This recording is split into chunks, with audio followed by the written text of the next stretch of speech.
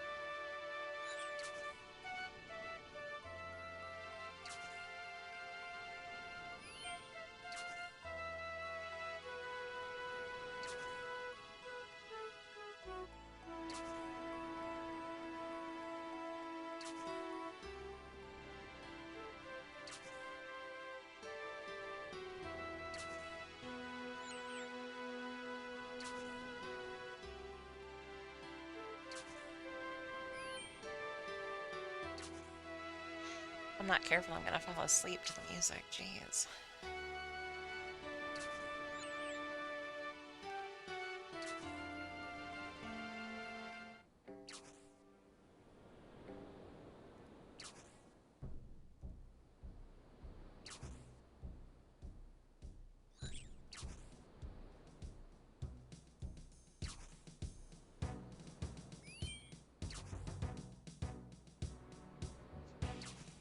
Just downloaded RuneLight. Is that the one that JigX almost shut down, like right when it came out or something? I don't remember. I don't keep up with what's going on at any point.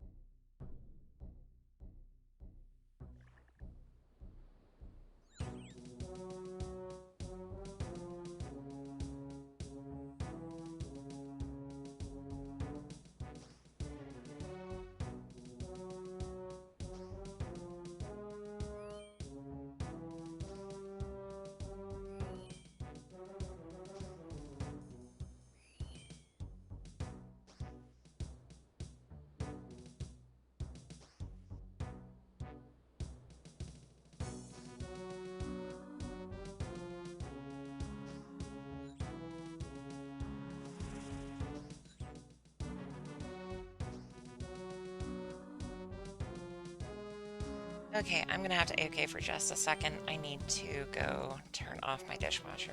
Be right back just a second.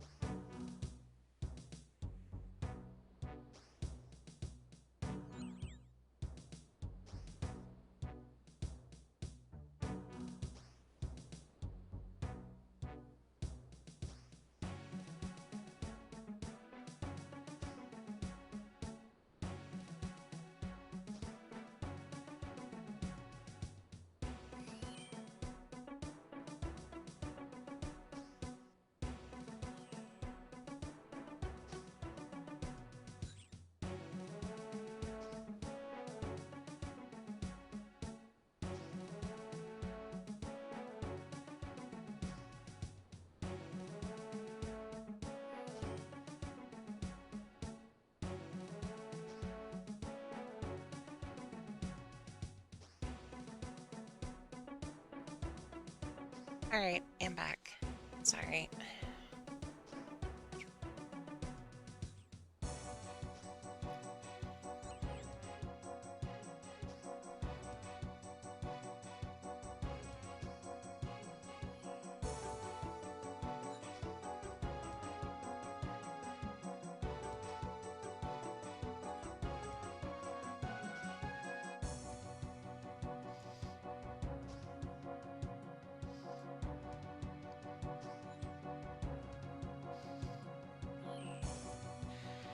Sorry, this is gonna be the boring stream. Just figured I'd hang out, and if anybody wanted to chat, I can talk while I'm doing this silliness, this very grindy bullshit.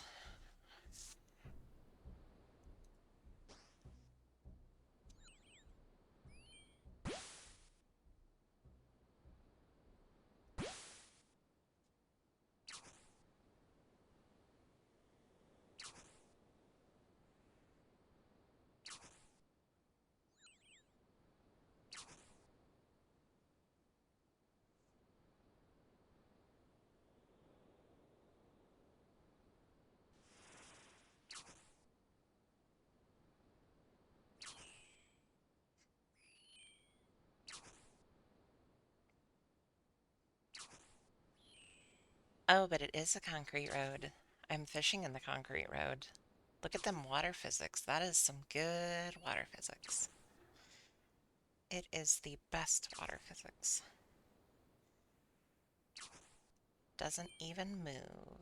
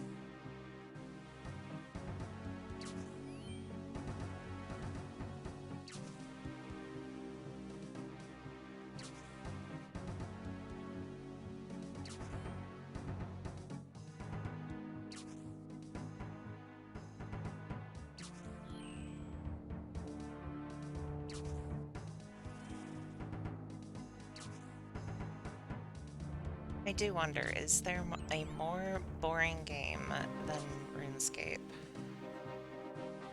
when doing this kind of thing?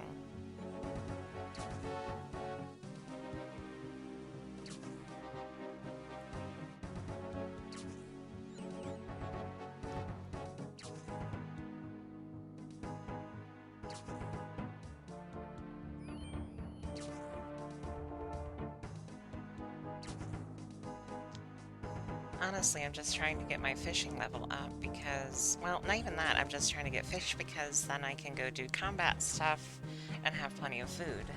But this is not the most engaging gameplay ever.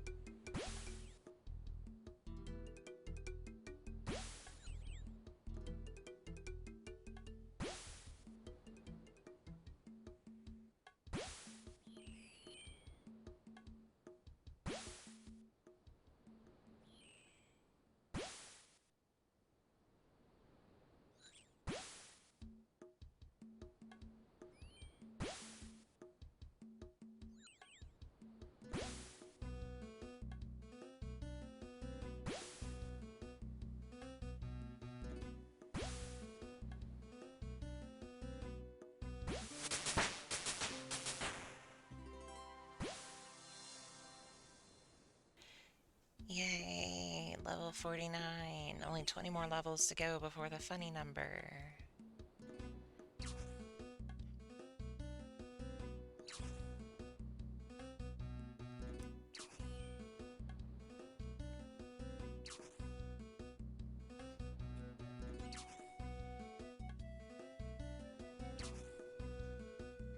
It's all about that sense of pride and accomplishment.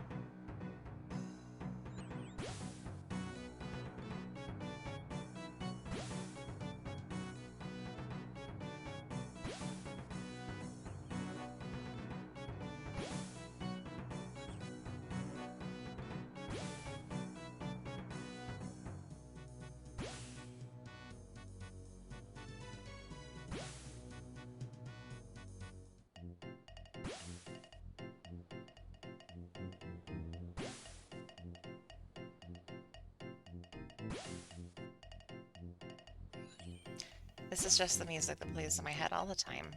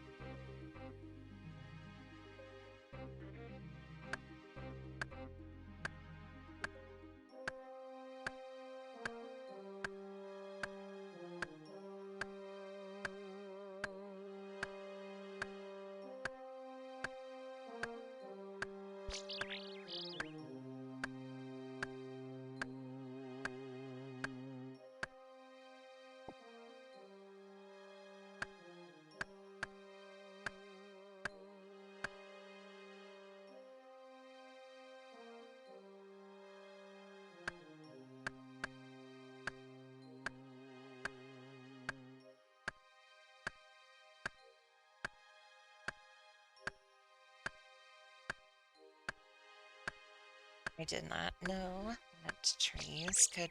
Oh, it's happening again. Okay. Where'd it fall? I don't see it. Oh, there it is. Did not know that was the thing that could happen. Apple tree seed. Ooh. I can make my own apples.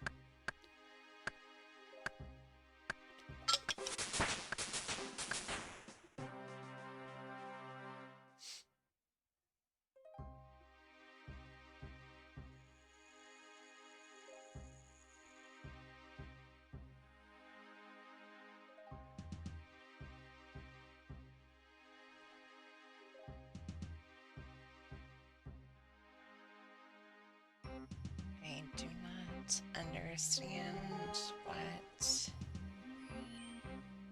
is involved with farming. I think this thing over here will allow me to trees. So I will go over here and trees. Hello, I need a tool. I don't know how to do this. Only plant apple tree seeds in a plant pot. Okay. I do not understand.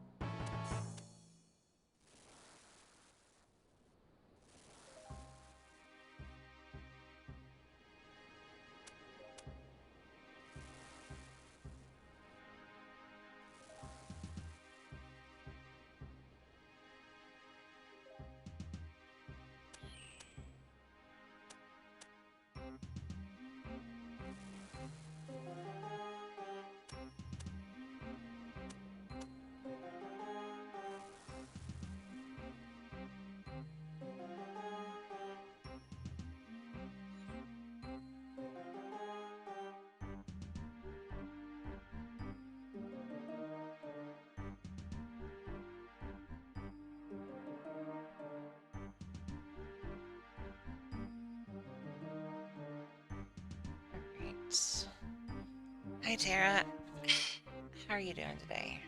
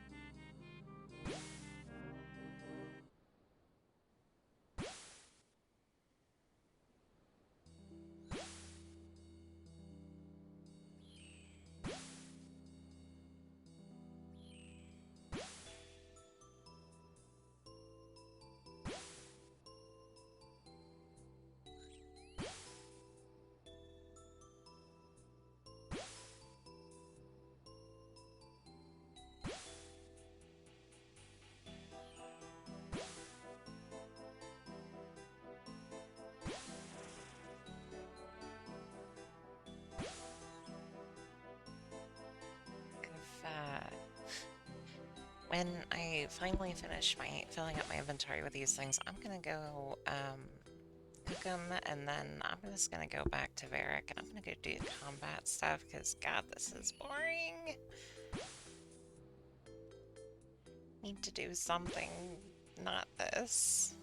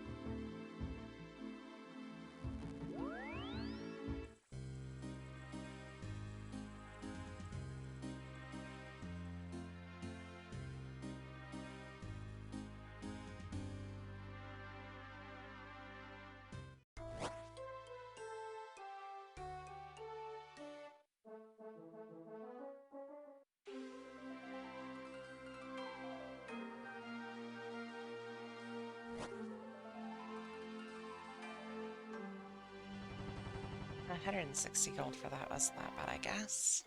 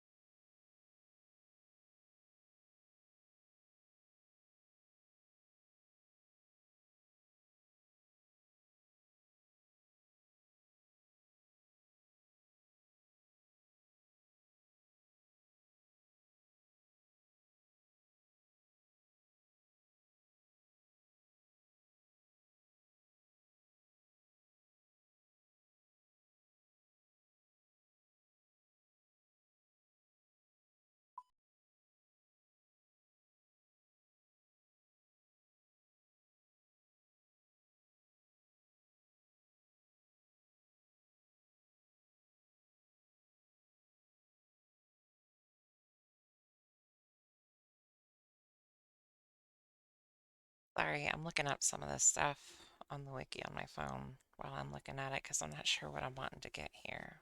Sorry.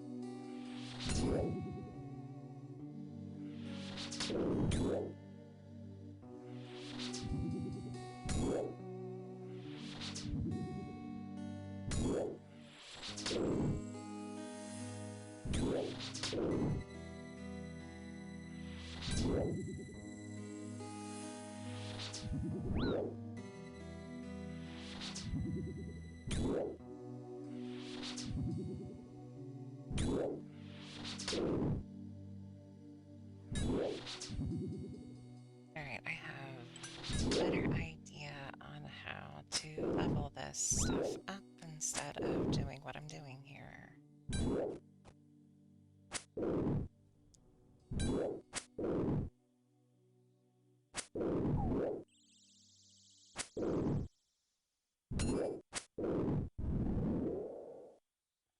Okay, give me your bones.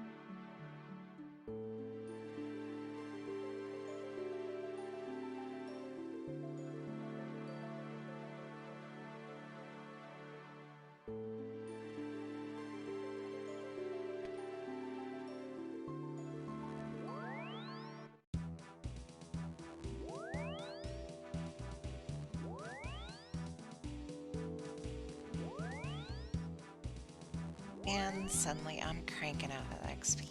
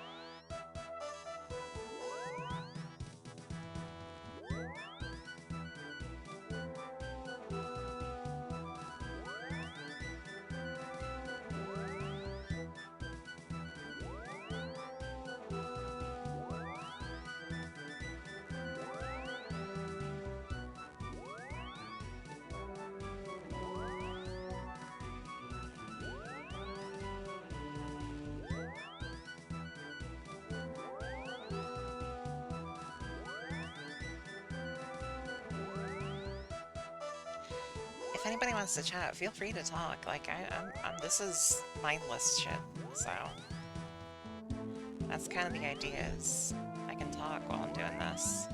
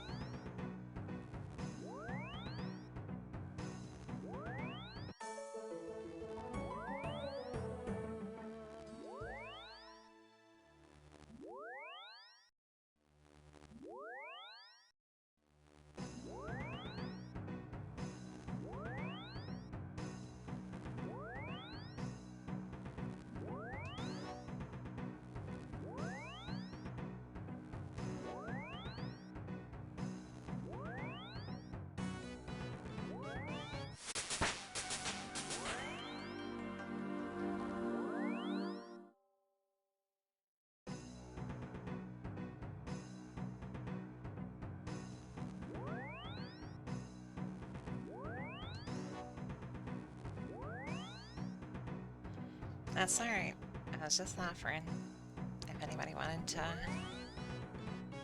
chat. Because I don't know what to talk about.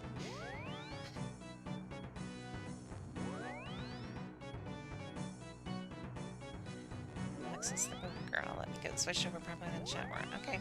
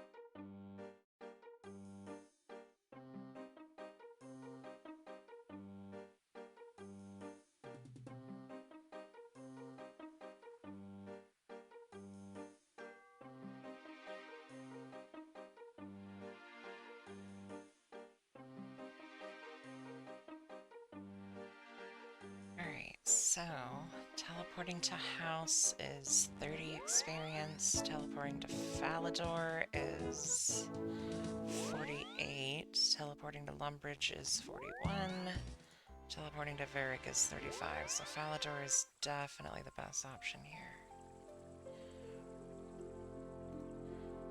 That's alright. We'll just do Falador then.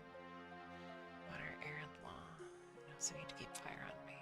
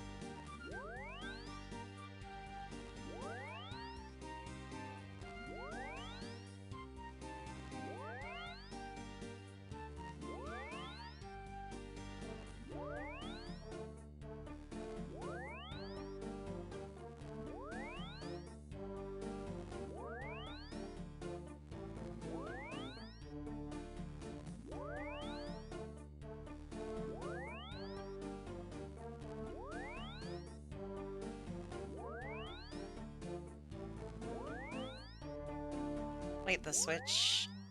You can watch Twitch on the Switch?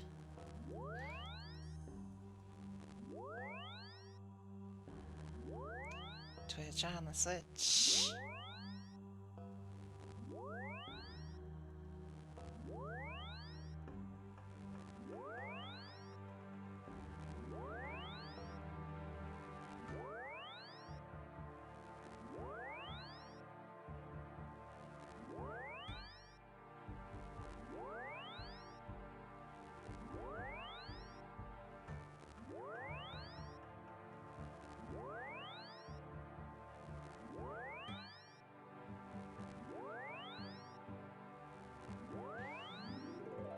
Huh. Did not know that.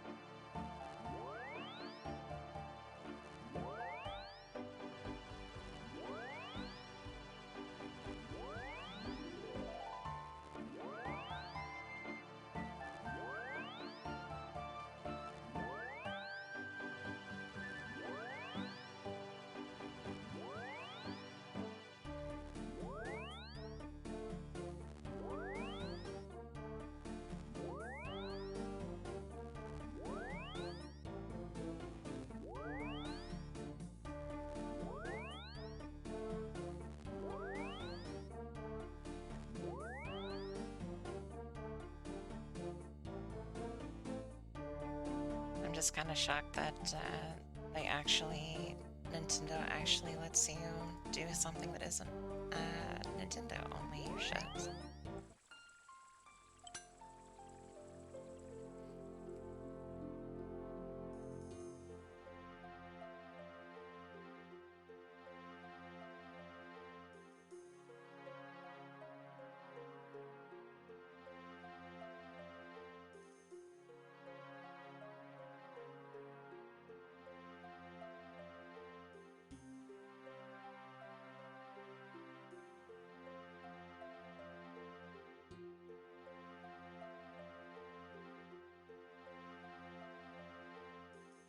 Just kind of grinding in general.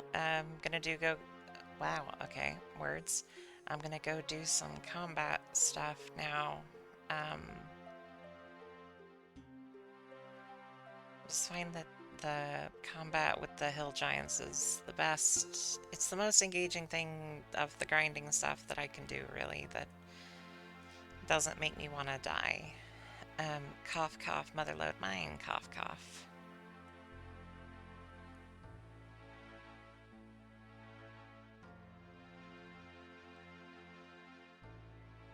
I did motherload mine long enough last time I had a membership to get the coal bag, and I tried going back to motherload mine this time that I have the membership, and I wanted to die almost immediately, and I was like, yep, I'm not doing that anymore then.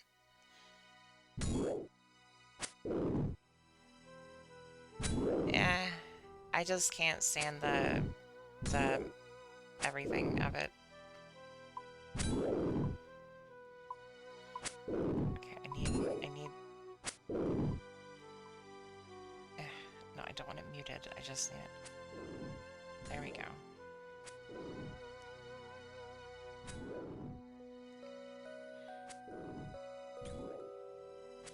I need my prayer levels up, so this is not a bad option. This is the Steam OSRS client that I guess just released recently. It added a bunch of stuff. It also adds like timer show on. It also shows timers on mining spots and fishing spots and trees, which I'm pretty happy about that, because that would have made motherload much less painful. But I also play occasionally on mobile, and does not have the timer spots on mobile, which is a little frustrating, but understandable.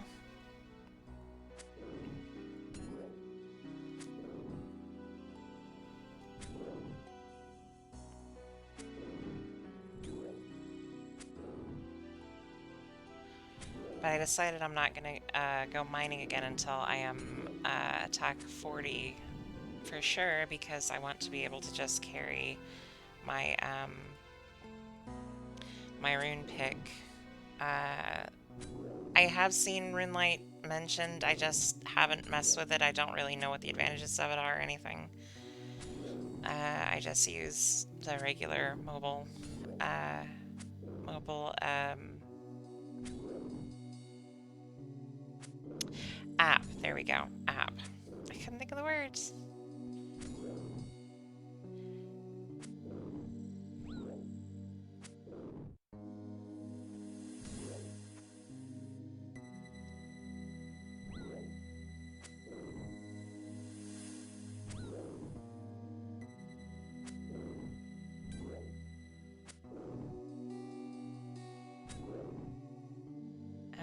Someone decent or less graphical advancements. Some called like plugins for you.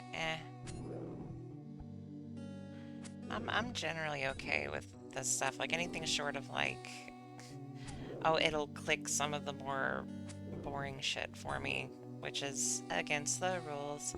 I just kind of go, eh. See, I played RuneScape back in like, God, 2004, 5-ish era was when I first started playing. Not this character though. That character is long gone.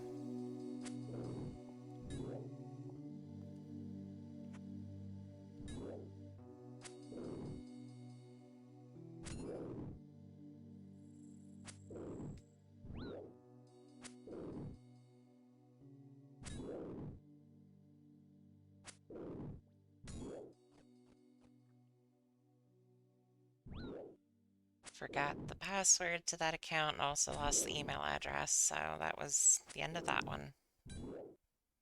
Oh well, I don't even remember what it was now. I didn't do very much on it anyway. So, but been around for a long time. As or the clients, that's really done to you. Oh, okay. This account started like 3 years ago, I think. It was just before 2020 hit. Um, and then I don't play that often because, frankly, I get bored. But I mean, I've been kind of power level in this stuff. Like last time, I had a membership for a month and just slammed my head into the keyboard doing mining for a month. Um, and then uh, now I'm at this mess. I got scolded by my roommate who also plays for not doing combat stuff, and then she showed me this area, and I was like, oh, cool, I can level prayer and combat and also get some stuff to sell, and I've made a decent little amount of money. I have to have a good TV series. Oh yeah, for sure. I don't remember what I did in the background, but I definitely did something in the background. I remember playing the computers in local college's computer lab. I play on two computers to trade items. Yeah, my roommate's given me some stuff to kind of give me a boost since I hadn't played, and I don't know. I have high-ish cooking, 57 cooking. I have 49 fishing, which my God, that is awful to grind. So I can just kind of keep myself going. I still wish there was a thing that I could have. Okay, this is going to show how stupid I am, or at least how unknowledgeable I am. I wish there was something like the coal bag that um I could use for like food, and then there probably is one, but like so that way I could grab the stuff from the giants and also stay longer and not have to teleport back to Varric and then walk back every time.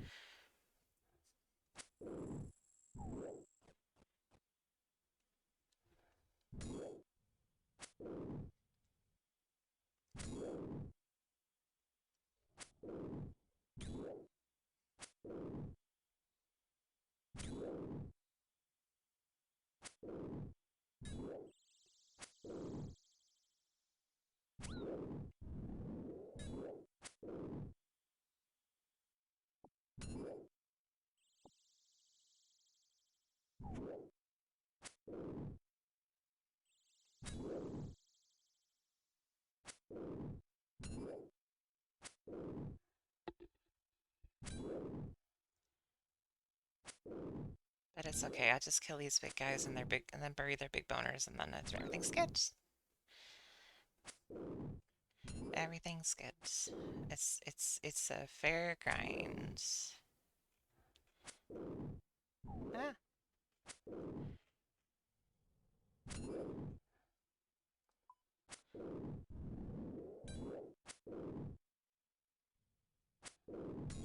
And construction so you can tell it to bank and back to enemies really fast. That sounds interesting, but also that requires 99 construction, and I don't think I get enough membership time to do that. Nor do I have enough money to buy bonds or whatever the hell it is called. So,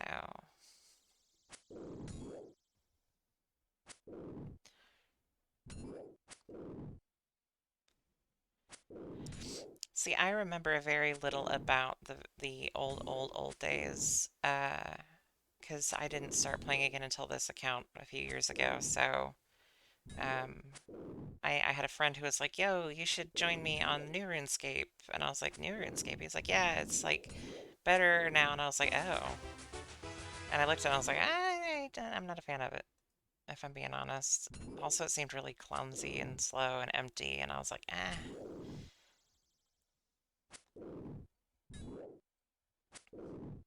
And then he was like, well, I mean, if you like old RuneScape, you can just play old school. And I was like, I can do what? And he was like, yeah, there's old school RuneScape. And I was like, oh shit. I was like, see, that's the RuneScape I remember.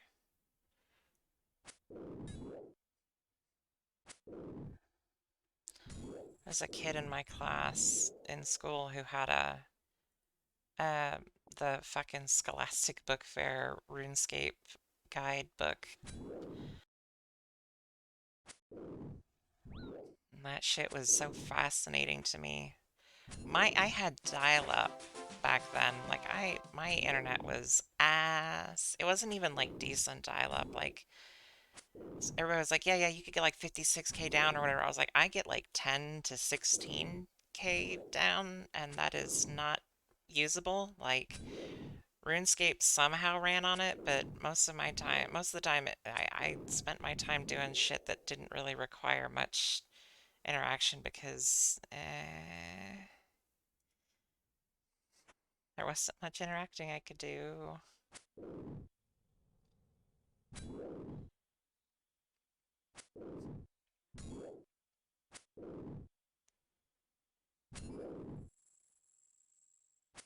Didn't even have internet. I had to go to the library to play it.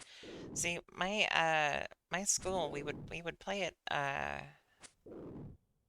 on the school computers until they found out we were doing it, and then a friend of mine had a thing that would bypass the security blocker, and then we would continue doing it at school.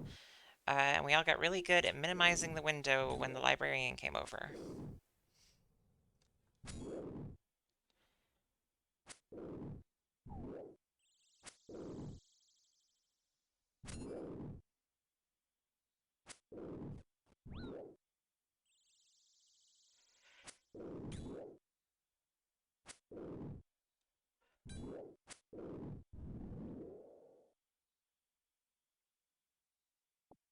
Okay, it keeps giving me these giant heads that I'm just not going to use, and I kind of wish it wouldn't, because I don't have the stuff to do it and I'm not going to use it, so I kind of wish it would just not, because they're not worth enough.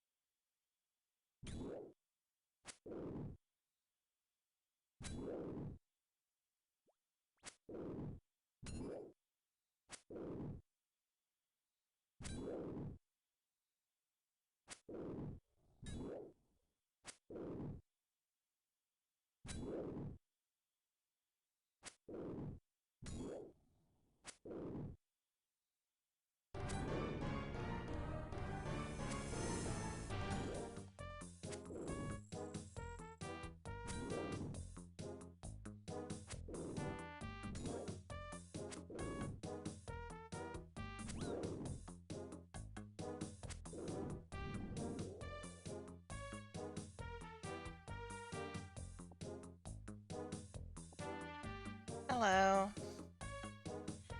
How are you? On this, what is today, Thursday? On this wonderful Thursday.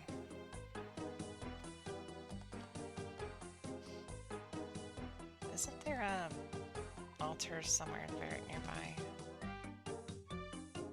Nearby-ish.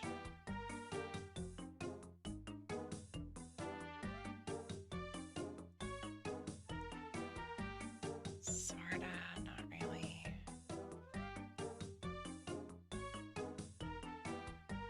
Not near enough for me to give a shit. Oops.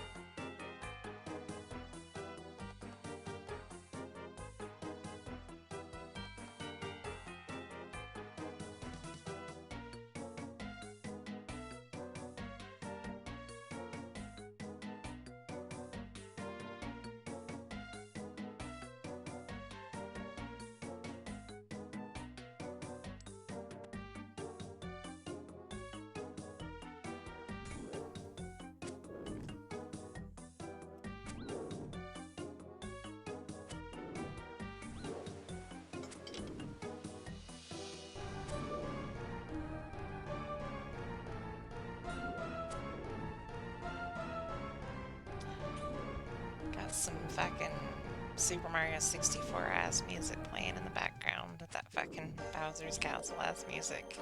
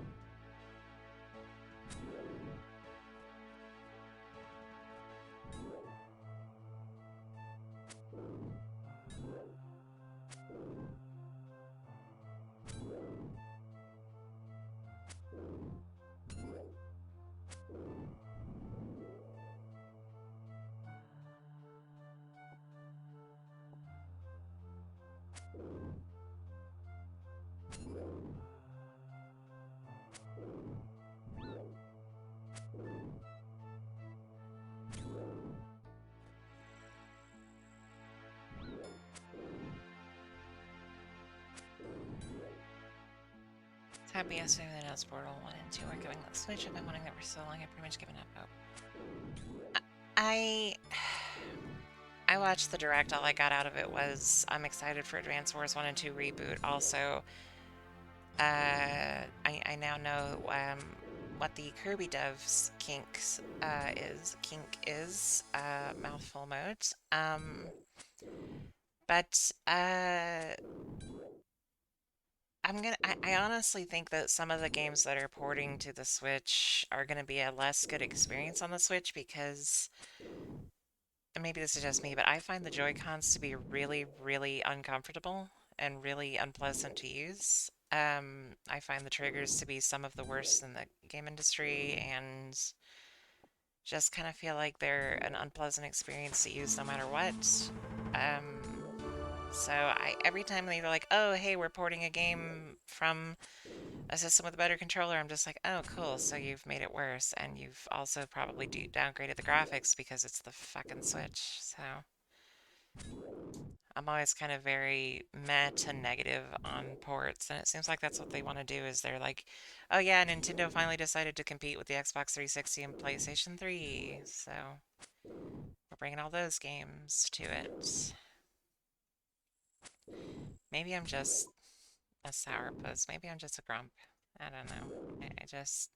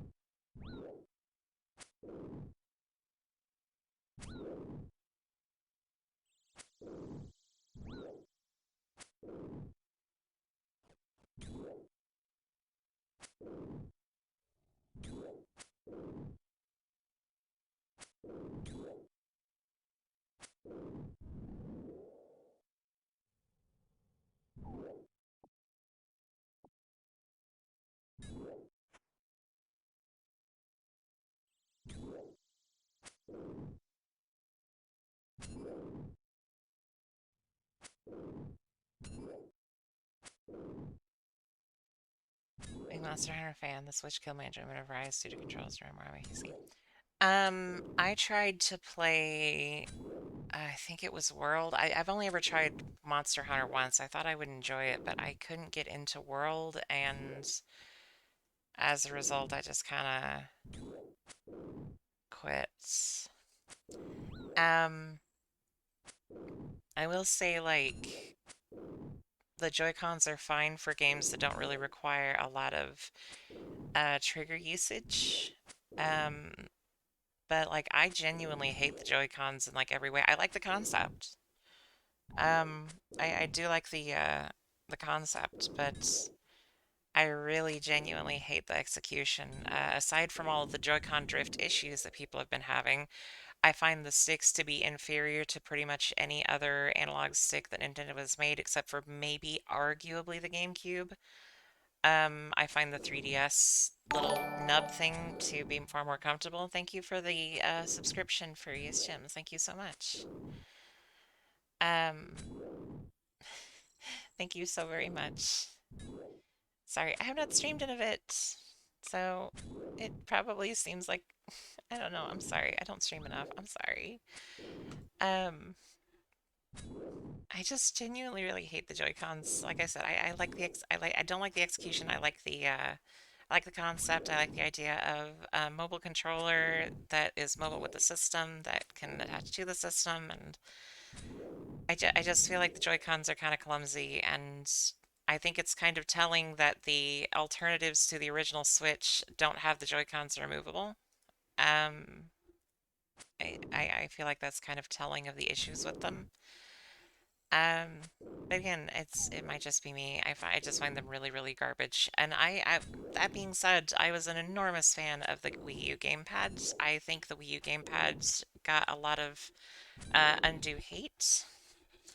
I know it's very cheap and chintzy and plasticky and garbage feeling, but I also think that it had like one of the most comfortable layouts, and I think it had some of the best triggers and bumpers.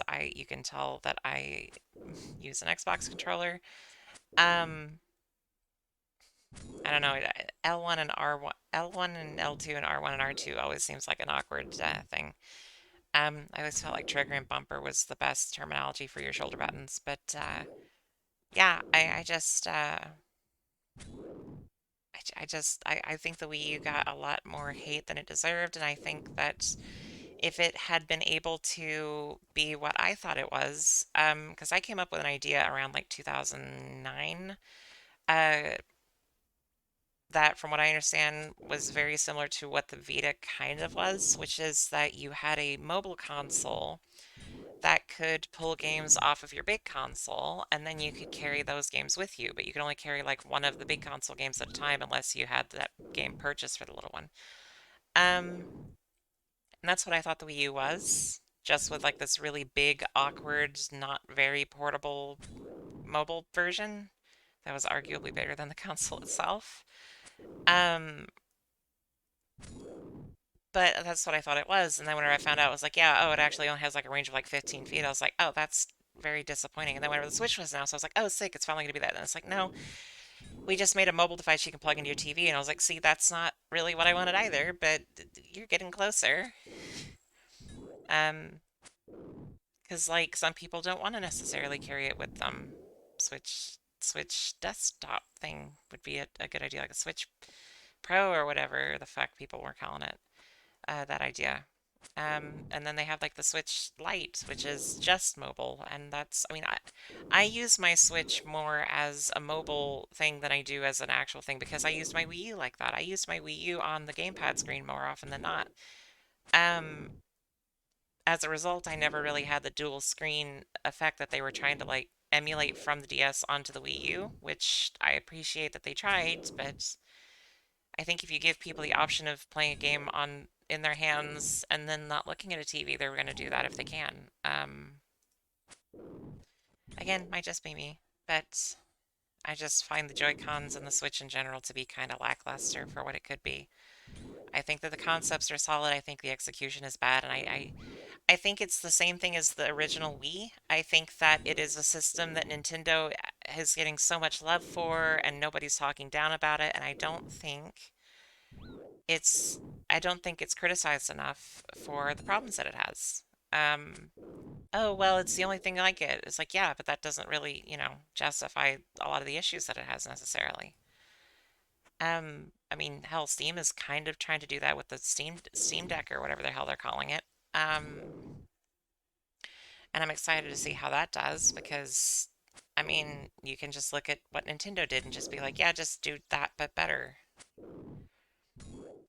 I just think Nintendo leaned too much into the Joy-Cons being detachable individual controllers as well. I think they leaned too much into that early on, and they were like, "Oh yeah, it's got HD rumble," and I'm like, I'd like to turn the rumble off entirely, please. Thank you. It is not worth it to me. There is no point to it. You're so excited because it's like, oh, you can take it off and you can like feel the ice clinking in your drink. It's like, cool. When is that going to be used? I'm just kind of like, eh. I, I'm an old fart. Get off my lawn.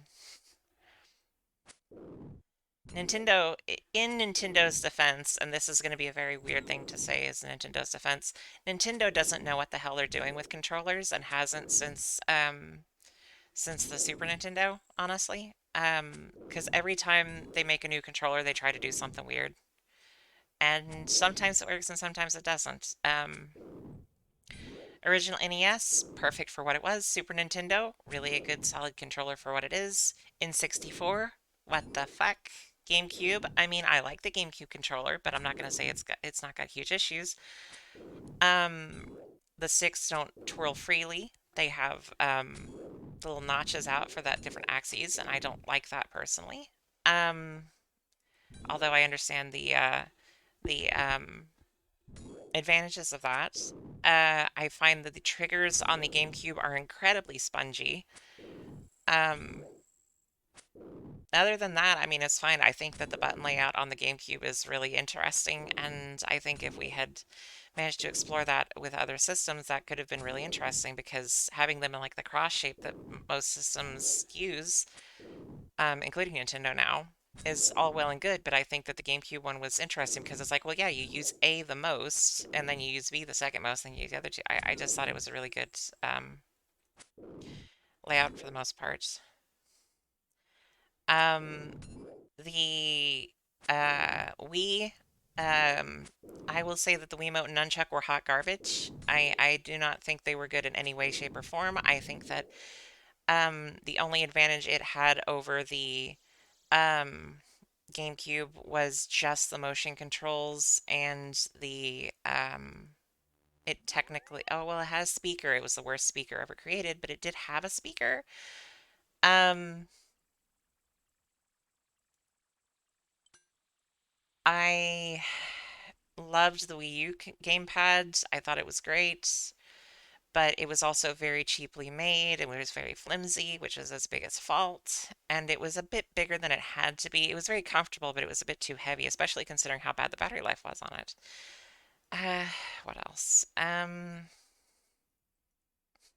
What else can I say to piss off Nintendo? Um, let's see. I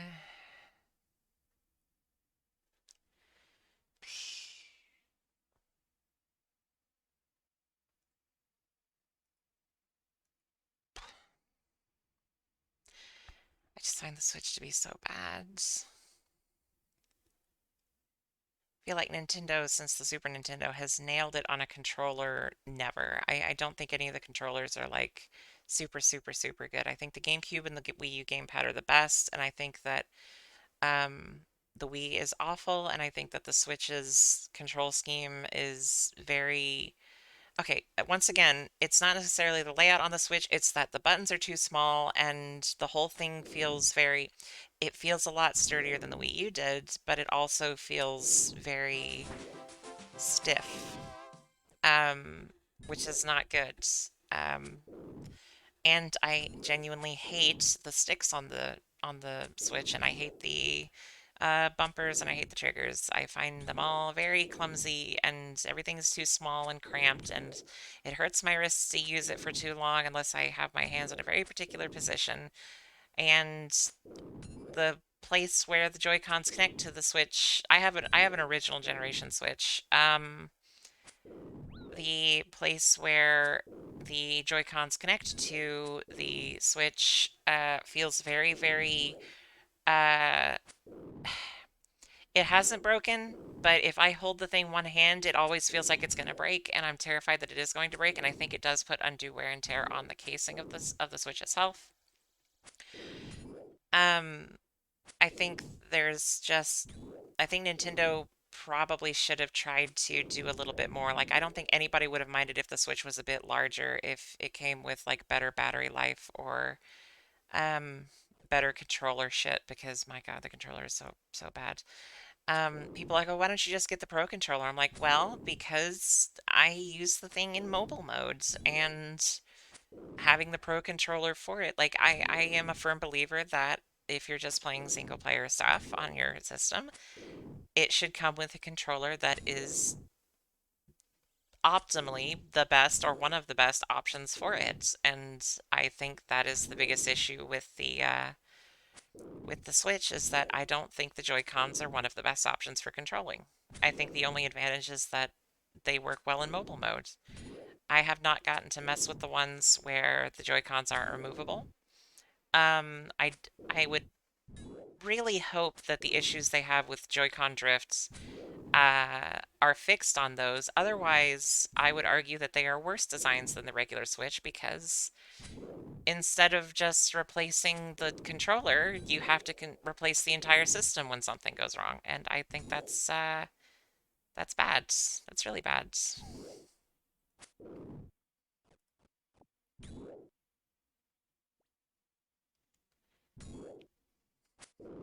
I'm never getting a brand deal with Nintendo.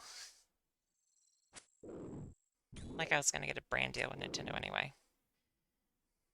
Yeah, you should not have to buy a secondary controller. If you want to, because you're the way you're playing a game or something, that's different. But I think that you should be able to play any single player game on the system with just the controller that comes with it, and there should be nothing wrong with that controller.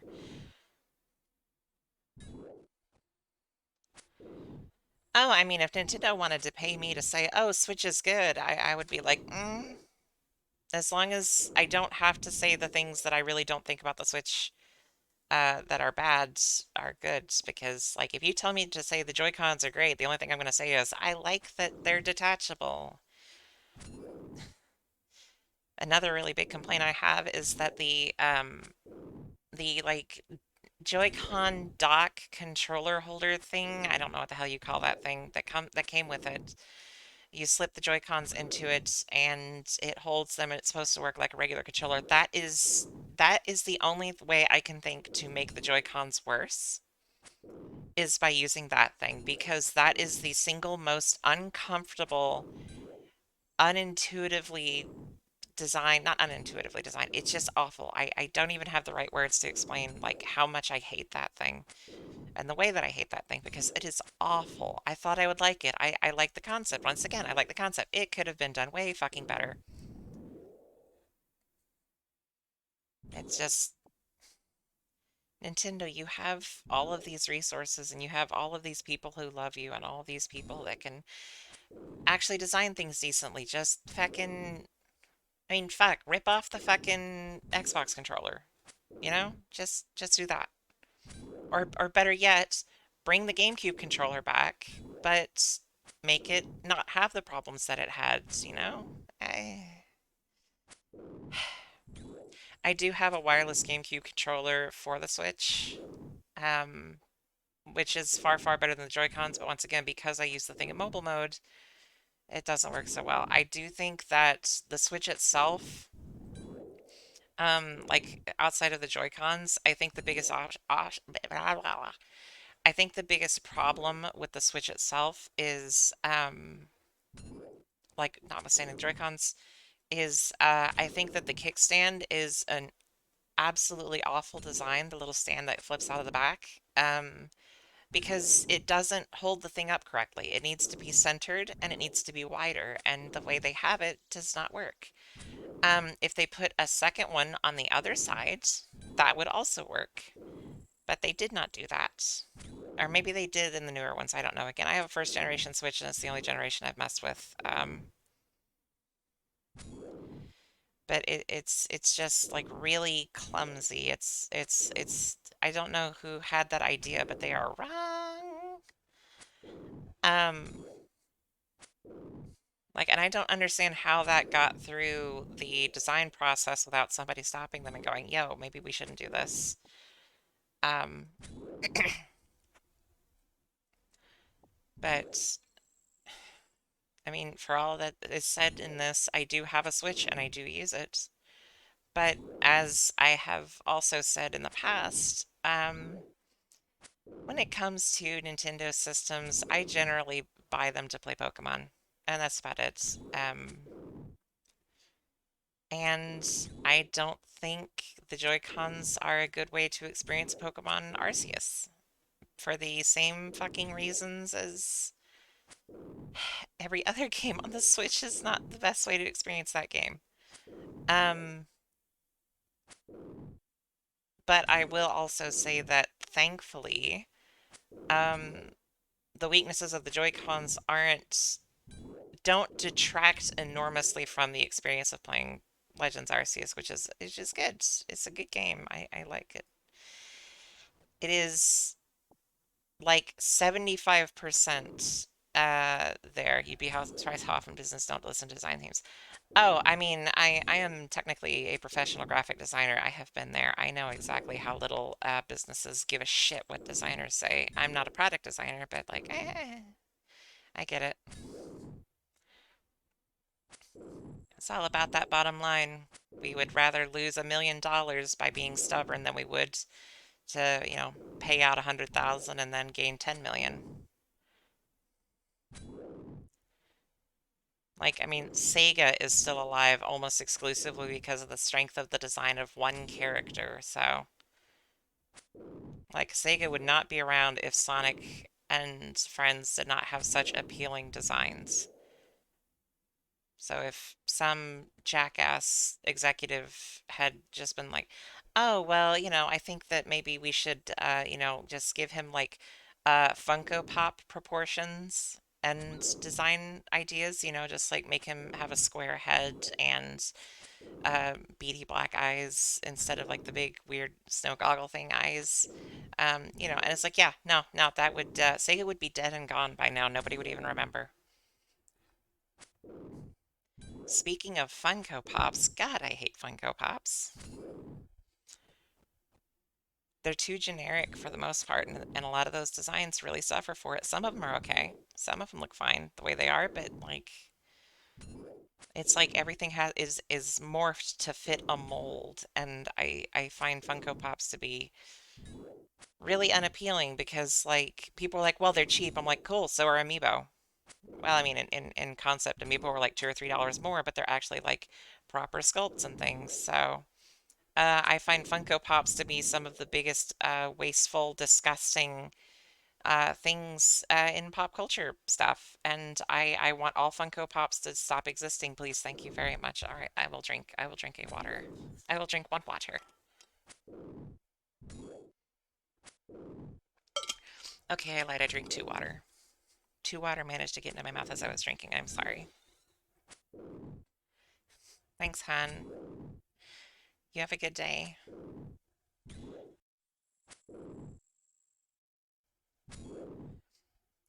There was a video, or maybe it was photo set, of somebody who took one of the Funko Pops that was a Disney character, but it had those stupid little beady black eyes, and they changed it so that it had like white eyes with black pupils. And holy shit, it made such a difference because the design overall, like the actual figure was fine. It was just those stupid eyes just fucking ruin it. It's infuriating. Way too many channel points. Well, I don't stream that much anymore. I'm sorry. There's not much to use them for anymore. I'm sorry.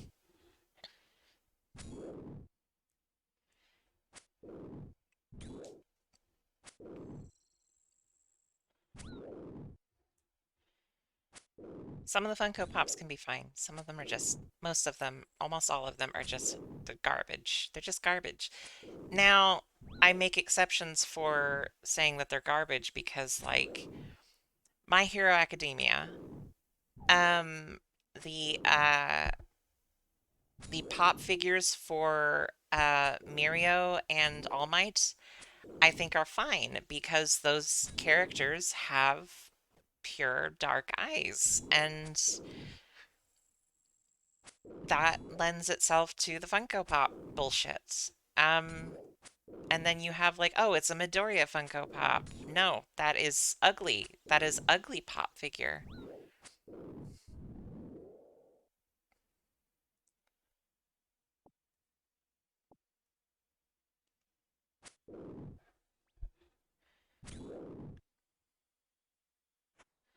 Like all the fucking figures have these fucking squares. The ones that are less human-esque are the ones that tend to lend themselves better to um, the Funko Pop stuff because I think it's just the humanoid figures that really suffer for it. But the more cartoony things tend to look fine. Did they ever make Undertale Funko Pops? They did, didn't they? I'm sure they did. I'm absolutely certain they did. I just not seen them. Because there are some characters in that which would work as a Funko Pop and some that wouldn't.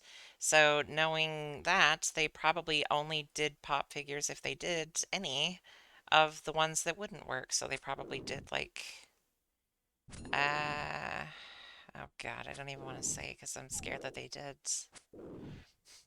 Funko Pop, if you're listening, don't make Funko Pop figures of the Funko Pop or of the Undertale Funko. Don't Funko Pop, if you're listening, stop.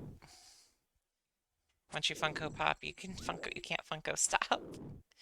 I know they did Avatar because my sister collects them. Oh God. Wait, Avatar The Last Airbender, Avatar the James Cameron movie with the blue aliens that fuck with their ponytails, or Avatar something else?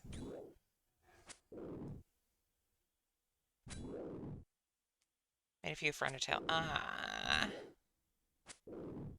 Avatar Last Airbender, yeah. It's anything that gets popular enough. The one Funko Pop figure that I would genuinely buy, and I don't necessarily mean this anymore, is Shyvana from League of Legends is one of my favorite designs in media and gets absolutely no goddamn love from Riot. And if they made a Funko Pop of her, I would arguably try to get it because unless it looked like absolute horse shit, I would be like, hey, it's something. And the two figures that have been available for her are both really not that great. So, what if Big Daddy from Bioshock is Funko or little sister? I think Big Daddy could potentially look okay. Little sister, no, because that's the same issue as every other Funko Pop, probably. I don't know. I think that if they made her eyes, what are they in the game? Yellow. If they actually made her eyes yellow, it might be okay. But knowing Fucko Poop, they probably don't, or wouldn't, or didn't.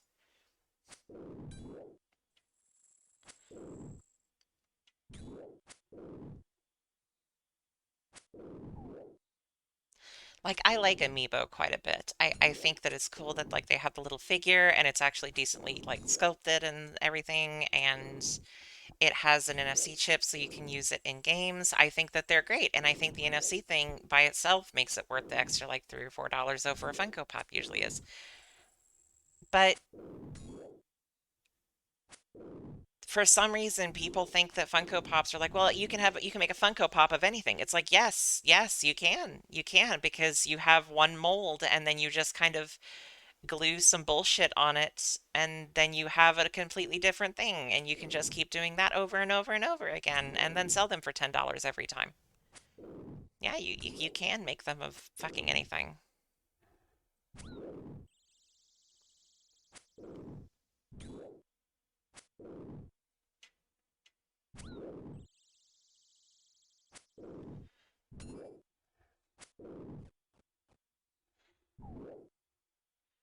They were too preoccupied with whether or not they could and not whether or not they should.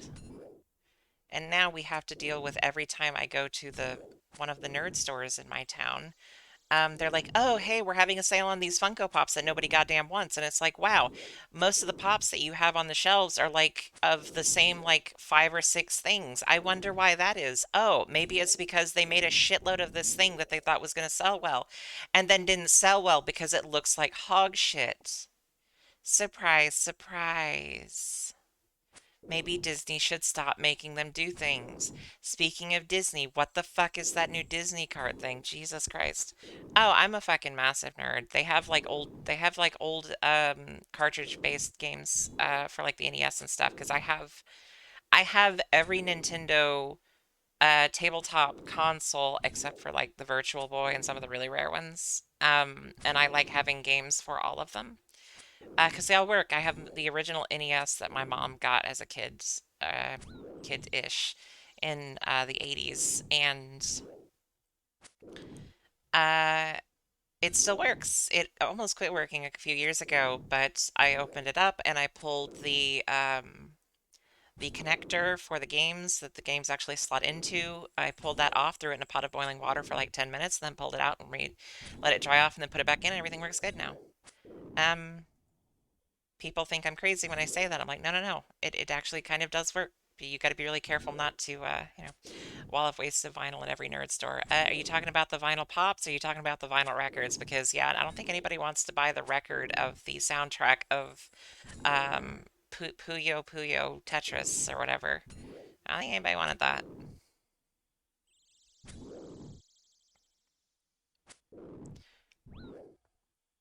There's designs, but no official Funko Pops of Undertale. Okay. I'd like to imagine that Toby Fox just went, no. That's probably not true, but I would think that. So I can understand if Funko Pops happen about things that don't have any kind of figure otherwise, but like all the characters from Undertale have them. I have an Undyne figure. They're through Fangamer, and it's nice. Um, why would you not just get that instead of a fucking ugly ass Funko Pop? Like they are drastically better options. Take big boners. Very big boners. Take to fire run. And we fight. Like I'm gonna say it now. Unless I get offered quite a bit of money, if anybody ever was like, "Yo, you should make a Funko Pop of any of your characters," I'd be like, "No, no, thank you." Vinyl chloride. I don't understand.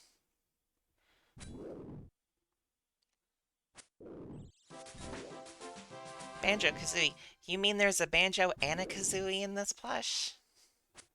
Sorry. Stupid joke, sorry. Ooh, Laru. That's useful. Ooh, ooh.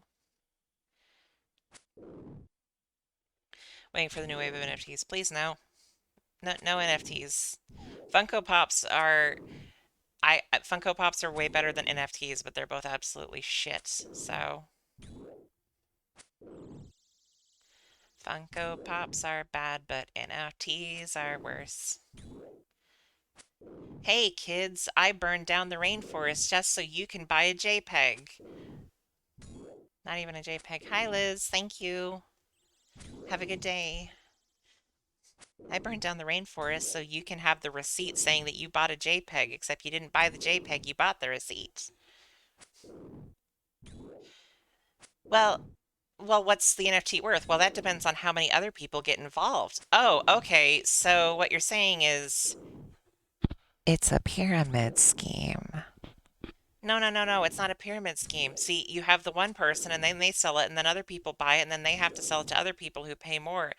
Oh, so you mean a pyramid scheme? No, it's not a pyramid scheme. It's a pyramid scheme.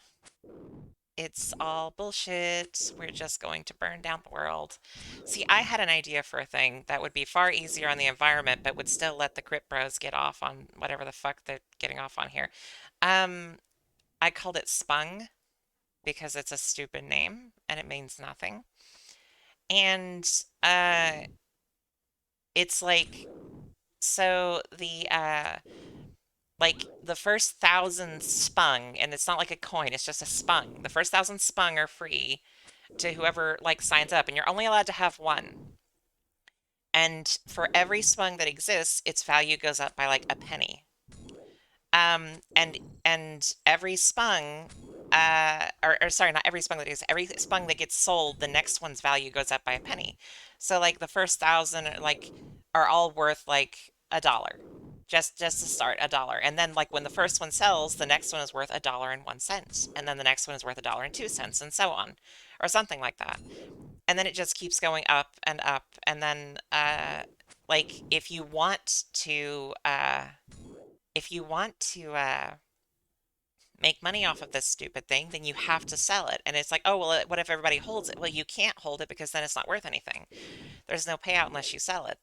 And then the person that buys it has to want to sell it too. Like, there's no real value, but they each have their own number. So, like, if you own Spung number one, then you are the owner of Spung number one, and only one person will ever own Spung number one at a time. So, if you sell it, somebody else owns it. And that's kind of the idea. And it doesn't have to use blockchain or anything else. And it's way easier on the environment. And you still let the cryptos get their fucking jollies wasting money on bullshit. It's the exact same principle as the NFT, but you can be like, oh, yo, instead of that, I own Spung number one. And it's like, oh, well, can you prove it? Yes, I actually can prove it. Oh, well, I own that NFT. Really? Because I have like a right click chip. Like, the point of the Spung is literally not, there's no like visual aspect of it. It's just you have Spung number one. Congratulations, you have Spung number one. You are the owner of Spung number one. Nobody else can own Spung number one, and you don't have to go to the blockchain to check on it. But you have that thing, and if that's not enough for you, well, you can sell it for more than you paid for it. But there would only be a certain number of Spung, like, ever, really. Like, there may be more eventually, but that's the general idea is that the value of the Spung is based on the value of the one that was sold previously. But if you have one of the, like, lower numbers, then I don't know, maybe you make it, more out of that. And then maybe at certain thresholds, more spung would come into existence and be sold.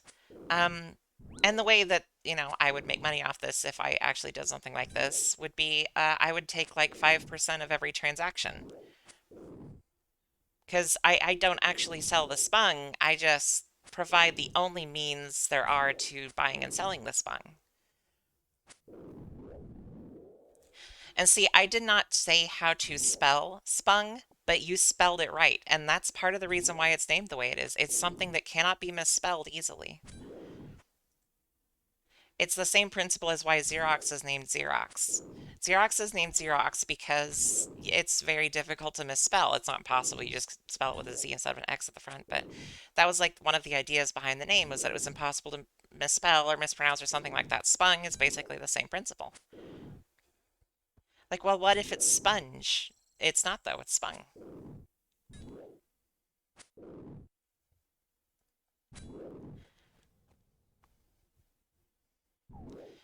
See, if I had coding ability and the money to do this kind of stupid thing and everything, like, I definitely would pursue it. But I also don't know if it's legal. But then again, I think as long as there's enough money involved, it doesn't matter if it's legal or not anymore, because NFTs exist, and I'm pretty sure that pyramid schemes are not legal.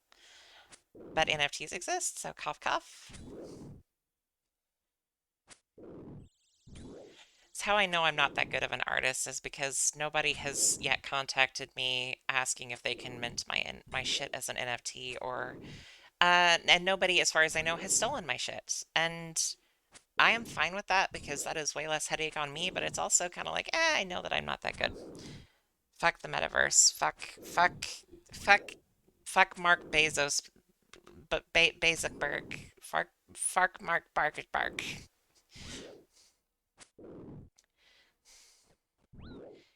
Elon Bezosberg. Fuck Elon Bezosberg. Elon Bezaker. Elon Bezaker. Good morning. Yeah.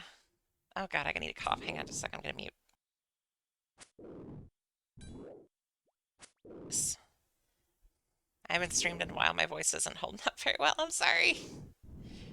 Getting all kind of rattly, raspy nastiness. I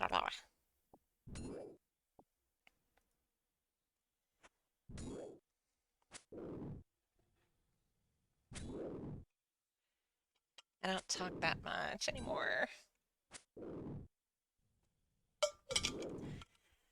I am not going to do anything as NFTs. Fuck NFTs. I'm not going to do shit with it. And if someone's like, yo, I minted your shit as an NFT, it's like, cool, well, I'm going to come down with a lot of legal force against you because fucking stop.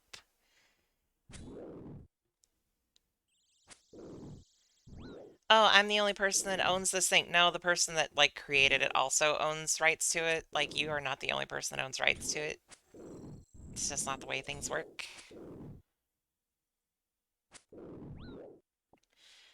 See, I don't understand why people like, oh, well, I'm the only person that owns it. I mean, if you commission it, then you have the same rights to it, except you like it's not even really displayed.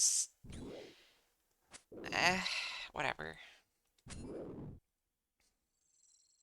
There's no point to it, and I think that's the entire point, is that there's no point. So,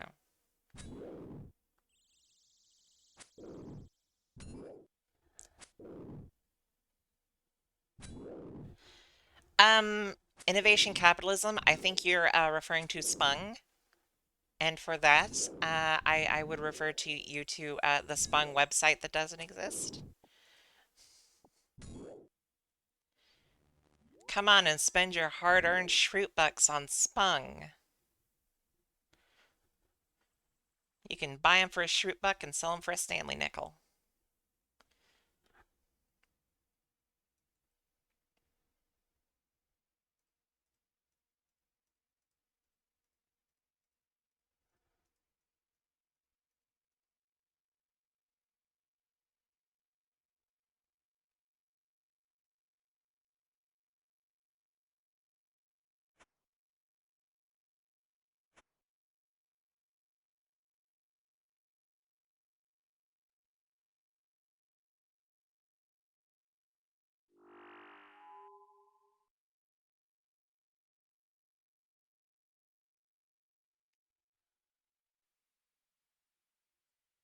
Oh no, no, no, that's the great part is that I didn't make up the shroot book. That's from The Office. As are Stanley Nichols. As are oh sorry, not as are Spung. Spung is mine. Spung is my stupid shit idea, which operates on the same principles as all of the idiots that scream about the blockchain, except that the blockchain's not involved. It's just one of the fucking words now, and that's why I like Spung because it's just as stupid as non-fungible token. We just got to get like the CEO of Disney involved. Be like, oh yeah, we gotta buy up Spung. We gotta get our own Spung, and then we gotta just hold the Spung value. Well, that's the cool thing is that the Spung has no inherent value. The Spung's value is based entirely on the sale of the previous one. So if all of it is being held and not sold, then congratulations, it's worthless.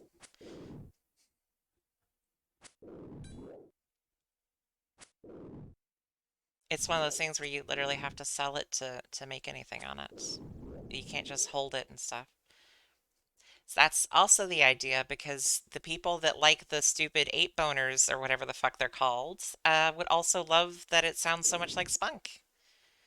They're like, oh yeah, my bored ape, more like a boned ape. Ha ha ha ha. I'm gonna buy me some spunk. Like fuck yeah, fucking. I am selling. I'm selling spunk. I'm not selling spunk. I'm giving you the ability to buy spunk from other people who are selling their spunk. Spunk, not spunk. Sorry. Um, this is the whole idea. It's all stupid and it's meant to be stupid. But if I actually manage to make it work, I'm pretty sure that, like, all you have to do is say blockchain. You don't have to say that it's on the blockchain. You can just say, oh, it's blockchain. And people will be like, oh my God, it's on the blockchain. It's like, no, no, no, no. I said it's blockchain, not blockchain. It's different. Well, what's blockchain? Oh, it's nothing. It literally means nothing. It is the anchor chain on my battleship in Minecraft, which is made of blocks. It is a blockchain by Spung. Have your name written on the blockchain. Buy a star. Have a star named after you. Apparently, those have a star named after you people are also doing NFT shit now, which shocker, because that's literally what that shit fucking is. So, surprise, surprise.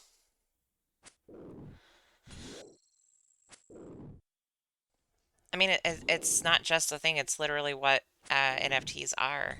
They're just the exact same fucking thing. Have a star named after you, except like literally nobody anywhere will recognize that that's actually like the name of that star. NASA's not going to name it that, but you have a certificate saying that it is named after you.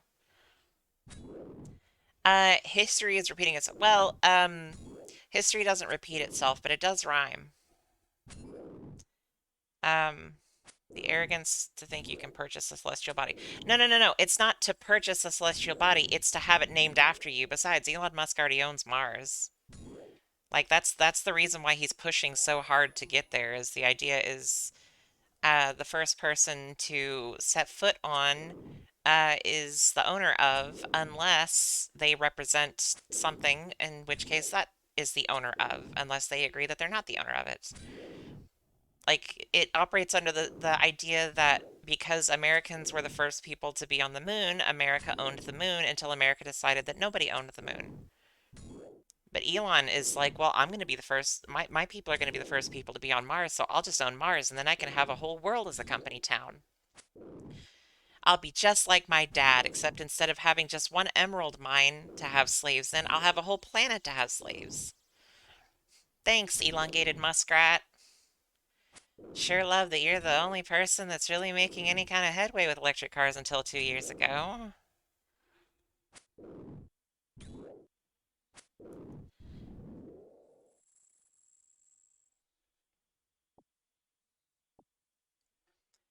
Tesla has mobile suits like Gundam or something else.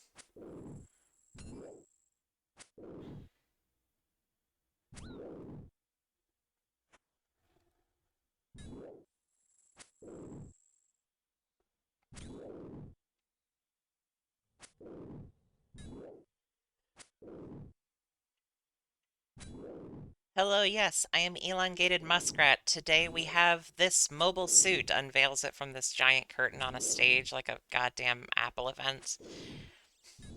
It's so strong that we can take a nuke to it. Watch, here's the handheld nuke. Oh my God, elongated muskrat, no. And then he throws the football and then it explodes and kills everybody. And then we don't have to worry anymore about elongated muskrat because he was a dipshit. People are like, oh my God, Elon is personally going to fly me to Mars and give me my own Tesla. It's like, bitch, Elon is this dude that has a lot of money and some really garbage ideas and then fails to execute those ideas in any decent way. Like the fucking like super tunnels or whatever. Like the way they ended up making them, they're absolute shit. And it's like, why not just have high speed rail? You know, why do we have to do the stupid super loop or whatever the fuck he's calling it? Why does elongated muskrat get to have his poop loop, but the rest of us don't get to have high speed trains or something? Oh, did the US Japanese giant robot competition actually happen? I thought that they kept postponing it because the American robot worked okay, but the Japanese couldn't get theirs to work correctly. I didn't know that it had finished. Um, because that was the last thing I knew about it was that the Americans were like, our robot works the way we intended. The Japanese were like, we're having we're having difficulties getting the thing to work the way we intend it to work because we basically built a Gundam and turns out the technology to make a Gundam work doesn't actually exist yet. And America was like, yeah, we just kind of built like a forklift with legs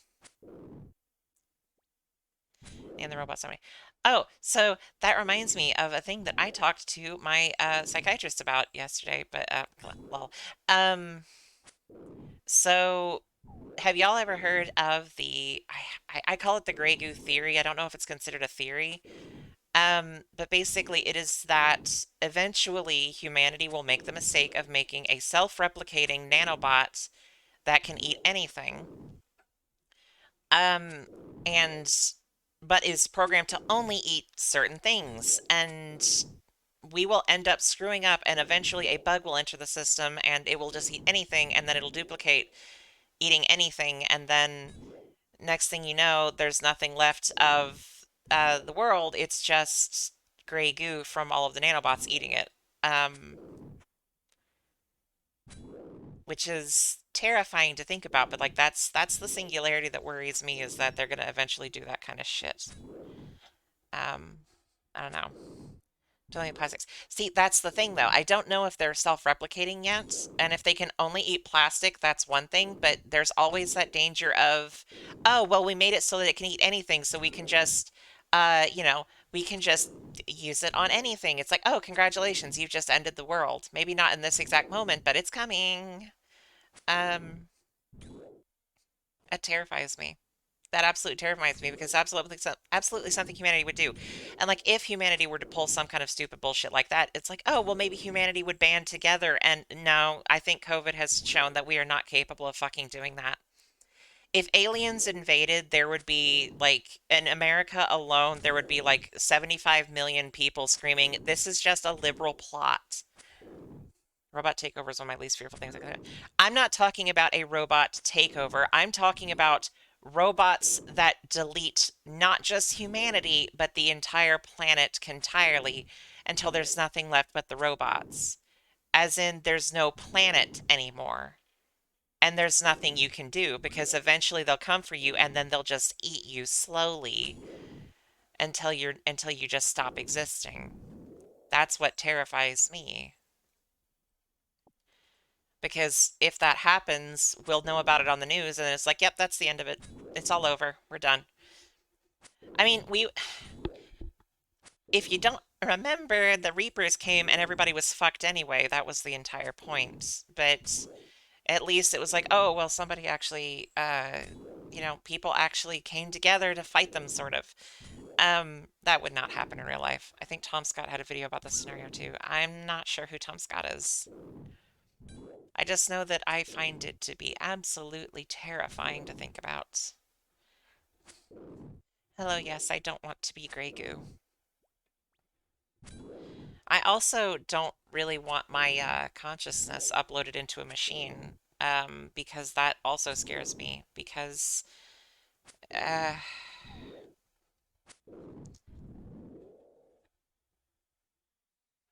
I think the game Soma is a perfect example of why I wouldn't want to be uploaded into a machine ever, because that I feel like it does a really good job of explaining, or at least showing, like how fucking terrifying that shit can be. In Mass Effect, they tried. We would probably purge as our planet was glass. Oh yeah, no, I mean, like I said, 75 million people in America alone in the modern day would be screaming, "No, that's bullshit. It's just a liberal plot to control us. Libs will not control us." Then they would scream other Nazi bullshit, you know. And it's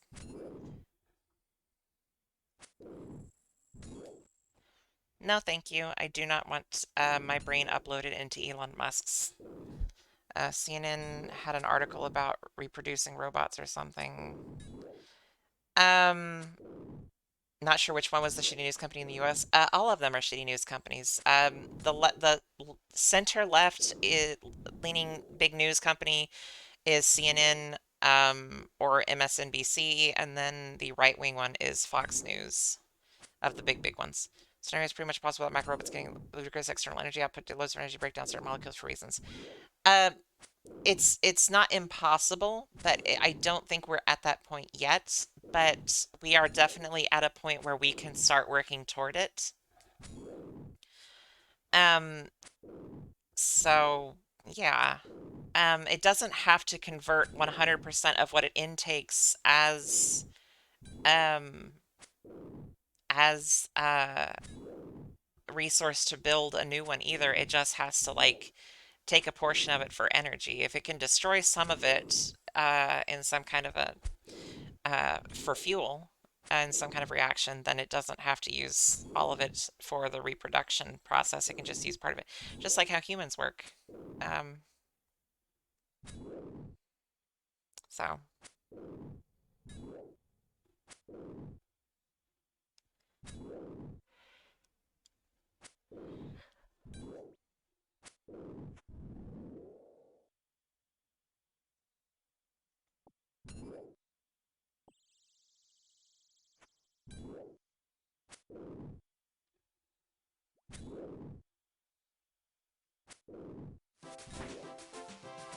life out easily, more of a sea of robots and waste materials. Um, I just think it would be possible for stuff to be, again, I don't think it's something that's going to happen immediately or even super soon, but it's definitely something that terrifies me because, eh,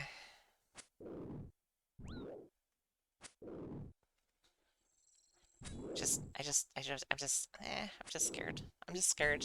I think about this stuff way too often. I also like think every single time it's like, oh, hey, new conflict starting in X country. I'm almost like, oh, it's World War III this time. Yes, this time for sure. Yes, it's World War III for this time for sure. Every time. Current big fear is the Russia, Ukraine, NATO shit, and I've had people reassure me that that's not going to be World War III, but it's like, I don't think you realize how stupid American leaders can be. Um, like, we declared a never-ending war on terrorism and then used that as justification to override parts of our entire legal system. And people are like, "Oh, well, it's just the one side that did that." I'm like, George W. Bush started it and Obama signed more of it into law. So, no, it's not just one side.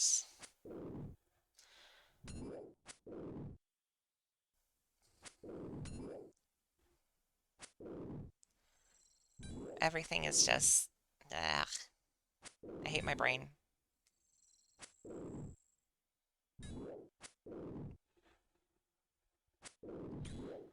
I want my brain to just stop worrying about stuff.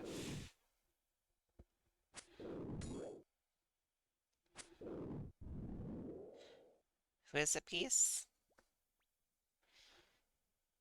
America's at peace? Is that who you're talking about? Or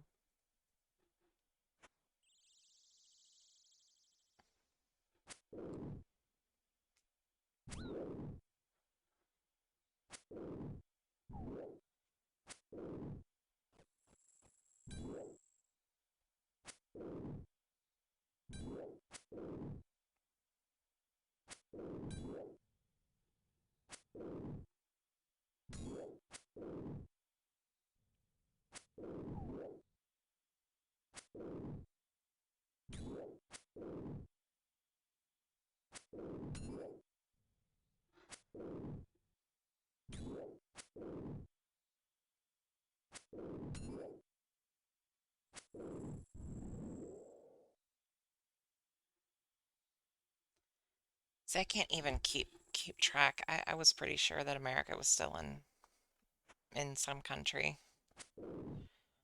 America cannot survive without a war. The economy is built so heavily on military funding by the government into the military that America cannot functionally survive without constantly fighting somebody. Which means if America doesn't have a fight that it can start shit honestly, it will fucking start shit dishonestly.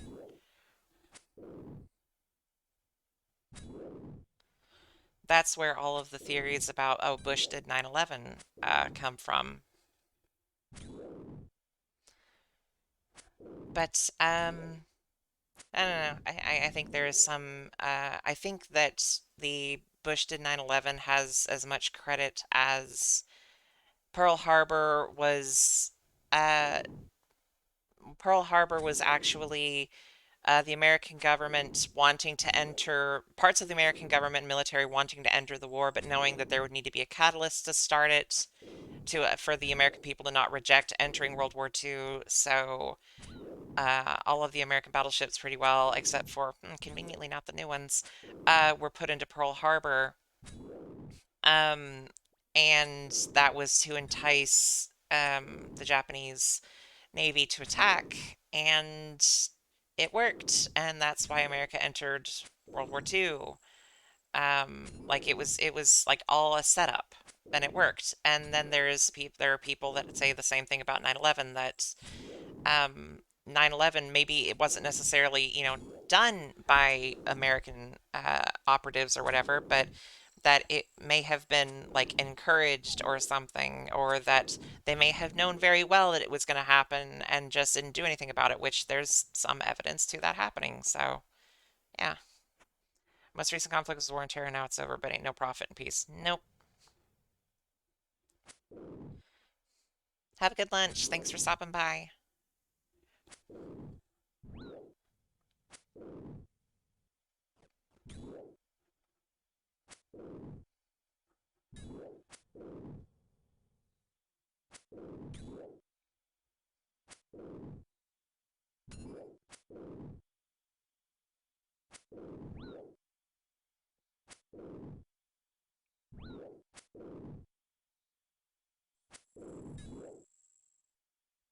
Like there was this huge decrease in the size of the American military in the 90s, and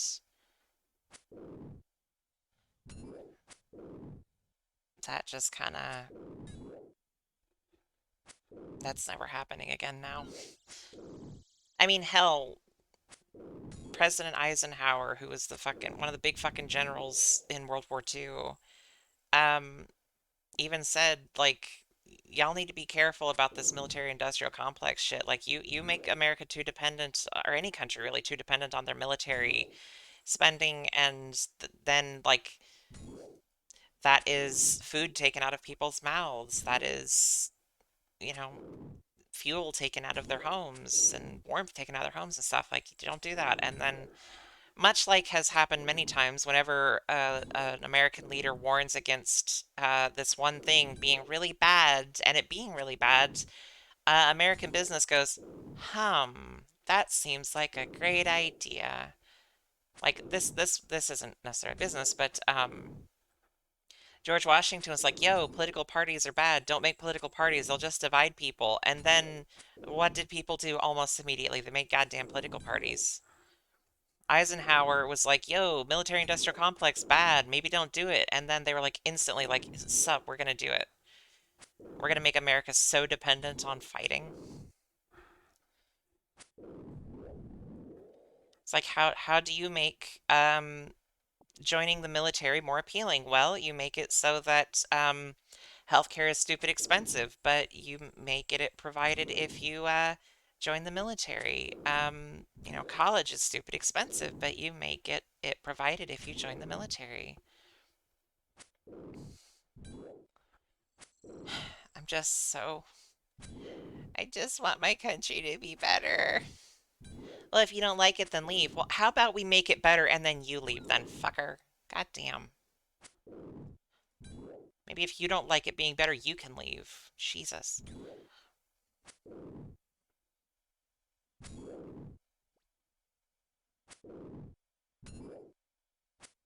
It's conveniently, it's never been Shapiro who's offering to leave and go to a country that he feels is a lot better. No, and it's always those of us who want to make America better that have to leave. Well, America used to be better. No, and no it didn't. No, it didn't, but you just conveniently ignore the plights of some people. Um, because that's, you know, they're the ones that we don't care about, right, Ben? Uh,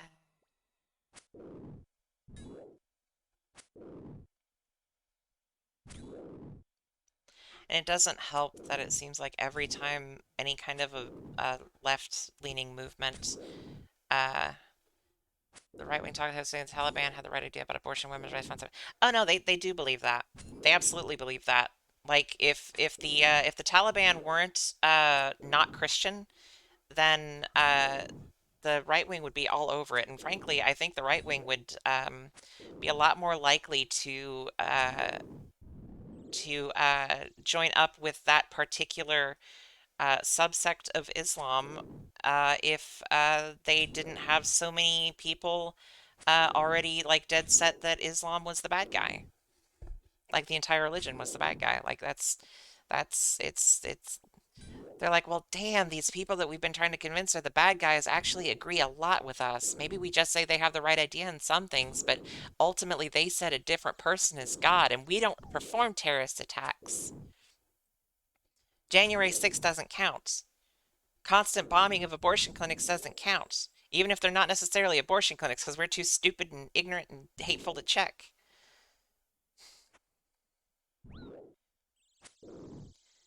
Constant systematic oppression of various minorities in this country, including the murder of some with absolute police impunity. God, that's just, you know, that's not terror. That's just the way things are. If you hate racism, you hate America. Yeah, that's the problem. See, I hate racism and I hate what America has traditionally been, but I love what it could be. I love what it was supposed to be and then never kind of did. And fuck, I mean, I've done a lot of research into my family tree. RuneScape is very much a grindfest, yes. I've done a ton of research into my family tree and the fucking like so many people in like the particular branch of my family tree that I have found so much about. I actually managed to track them back into like the fucking 1100s, I think, which is fucking cool.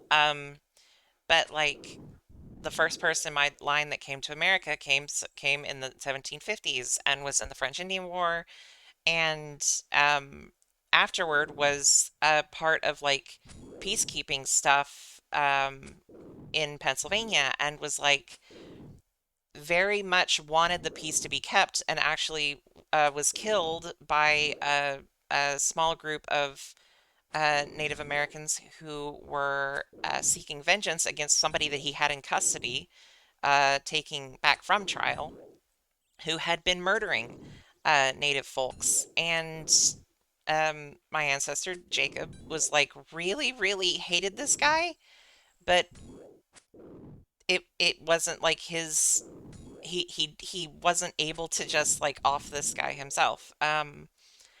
I had multiple people who fought in the Civil War on the Union sides, the American Civil War on the Union side, and one of them's like diary entry or journal entry or whatever indicated that they joined up the day they were allowed to for abolitionist reasons. Um,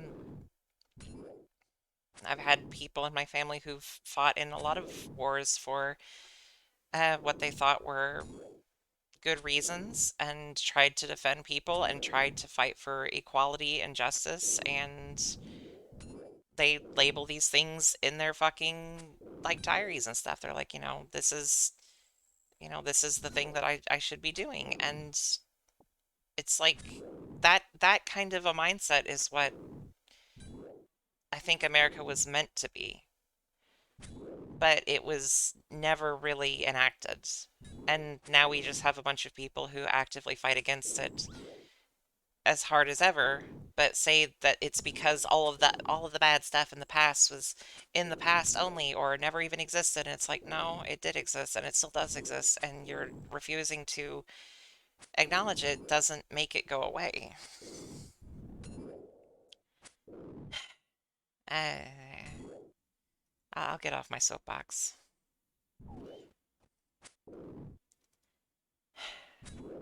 Patriotism is recognizing your country has major flaws, but you want it to be better and you know how it can be better. Nationalism is saying my country is the best because it's my country and everybody else's sucks because it's not my country.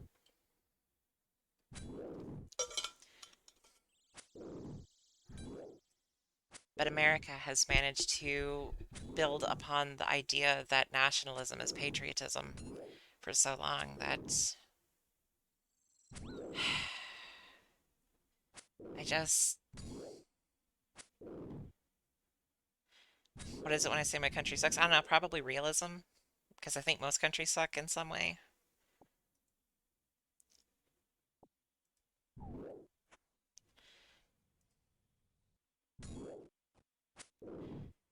Because America sucks in its current format, but I think it could be so much better. But I also think it won't be better because the requirements to make it better just won't happen because there's too much bullshit from too many people. And I think that no matter what happens, it's on the downward stroke, and that whatever format America is in right now is not going to last forever or even that much longer. And makes me sad that people are like, "Oh, make America great again." It's like, when would you say America was great? Like just like no major flaws, just all that good shit. Because I would love to know when. And yes, absolutely. Let's go back to whatever time that was because it didn't exist.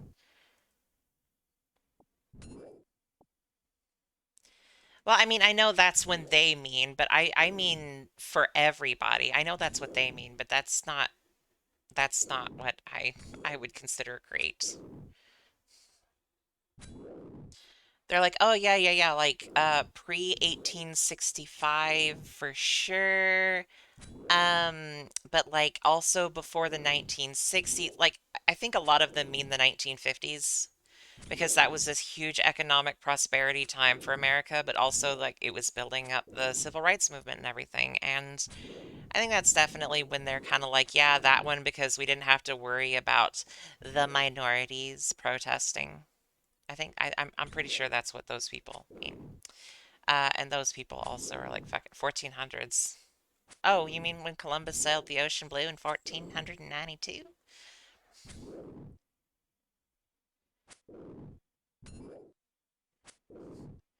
Make America Jurassic period again. Take America back to humans not existing.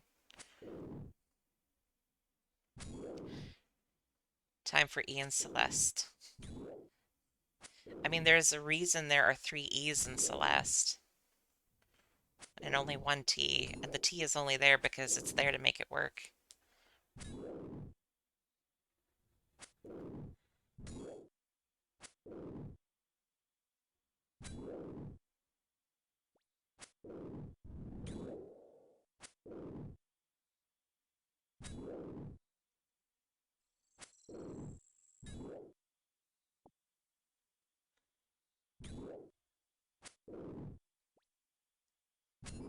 All these people are like, oh God, I love the grind. It's like, okay, play RuneScape. RuneScape is nothing but a grind. Oh, hello. Who is this beekeeper? Talk to beekeeper. I didn't mean to miss. God damn it. I was trying to hit. This fucking mouse, I swear, is like jiggling a little bit whenever I try to click something.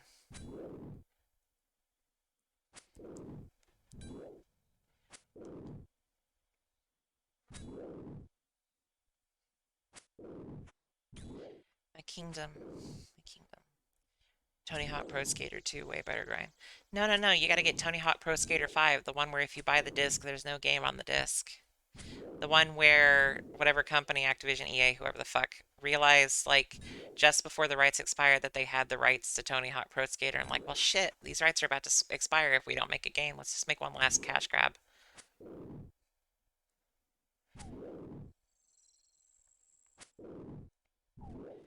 Yeah. I think it was Tony Hawk Pro Skater 5, but yeah, they were like they hadn't made a game for it in like ages and their rights to it were going to expire, so they just like crapped out one last game and it was yeah. So Transition is so hard even the creator.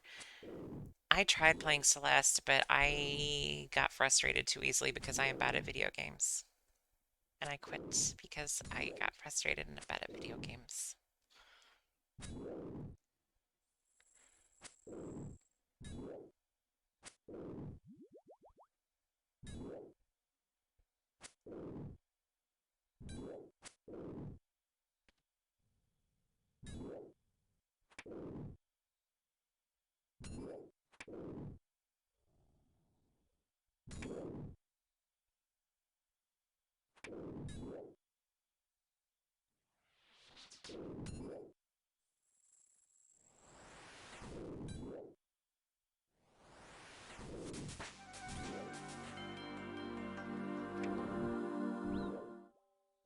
Oh, all of this is a single battle area, but yeah, like enemies will just pop up and attack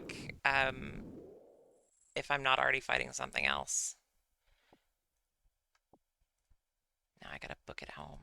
Not home, but home-ish. Plus is like the perfect trans story, so I guess it wasn't written as one. That's what the best trans stories often are.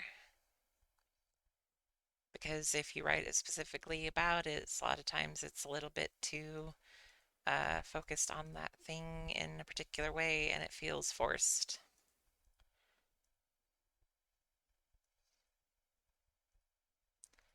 I bury the bones. That's not what I, oh. Oh, cool. I didn't know that was the way that worked. Cool. Nice. All right. Did not know that was how that worked. That is fucking awesome. Okay. Lobster. Do, do, do, do, do, do, do, do, do, do. Raw lobster. Do, do, do, do, do, do, do, do.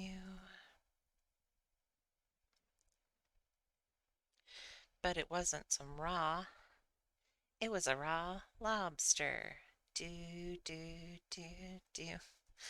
Dum dum deedly day.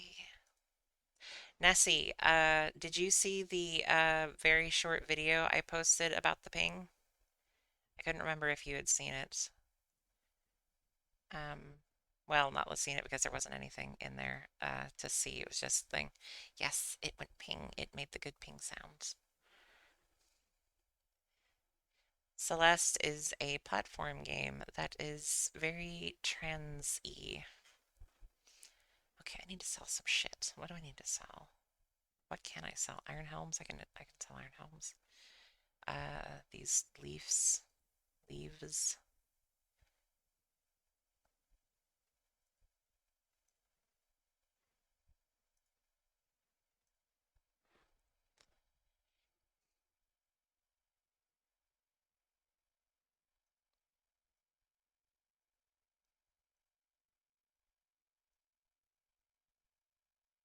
Oh hell.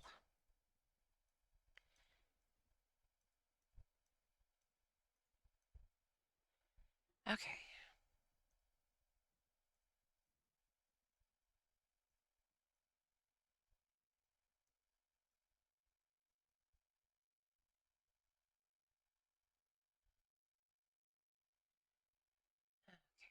Whenever there's a chance about games must translate movie. I need to look up more about the Celeste lore, or not necessarily lore, but like the stuff behind it.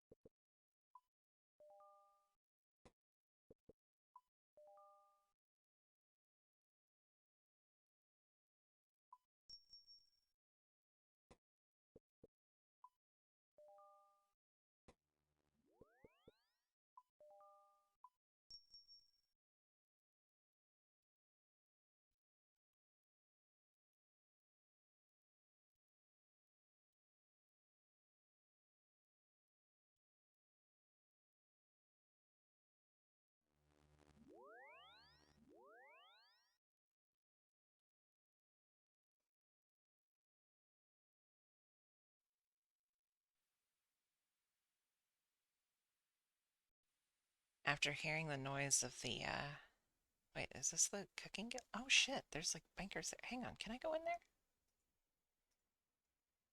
Can I go in the cooking guild? Chef's hat. Oh, okay. I don't think I have a chef's hat at the moment. But I know where I could get one. And if I do have one, oh well. Time to go murder more peaceful giants.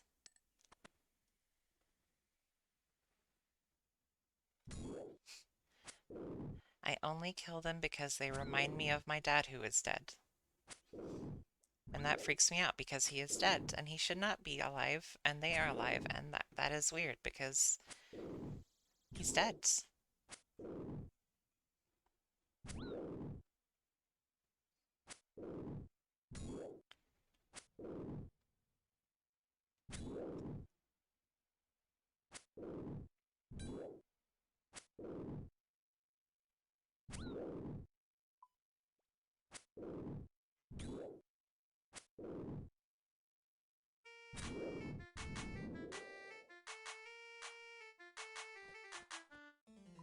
Oh shit.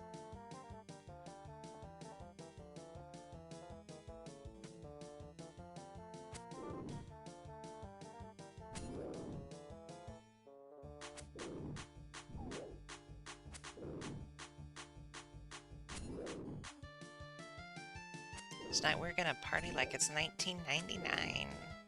This fucking music right here. Not any of the still good music from that era, just this. We get these fucking timeless midis.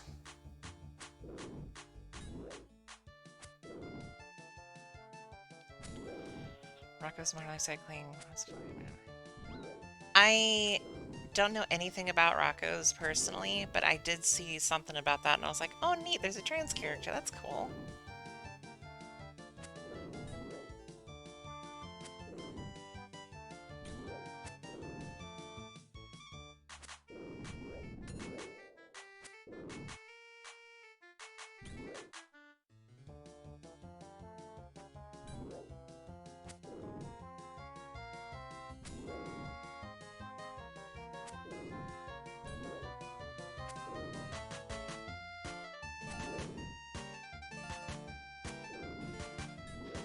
I am glad that it seems like a lot more people are feeling safer to accept themselves now.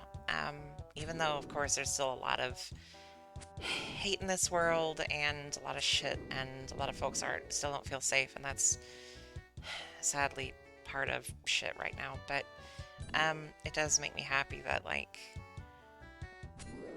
seems like a lot more representation and stuff is actually doing the thing that we said, which is it would fucking help people realize and um, yeah. But instead, of course, it's being skewed as claimed as, oh well, see, it's turning the kids transgender, and it's like, yeah, no, no, no, it's not. Sorry, buddy, being trans is genetic. It's on you. Just want to clarify, I'm not being real serious about that. It's just a good way to annoy and upset asshole parentals that are like, yo, you made my kid trans. It's like, bitch, you're the one that birthed them.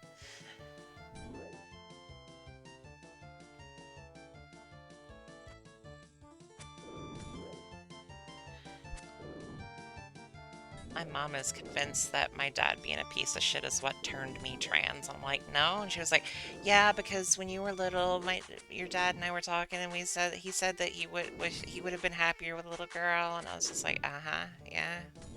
No, that's not related. I promise. Don't remember that at all.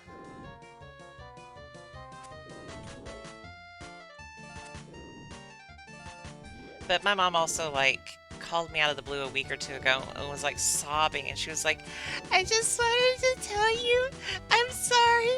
Because when you were 5, I was really upset and not doing well. And I just lost my job and we were at the store getting food and you wanted this thing and I couldn't get it for you and you were really upset and I yelled at you. And I just wanted to apologize. I was like, it's okay, I don't remember. She's like, okay, I thought that might have really messed you up and I wanted to make sure you knew I was sorry. I was like, Mom, it's okay, calm down, it's okay.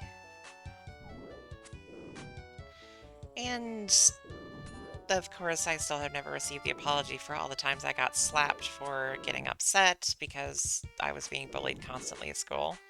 No apologies for that. No, no, no, no, no. But for random shit I don't remember, absolutely. Funny how that works.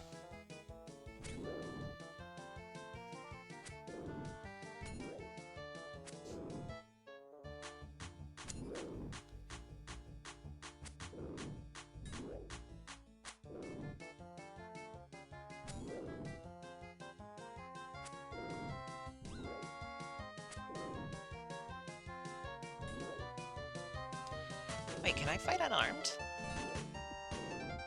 Oh, cool, I can. That's sick.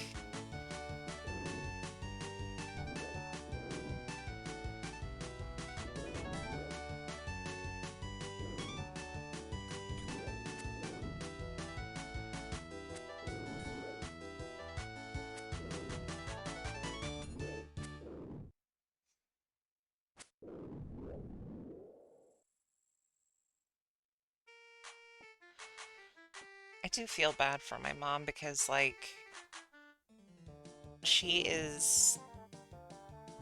she has been so mistreated throughout her life, and that woman is like a fucking cocktail of mental illnesses that are not being appropriately dealt with and have never been dealt with, and the fact that she's made it this far is nothing short of amazing.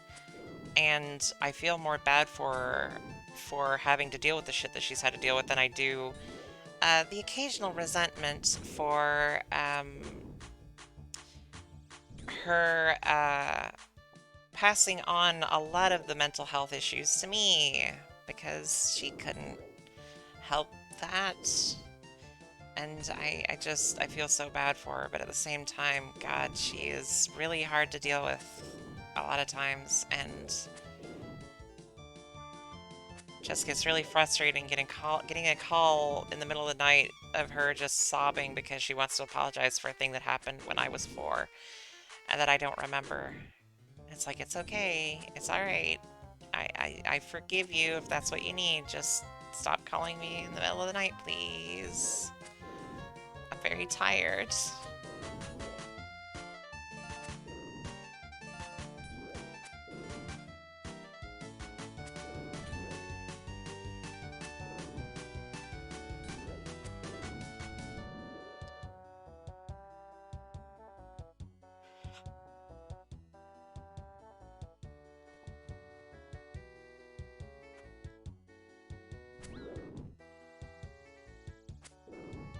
I'm exhausted. I just want sleep. But I can't sleep because I started my new meds, and they're doing anything, but I don't feel any better. But then again, I was able to stream, so I guess there's that. And they're definitely keeping me from falling asleep, even though I'd very much like to be asleep. I cannot fall asleep, so it's not good though. I'll just sit here playing the most boringest game of all time. Runescape. Where I am killing giants and then burying their bones.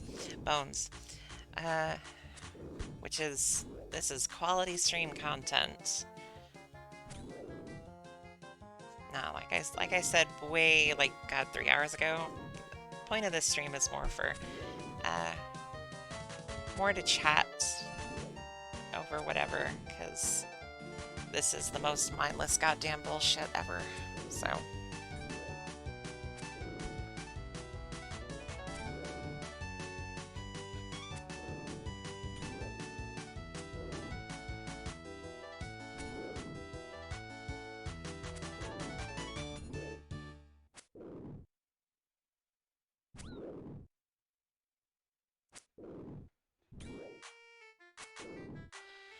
way for work, but I'm taking a minute. Freezing. Oh God, is it cold in Hawaii? In Hawaii?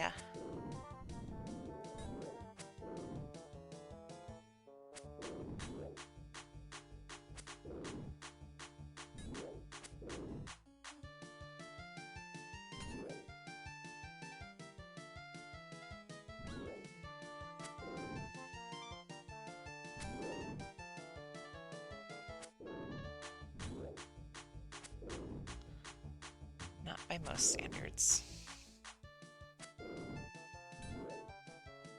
63. Oh goodness, that's like fucking shorts weather here.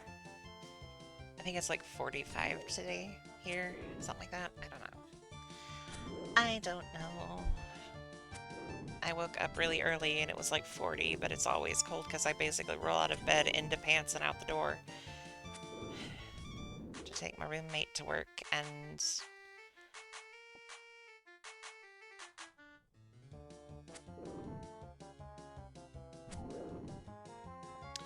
wow, lucky, it'll be 40s here all day.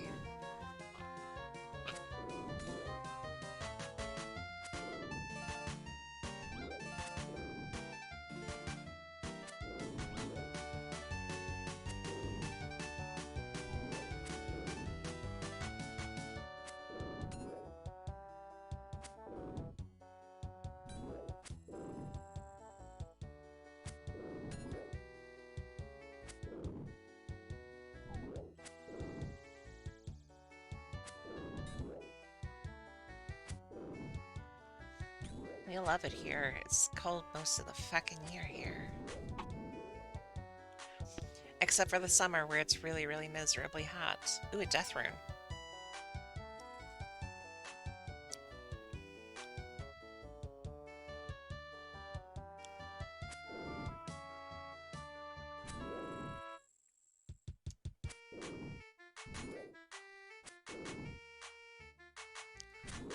This fucking music is a bop.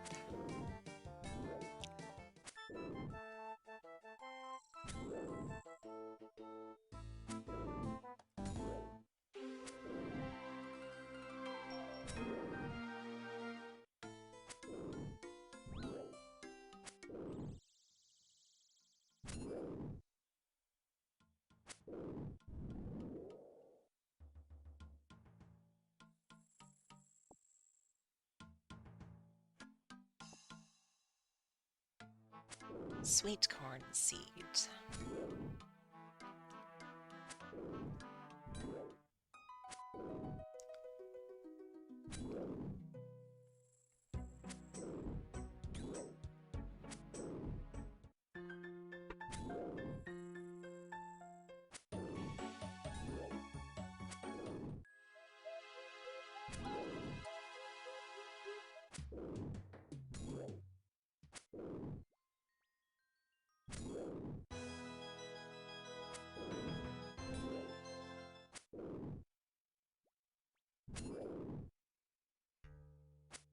Have a good sleep, Alexis, and be safe going to work, Liz.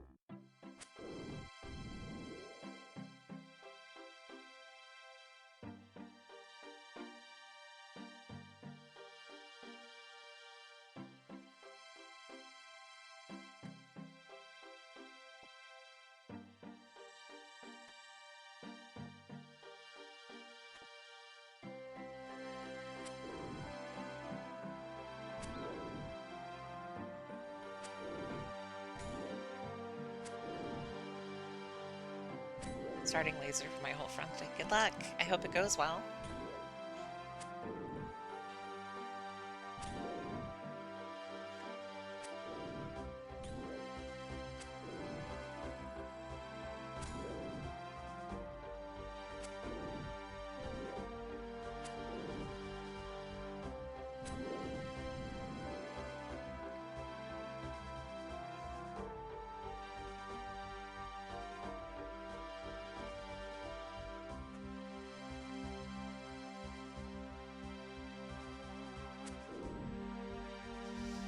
It'll be alright.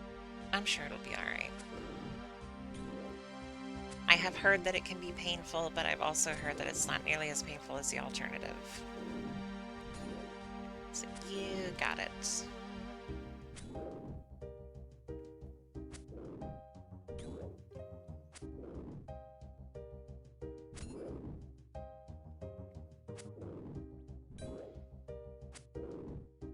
Well, hopefully it won't be much of an issue. Hopefully that'll go okay.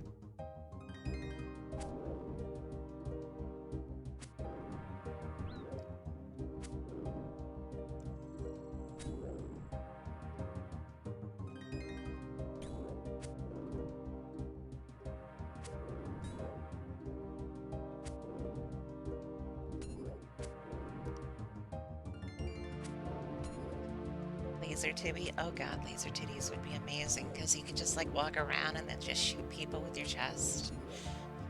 Alright, thanks for stopping by. Be safe out there.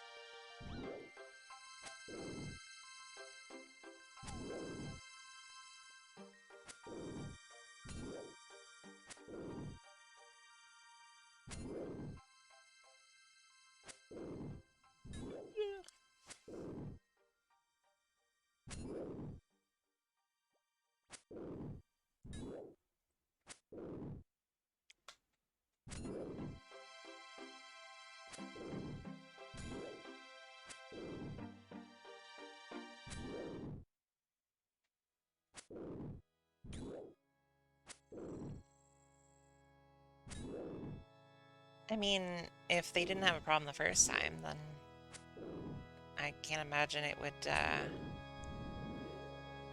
imagine it would be a problem now.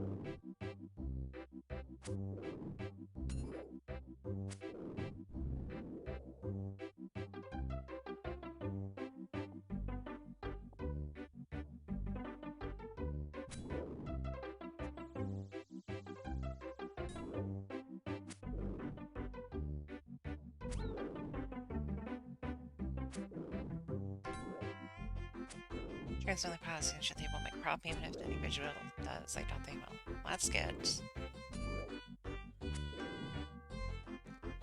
A lot of places are not explicitly trans-friendly and are often actually not trans-friendly at all.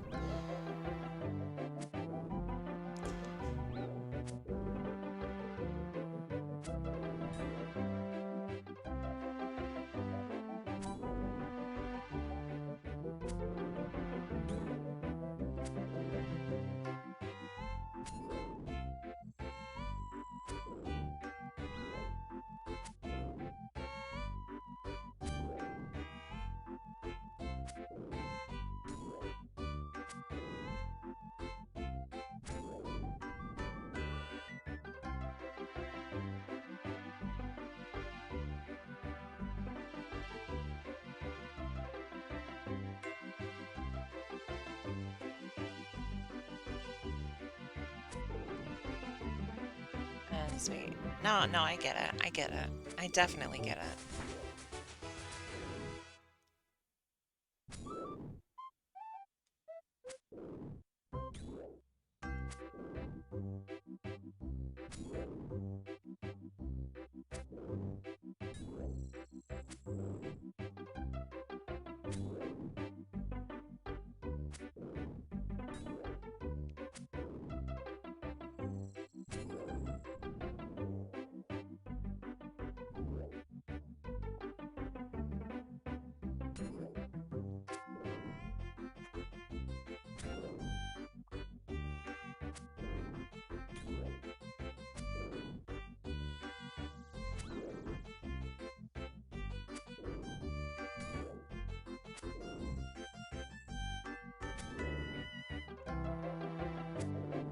I'm waiting for my tan to fade before I can get laser on my face. Ugh.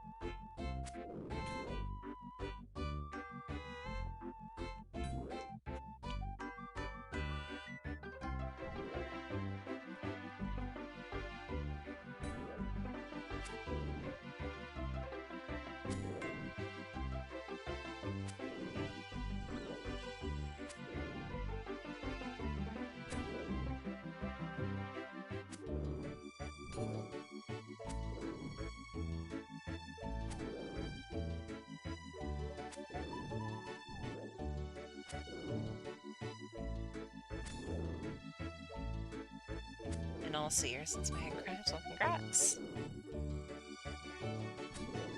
And also very close to your 1 year. Also, congrats.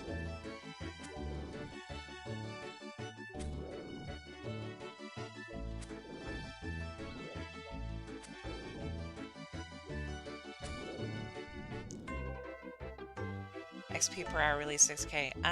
Potentially. I'm not 100%. I mean, it says it, so I assume. It's just very slow because I'm as big levels now.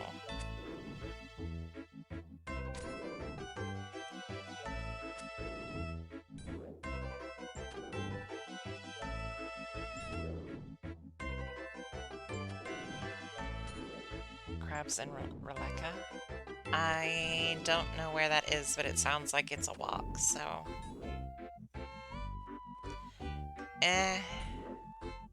I can't be too AFK because I'm not high enough level, and I gotta eat occasionally, so...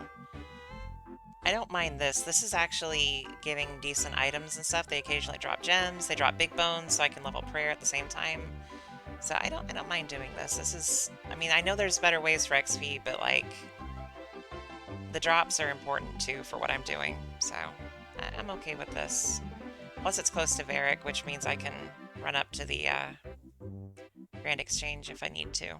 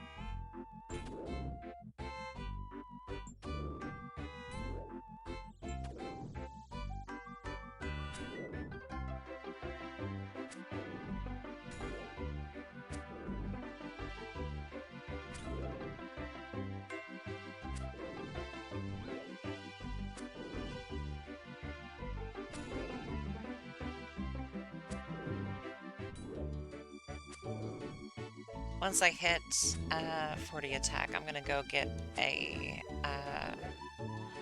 rune. Playing Lost Ark and listening to music is quite funny.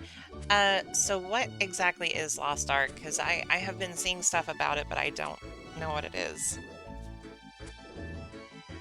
Excuse me.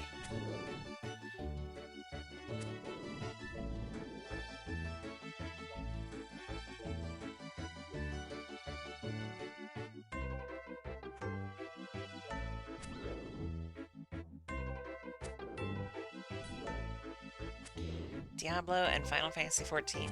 That sounds like a grind almost as bad as RuneScape.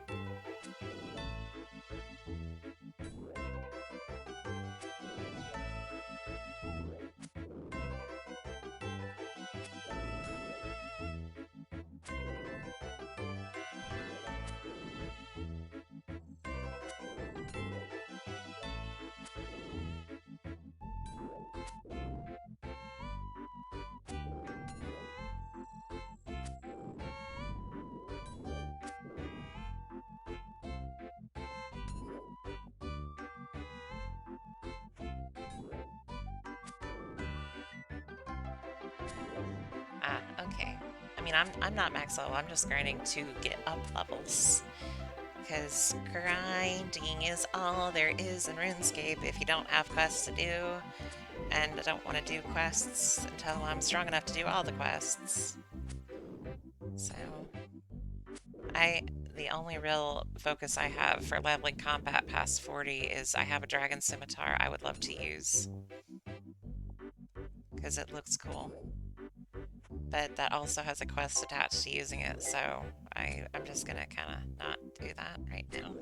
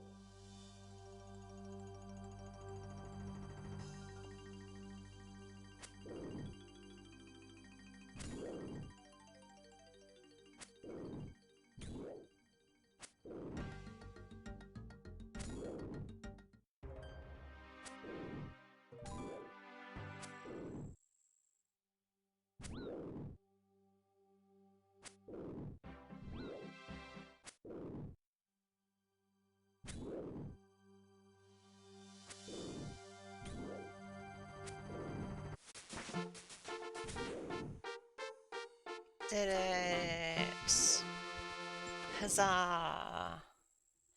I did it! Now I can go get rune shit on my next trip in.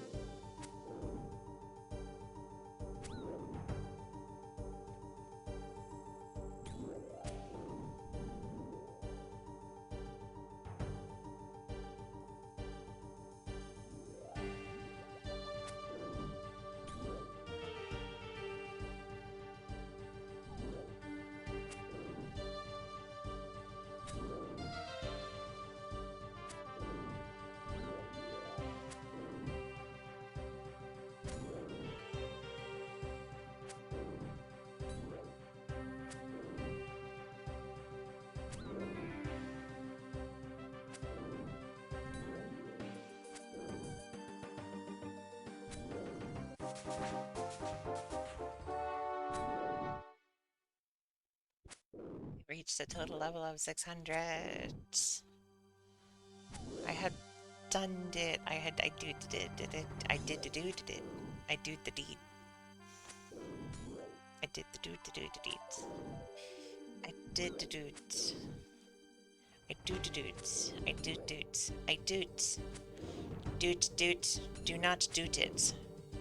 I toot the doot.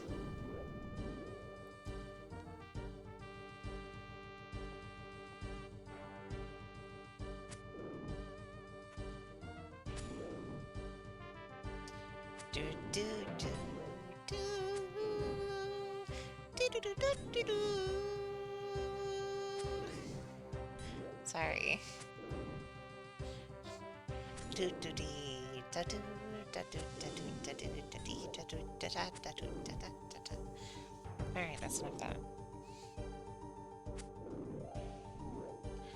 It's enough making noises from me.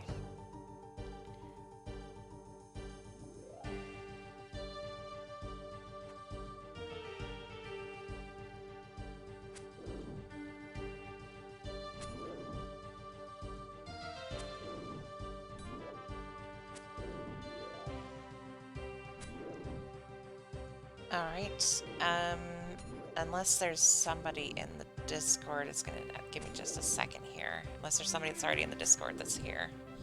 And I will try and send you something. Give me just a minute here. Figure out how to do this again. It's been a bit. It's been a bit.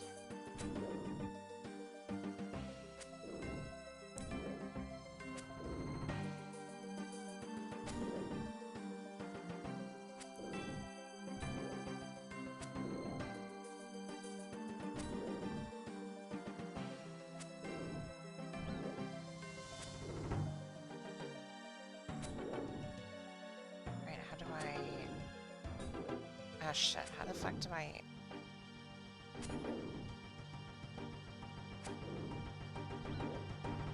God damn it. Alright. You're gonna have to give me a second, because I gotta... switch to do Hickey. Okay. Alright. Give me a second here. Let me just get a more generic link. Damn. Alright. So, let's see. Because I never do this. So, Twitch.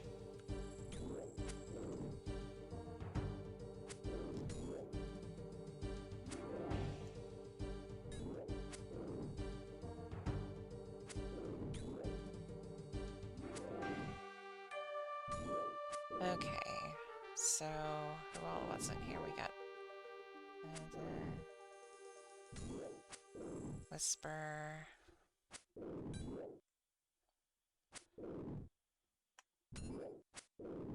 And so Whisper.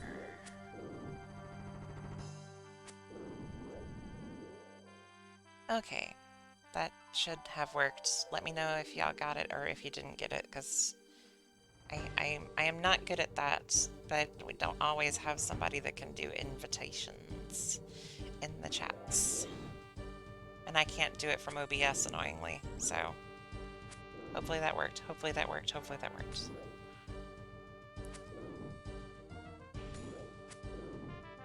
Well, we got one of y'all in.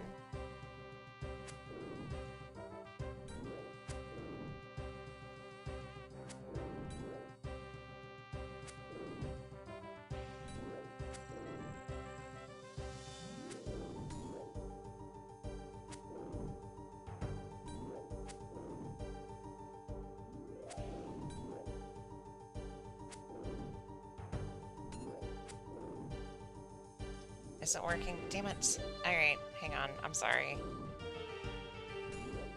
Copy. And then... try this again. Oh no, please don't echo, please don't echo, please don't echo.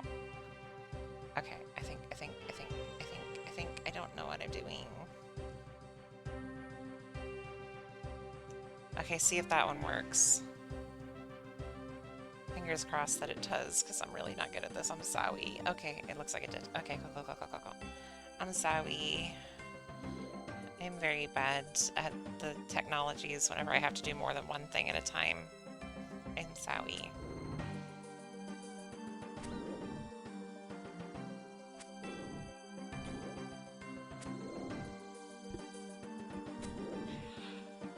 Excuse me. Oh, God.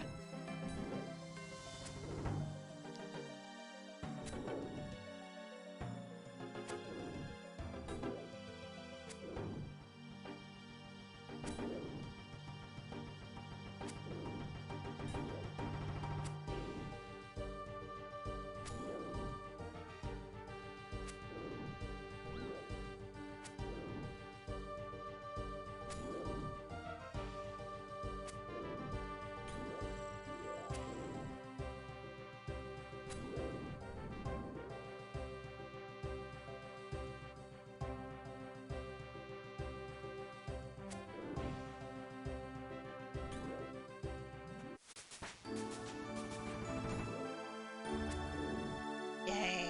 I am now higher prayer level. Huzzah! Hussar! Hussar! Hutskow.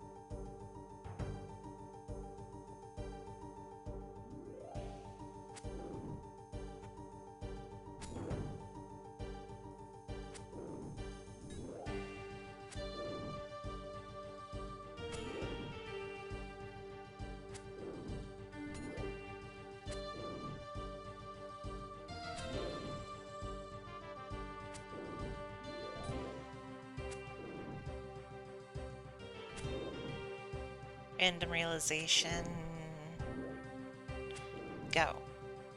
What is the realization? Yes, lol looks like somebody who is drowning. Their arms above their head. Also works for /o/.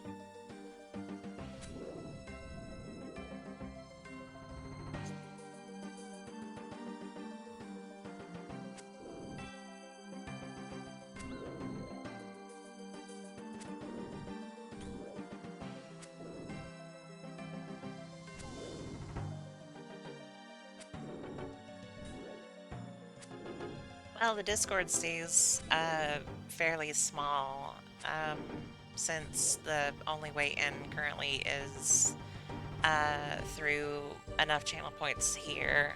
And I only do that because I want to make sure I can kind of moderate the people coming in just a little bit, just to make sure that we don't have somebody just pop up and be a butthole, and then it makes the moderating stuff on Discord itself harder. So this is to make sure that it's somebody that actually you know, has interacted and stuff. I don't want it to be the easiest thing in the world just for the sake of I don't want shitty people to show up. And that's not to say that anybody that doesn't spend a billion hours here is shitty, but I've just seen Discord's kind of, yeah. So I kind of keep it, and the downside is that I've been really mentally healthy. I've been mental healthing everywhere for a while and haven't been streaming nearly as much, so it's been impossible for people to get into the Discord if they weren't already there. So I feel bad about that. But again, it's yeah. I just wanted to keep it a little more safe. I want to keep all my stuff safe as I can. And I have difficulty keeping up with stuff so well. So it's not like there's not mods. It's just, yeah. I know. I don't know. I just feel guilty because it's like I want people to be able to come in if they want to, but at the same time, I don't want just assholes to show up at random and then troll and shit. And that just, yeah. So I just figured that this way was the best way to kind of make sure that not just anybody could show up.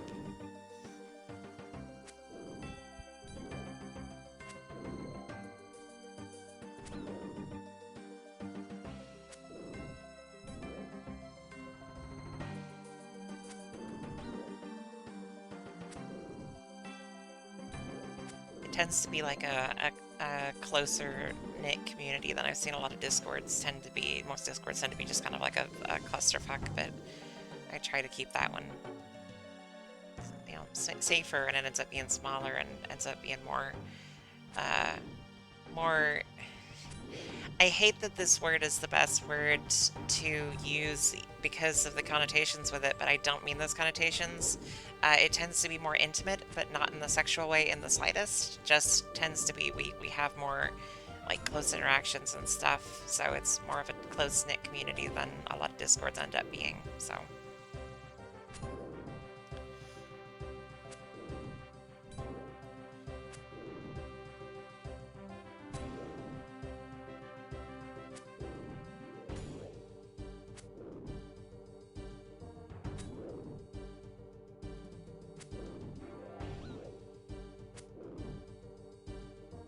You've been playing for a while. Consider taking a break from your screen. Yeah, I probably need to.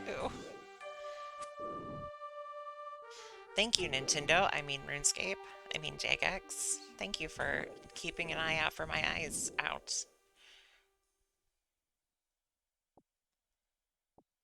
I do need to look away for a minute, so I'm gonna AFK for, well, AFK, I'm just gonna look away for a minute. Let my poor eyes rest.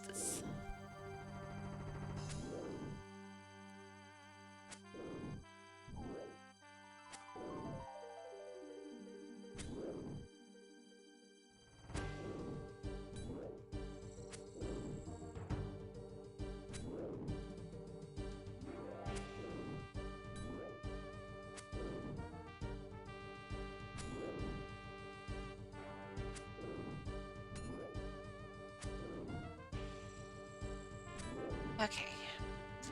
Her in my lap is gonna be disappointed when I get up. Get ready in a few minutes. Oh no. Sorry, kitty. Must eat you from my lap. Bye bye, kitty. Meow. Meow.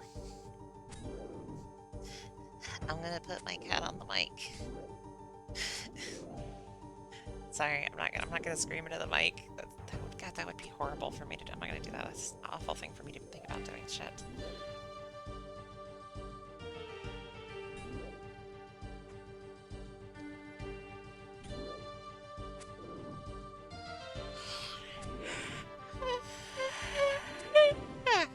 Sorry. Oh god, that was probably really loud. I'm sorry. God.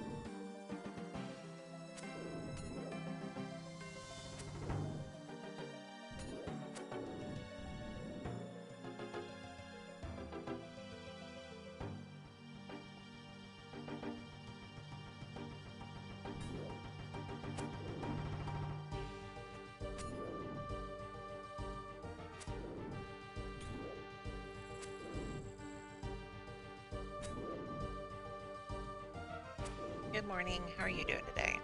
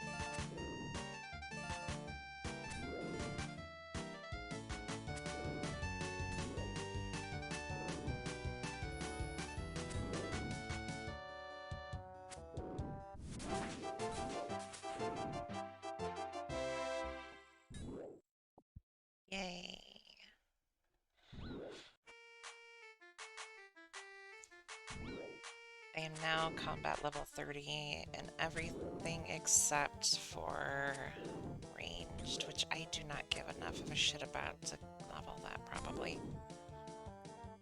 Alright, be safe out there. Have a good day.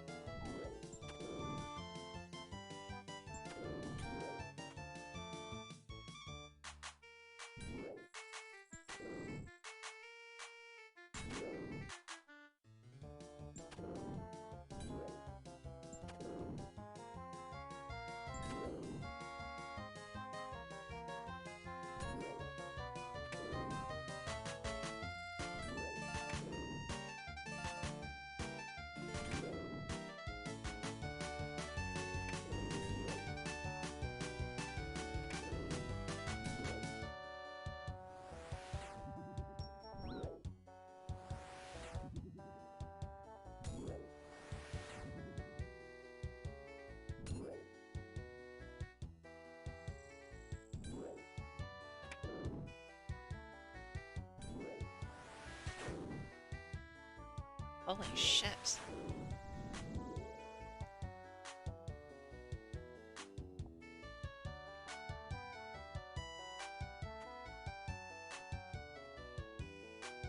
I just kind of nuked that poor guy, damn.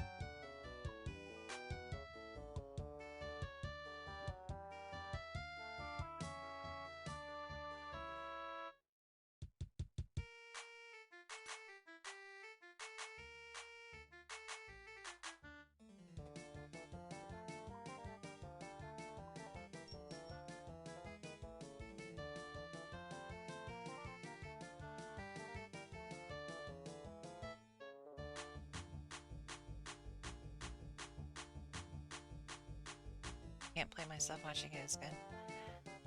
It can get very grindy, monotonous for sure.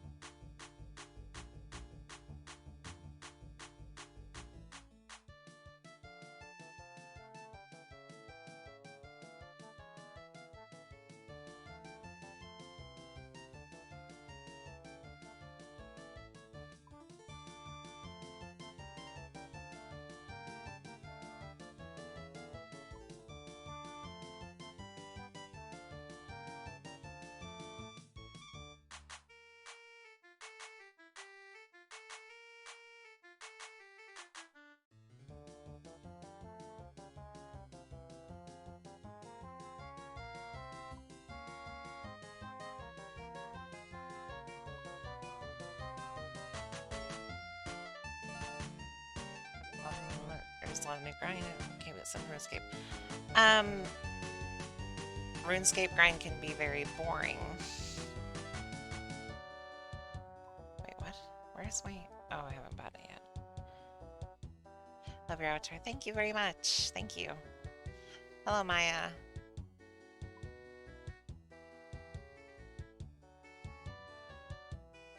I need an adamant. Boots. Is that what I need? Boots? No, not boots. Yes, boots.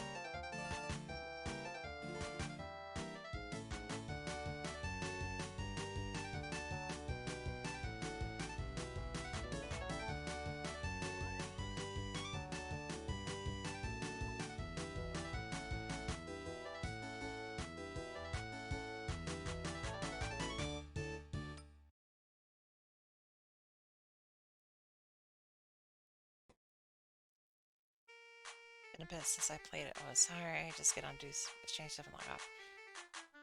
I'm just I don't know why I'm playing, honestly. I'm just grinding stuff. I don't know why. Jesus, how much is an adamant kite shield supposed to fucking be? My god.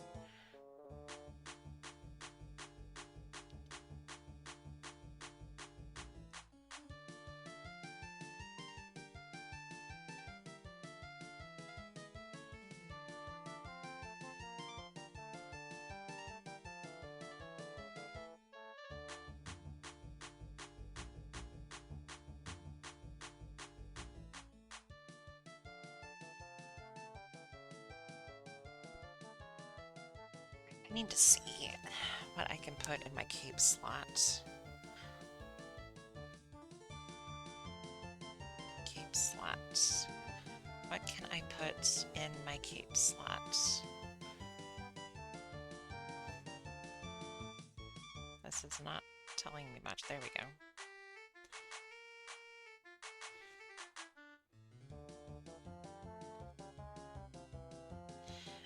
I have a membership for 1 month, yes.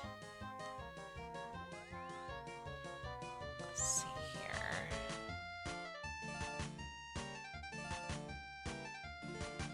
Just a plain old cape does do some stuff, but not much. I need stuff that's not member, though. Just plain cape.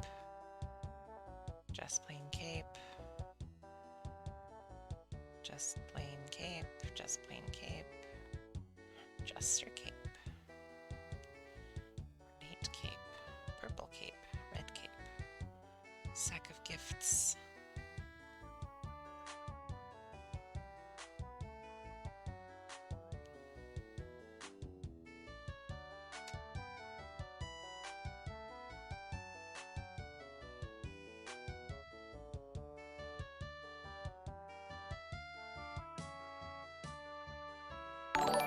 Ah.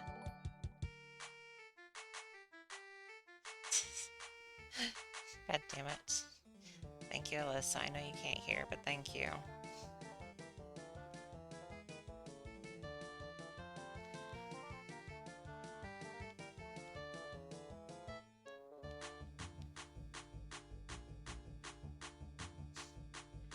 I know she's at frickin' work.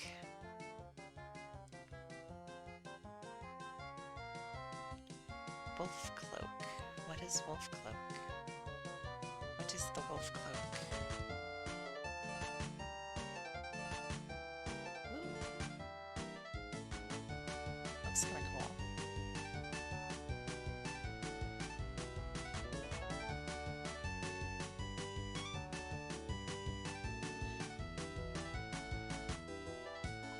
Sorry, I'm looking up stuff on the wiki. I'm sorry, I'm not trying to be gone. I'm just trying to find stuff.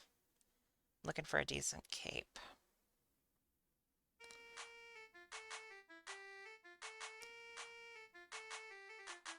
It'd be cool if there was like a dragon tail or something, but I don't think there is.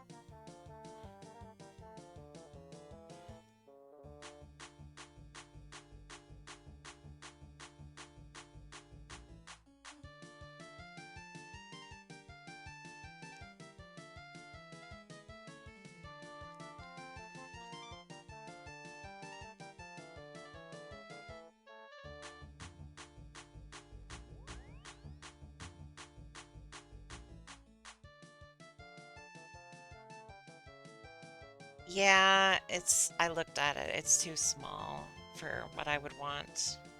It's fine. I just, meh.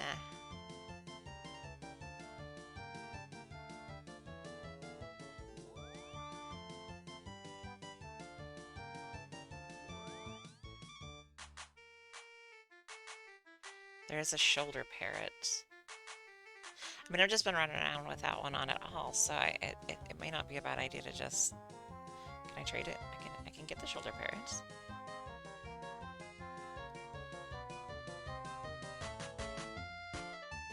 I just don't know if that's worth it or not.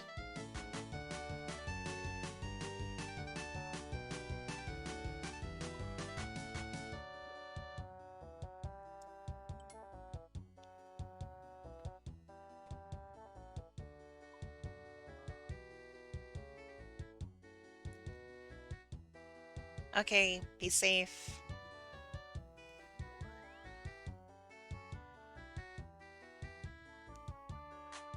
Or there's the wolf cloak, which also doesn't give any kind of bonus. Some of the stuff gives very basic bonuses.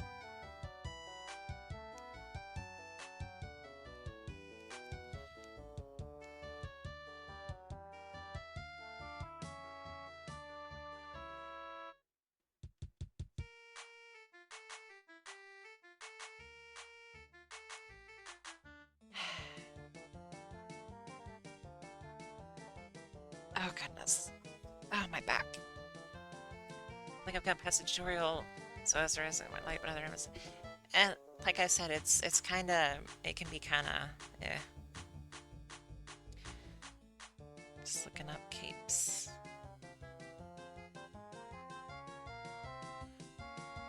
Mythical cape.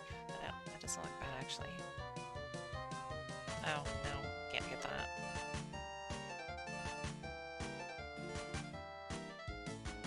Jesus.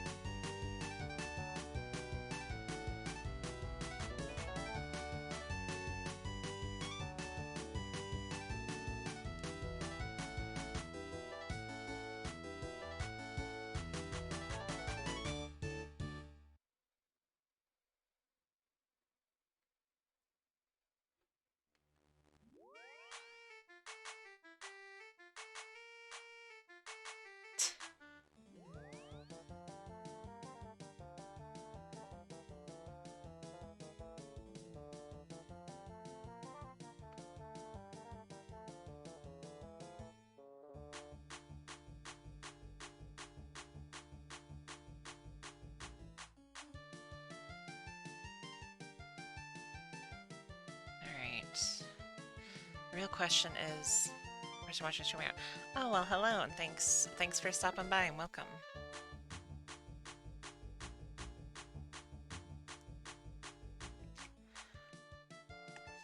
Do I want appearance or do I want to just wear the black cape that I already have?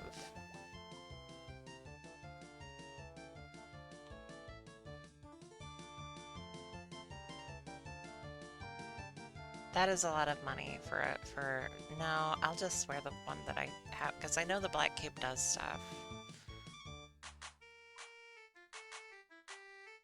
And the red cape does stuff. I'll just wear the black cape. Fuck it. Nine cap gives you the basic, yeah. It's fine.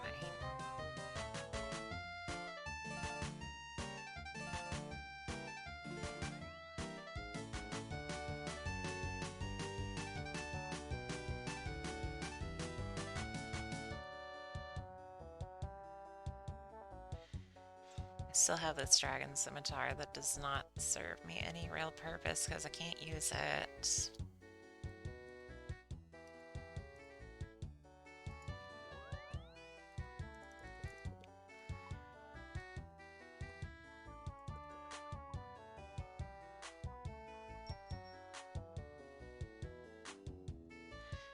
Okay. What in the world? Weird. What in the world is... That was weird. Anyway. Yeah, I am not a fan of the adamant color set. I need to get past that as soon as I can. But for now... No, I didn't want that. I need... What do I need? Highest teleport I have is teleport to house, but that doesn't do much, so it's Falador, so... Water, air, and law.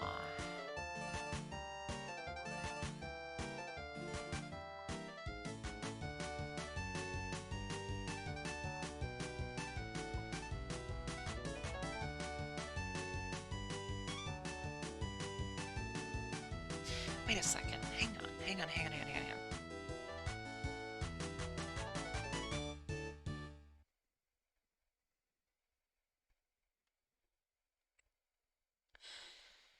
Okay, Mystic Dust. 40 attack and 40 magic. How much is that? Because that would replace 2 different staves.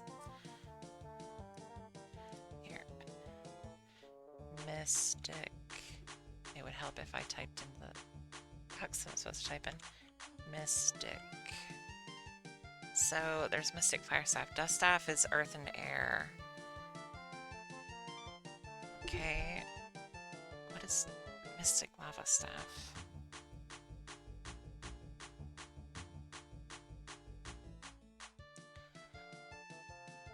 Mystic lava. Earth and fire. Okay. I assume mist is like air and water. Okay, hang on. So, air and water, air and fire are both useful. Air and water is preferable.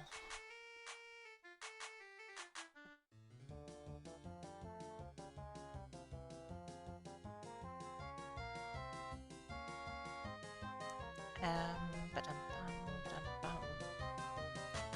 Combinations to use. So, lava staff, mist staff, which is air and water. Steam staff is a thing. Water and fire. That's actually quite useful. So steam, mystic steam. Need mystic steam. Watch it be more than I actually have.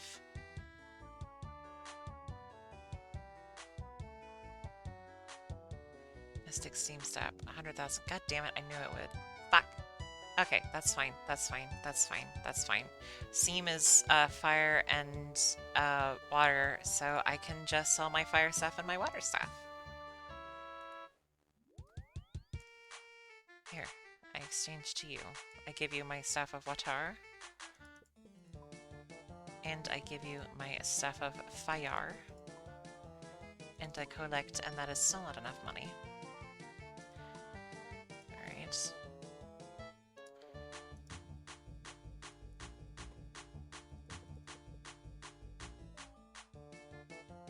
Oh my god, people. Fucking take my shit.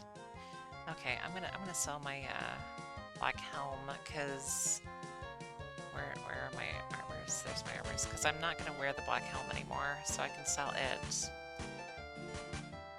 Sell the black helm.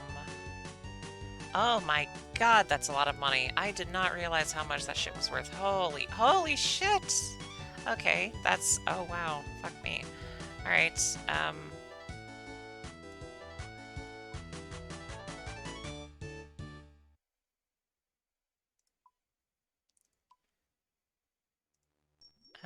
okay. My 16 staff. Come on, somebody's gonna be selling one. There we go. Jesus, that's a lot of money. That's fine. I wasn't gonna be wearing the helmet again anyway. So, okay, I got that now. That's awesome. Alrighty. So that is... what was it? Fire and water?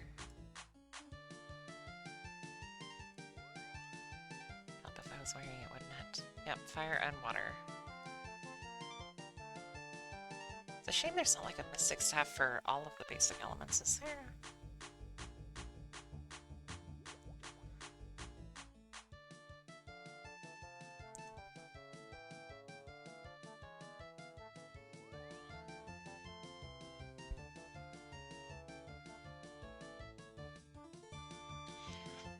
Like, I know it's just a members only thing, but that's fine for now, and the other staffs are cheap anyway. So the point of this is now I can do this.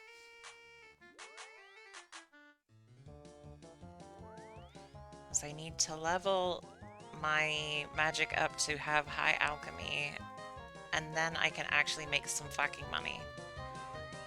But that's gonna be a bit, so...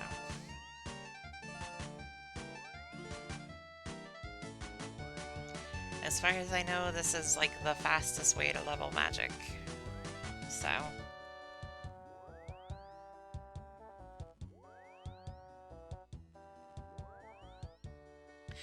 I have the Lumbridge Easy Diary Ring, which gives me some free every day, so... Let me double check something, actually. Hang on. Yeah, it gives me free alchemy, and then high level alchemy is at... what was it, 40... 50? Wait, what? Where is it? Oh god, it's 55. Oh shit. I'm not gonna have enough law runes, and those are too expensive. Shit. Fuck.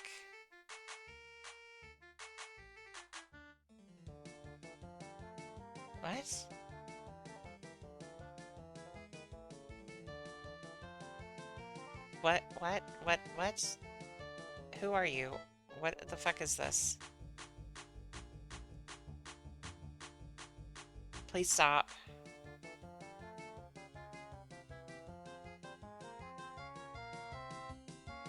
Alright, no, I'm not doing this. No, stop.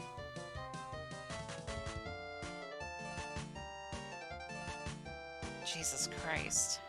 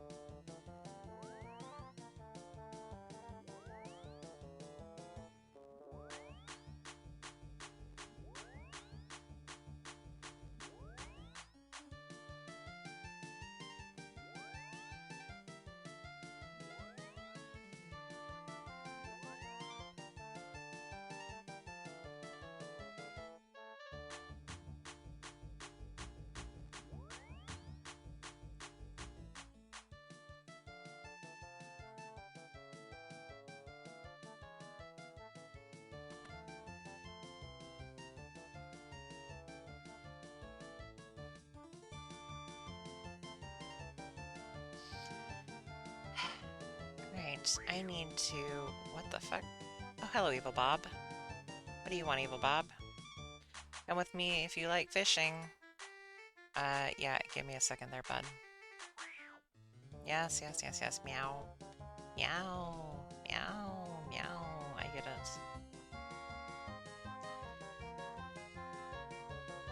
Where'd he go?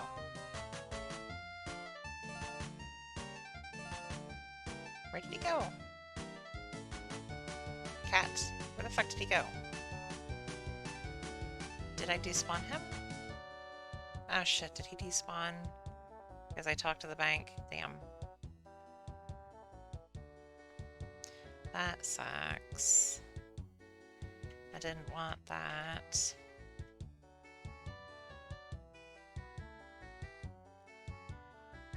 What the fuck was that person who showed up and was just fucking spamming chat? What the fuck was that all about? Ah! Fuck! Shit! I clicked the wrong button. It spoopled me.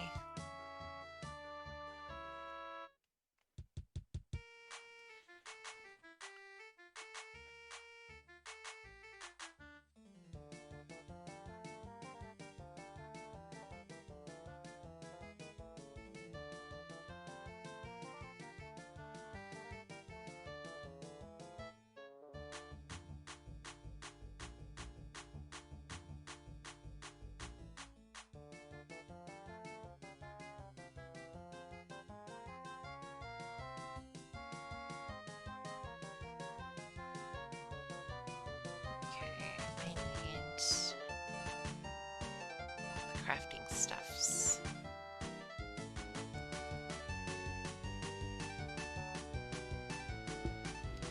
No, I don't want to talk to the banker. Thank you.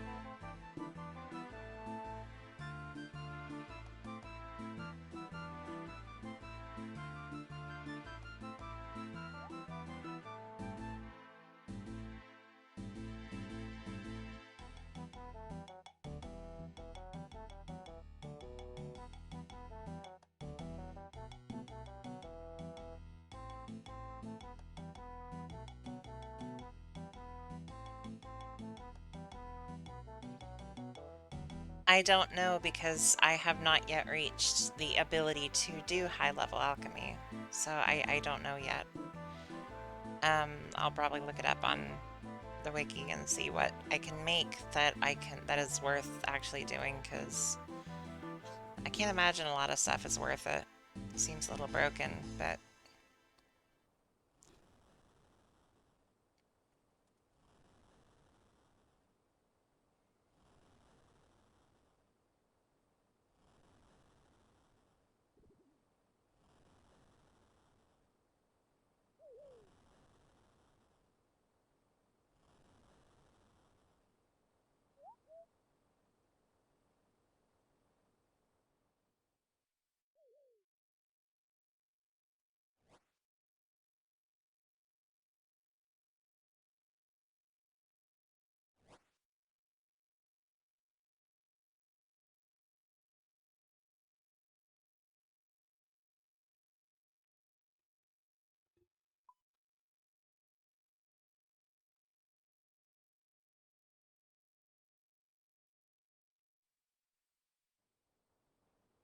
now that steel plate bodies are decent price and I still have a bunch of stuff to make steel, so I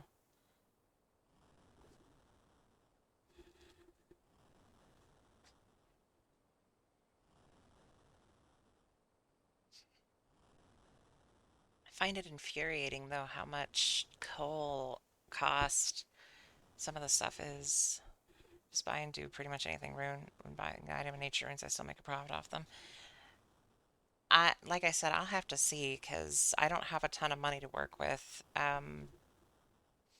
So I'll have to see what I can do.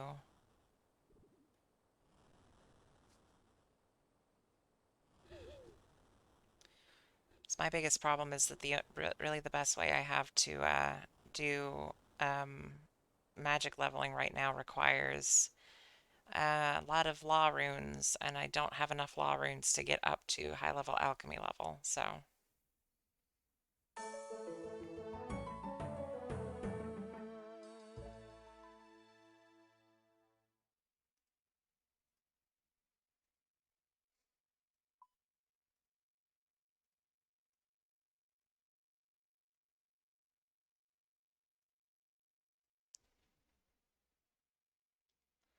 what the hell with the line of people behind the smelter? What the fuck?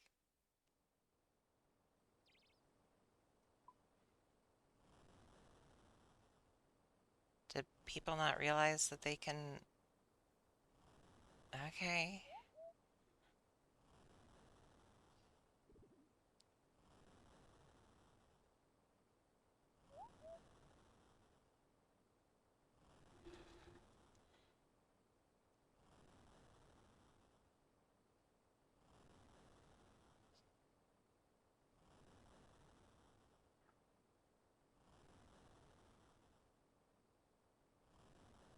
I had a shitload of mithril ore, but I ended up selling it because I just couldn't justify the raw coal usage needed to make mithril shit. I was just like, nah, I'm good. I'll just do steel because that is half the coal price, and yeah, I'm good. Fucking crazy expensive.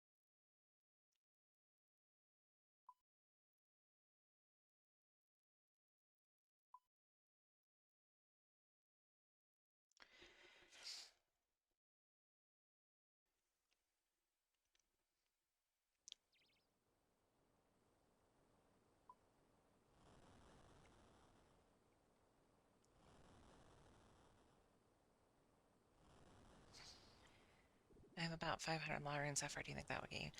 Um, one law rune effectively is 48 experience, and I need to get to level 55, and I am currently like a little over a third of the way through level 42. I don't think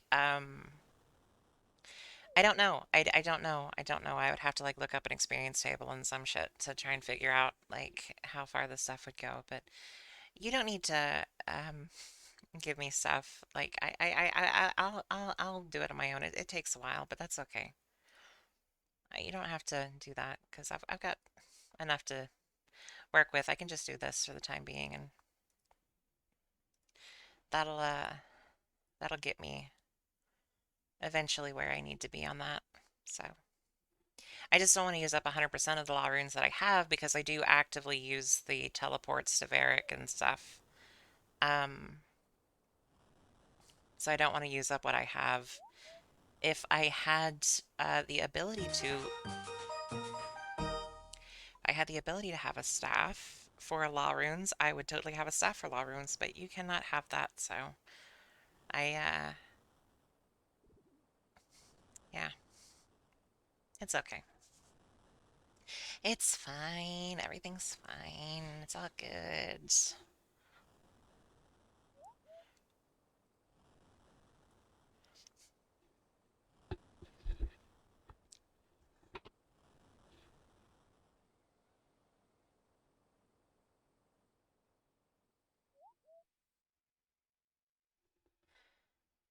Don't use them. I don't see me using them anytime soon. I mean, if you're not going to use them, if you don't want to sell them, I'll take them off your hands. But I don't have much I can give you for them because I'm broke.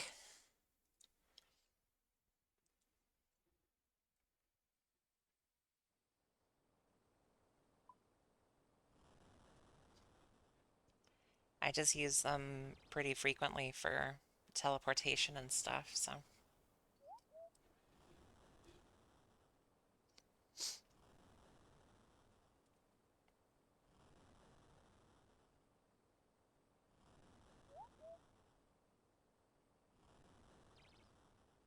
okay, if you're not going to use them for anything, all right, I'll accept them. Just tell me where I need to go, what server I need to be on and stuff, and I'll figure out where what to do and go.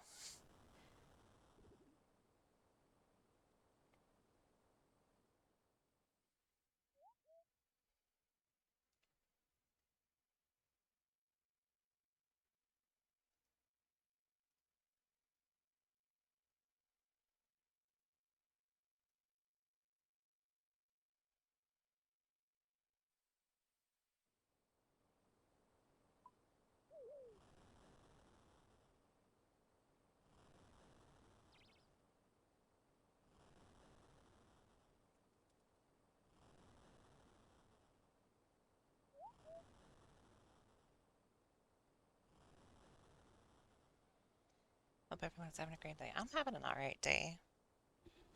Hope you're having a good one. World 471 by the Grand Exchange. Alright, let me finish up this bundle of steel and then I'll hop over.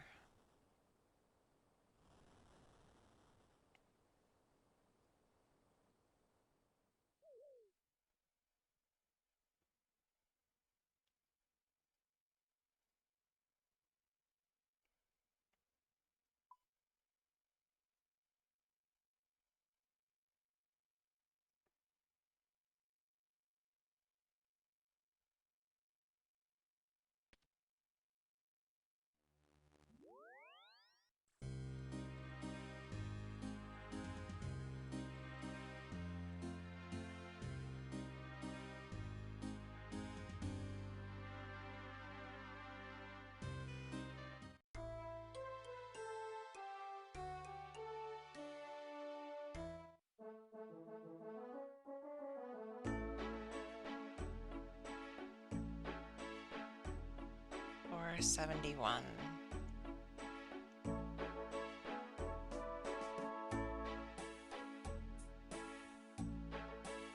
Thank you. Alright, I am trying to get in here. Alrighty, I am in here.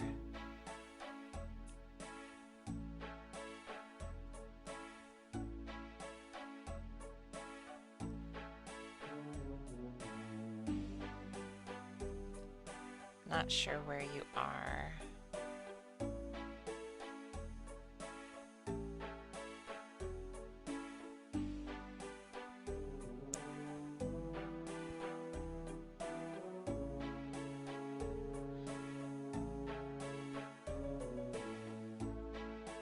Not sure where you are. I am at the southern bit, so I'll just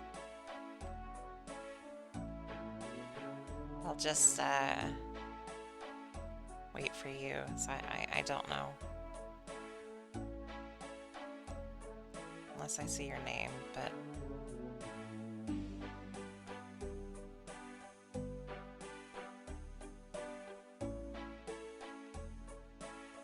is that you?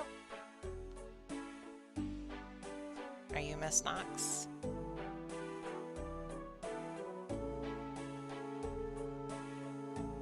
Is that you? I don't know if that's you. I will assume this is you. Okay, cool, cool. I want to give you something. I don't know what I can give you, though. I don't have anything.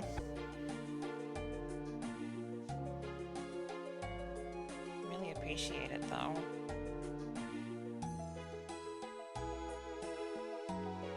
God, that's a lot of money. Holy shit.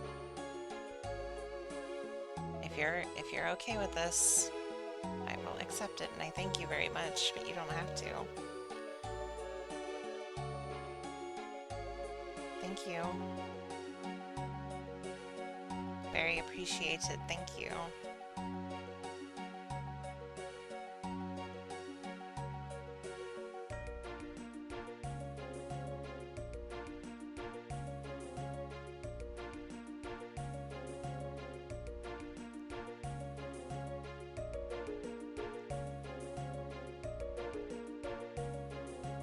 Thank you very much. I am going to switch back to a members world somewhere. Oh, it seems empty-ish.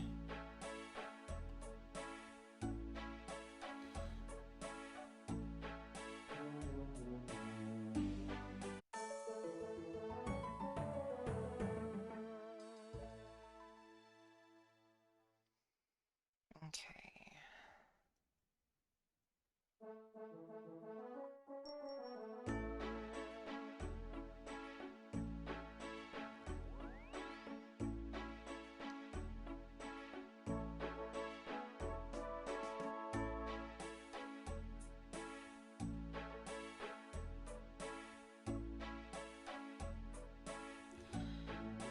What is the appeal of RuneScape over other MMOs? I mean, for me, it's just nostalgia. And that's pretty much it, because... yeah. Just nostalgia for me.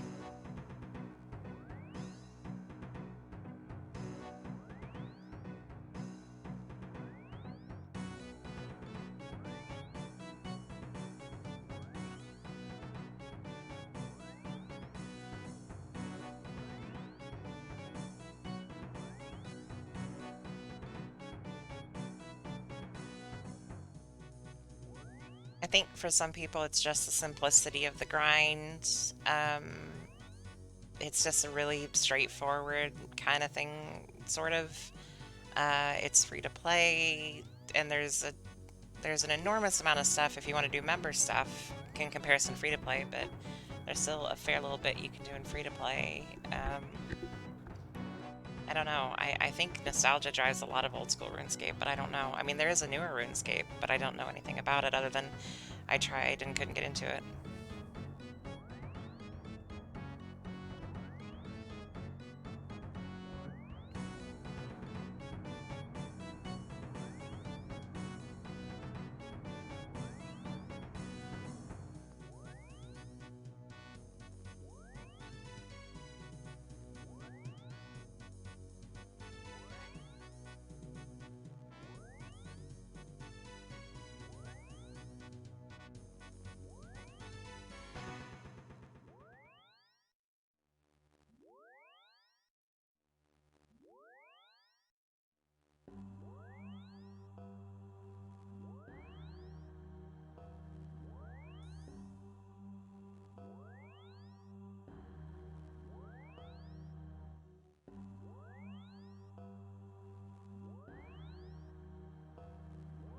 Accessibility is a big part of what made it one complete. Yeah. It just requires a mouse, and that's pretty much it.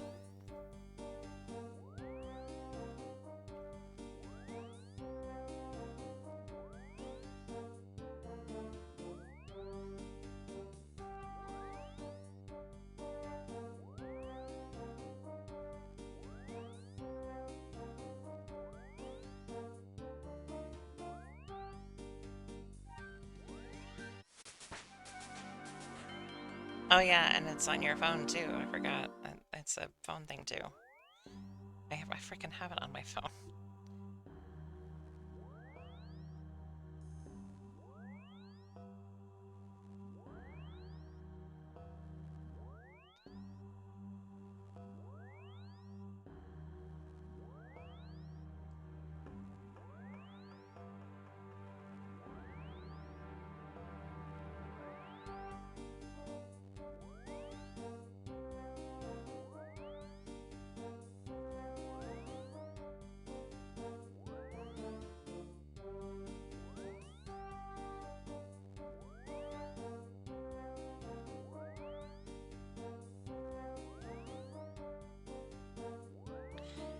Apparently, the recommended to get up to level 55 is to have something like 1300 Lao runes and use Camelot teleport. That's from 45 to 55.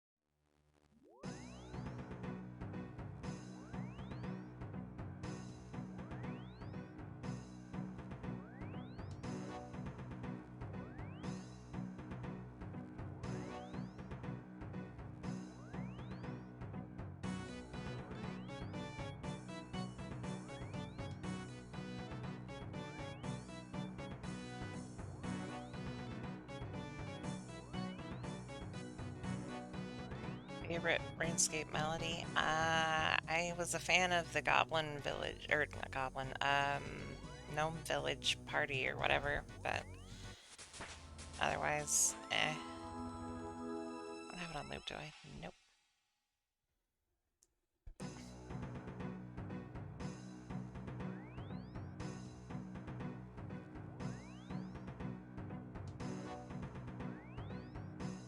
Okay, I wonder, would it be cheaper to...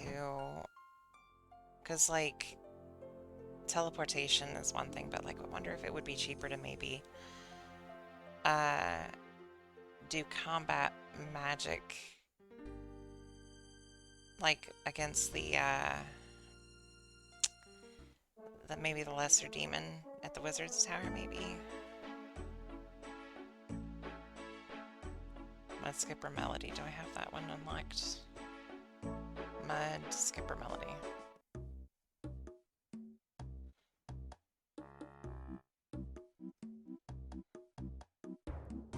So I can do it with a Mind Rune and an Air Staff.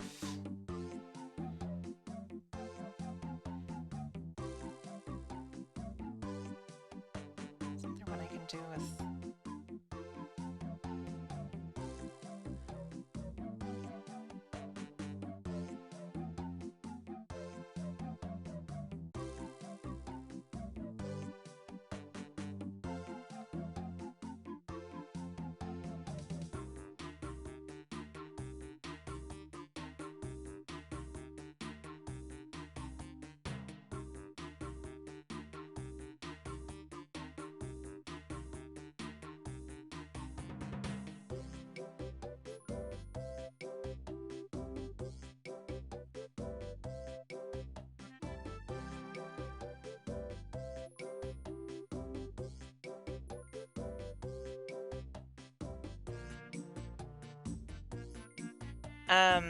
There is the Hill Giants Cave, the Edgefield Cave, which is what I've been doing for grinding stuff.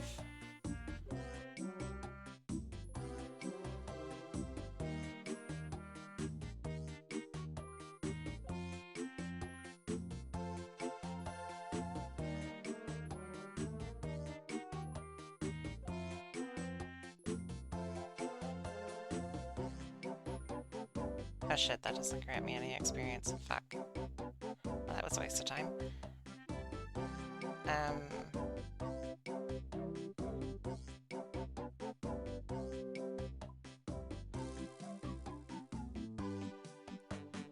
much are Mind Runes?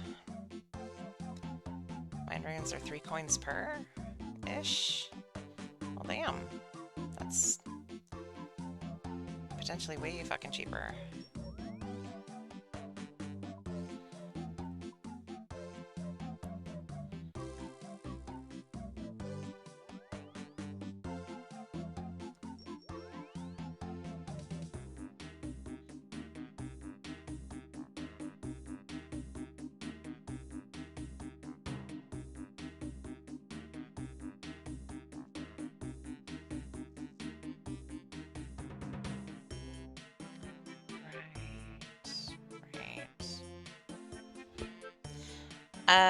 Yeah, that's, that is the thing I am going to do. No, I want to withdraw that. Why am I doing that? I'm just gonna go ahead and buy some more of those, I think, actually.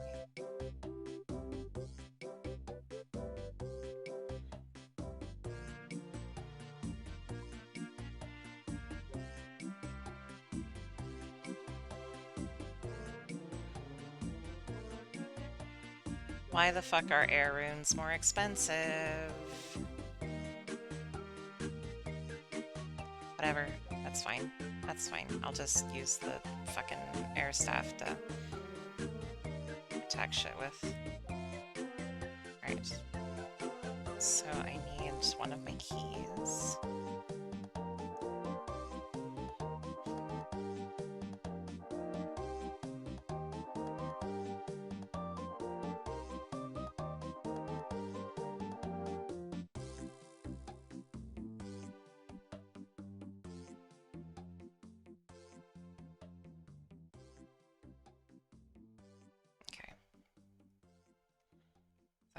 relatively cheap, because what the hell is it with the fucking bots at the Grand Exchange that are like, I'm quitting, the next players get blah blah blah million, search up blank weird word thing 996. Now it's 997 apparently. Oh, I didn't mean to attack the goblin. I'm sorry, goblin. Did not intend.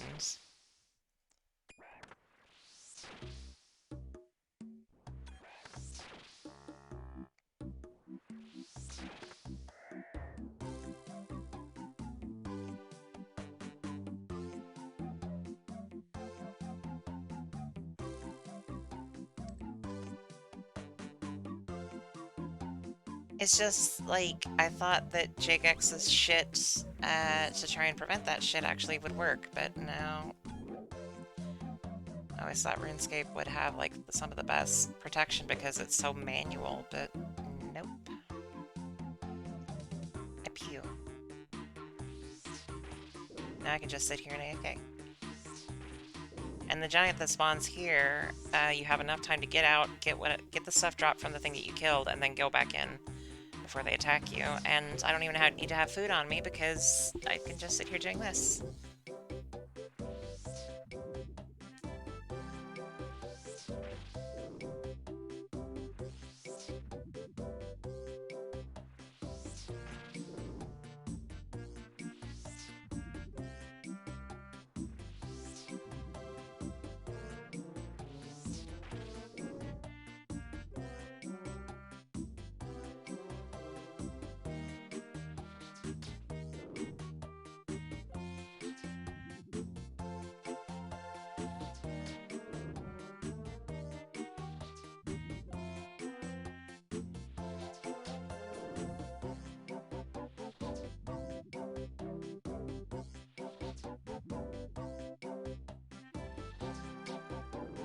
Magic grinding like this is actually a bit better than melee or ranged because you don't ever have to stop and pick up your arrows, and you don't have to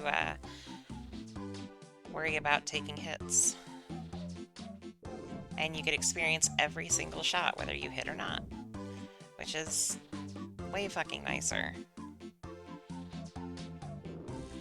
Even though this is about 2 or 3 times slower than the teleport method, it's also way fucking cheaper.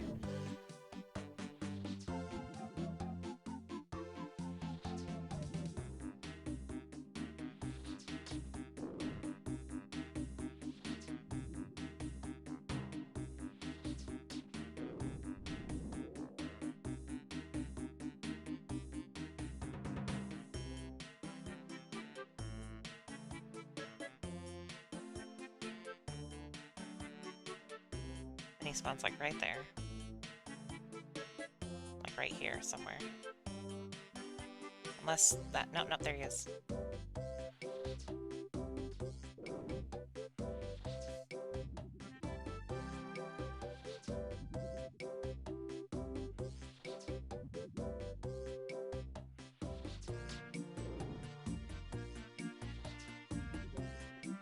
Even if something does manage to smack you while you're out there, you can just sit here and wait till you heal.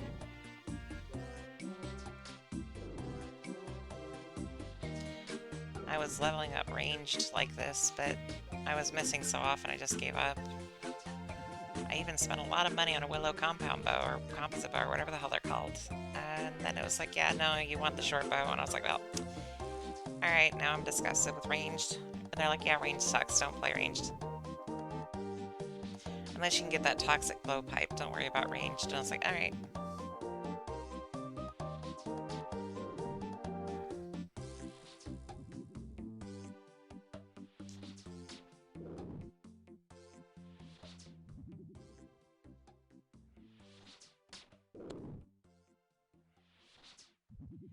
Mine was at 2, so I went to Lumbridge and just started murdering cows with a bunch of bronze arrows and a free short bow, and I got it up to like 20 from there, I think.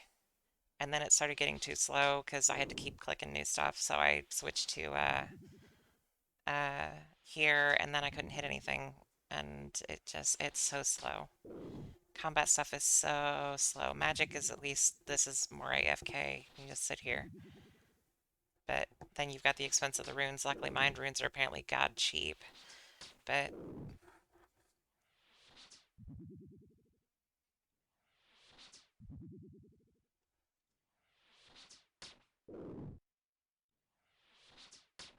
I just need to get my magic up to 55 and then I will be able to make money decently.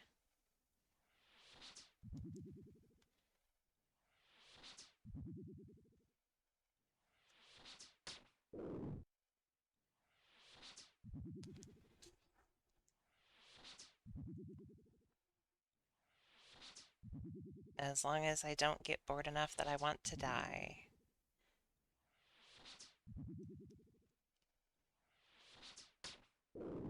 Earth runes are still dirt cheap. I don't know, because you can always get a staff for earth runes. Um, Air runes are more expensive than mind runes, I guess, because you can get a staff for the air runes, so fewer people buy them. I bought a Mystic Battle Staff for water and fire, so I didn't have to worry about them. And then I also still have the air staff and the earth staff, but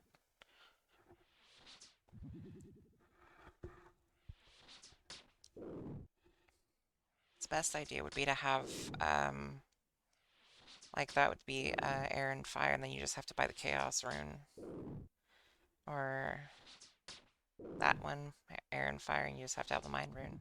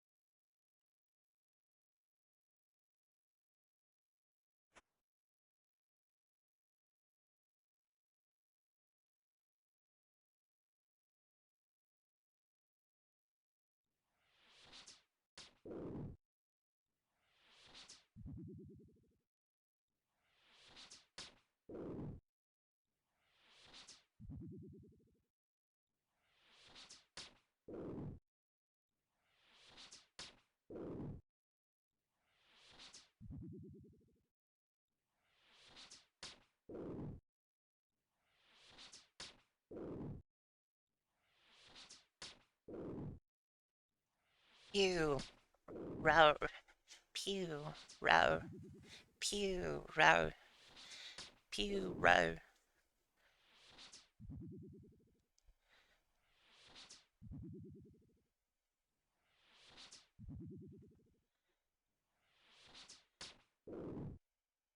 I'm a blue dragon in a green armor. Sadly, I couldn't make my skin actually blue. I could only make it purple. But I did get that fucking dragon mask. I was very sad that I couldn't get, or not couldn't get. I'm very sad that the dragon mask doesn't actually have any armor benefits. It's just cool looking. And I'm also very sad that there's apparently no tail you can get. Like, let me be a Durgan. Damn it.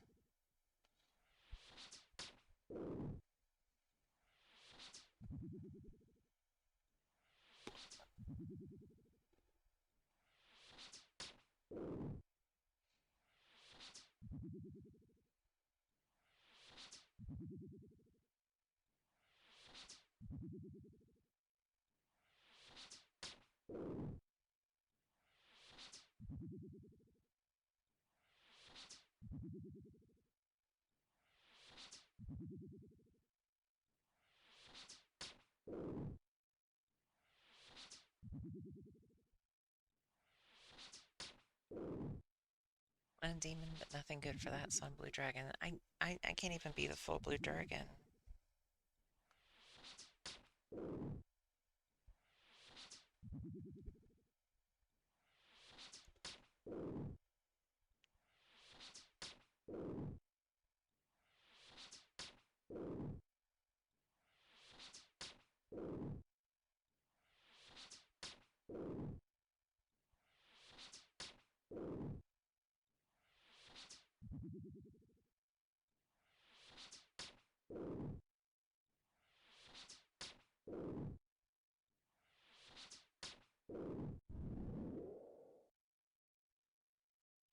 Right.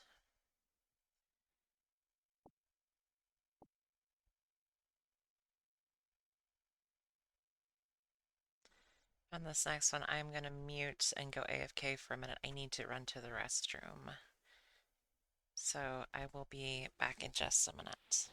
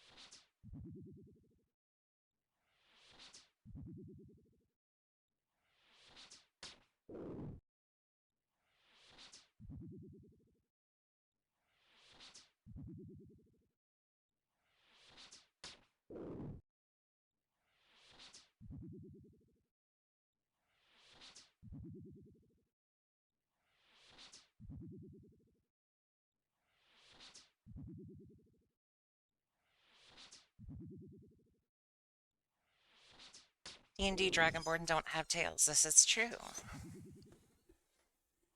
But I want mine to.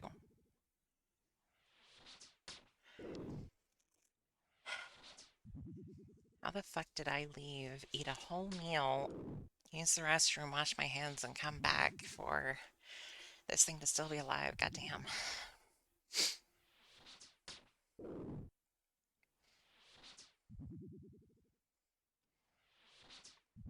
And I still haven't leveled.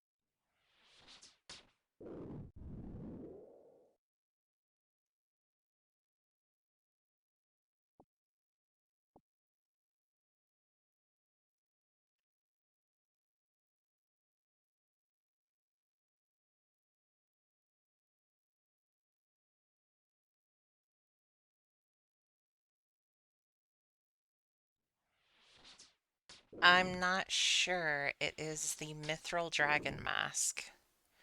So I'm not sure. I don't know which one uh, you have. Or it might be there's different graphics on the Steam version of the game. I don't know.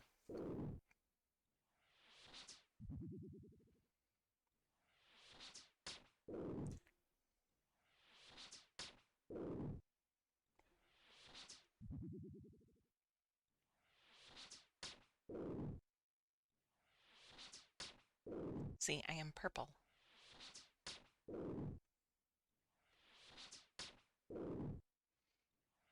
I will look that up and see if I can find my phone. Damn.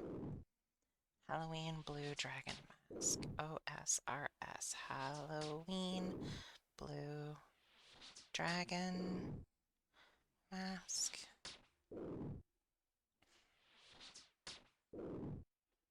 Oh yeah, mine is the mithril one. It's a bit different.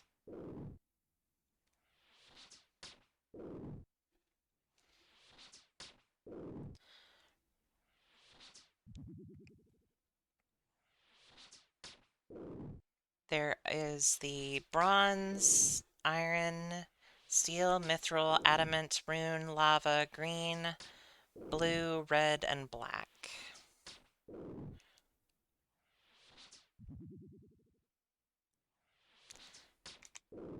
I mean, I just luckily have a friend as DM who is like, yes, sure. Why? What the fuck does it hurt to have tails on a dragon? Fucking, the rules are suggestion, not hard and fast. And I was like, fuck yeah. Ooh, law runes, awesome. Um, and by friend I mean my girlfriend.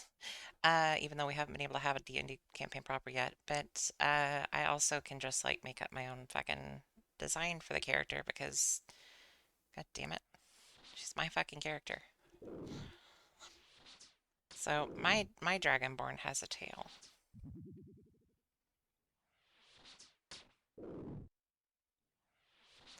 And in the little story I am writing about her, um, I don't call them Dragonborn because, lol, there are copyright issues.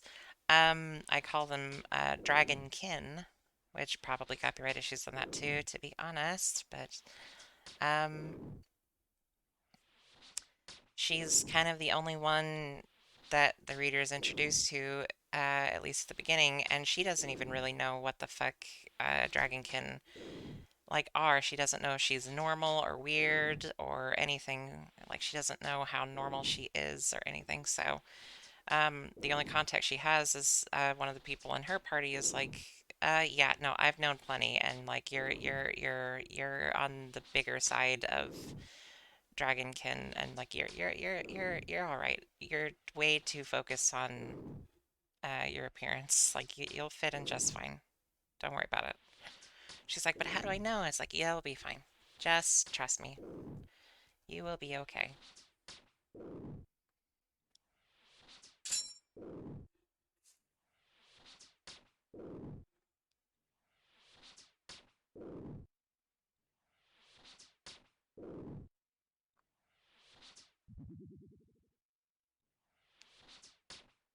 Hang on just a second. Sorry.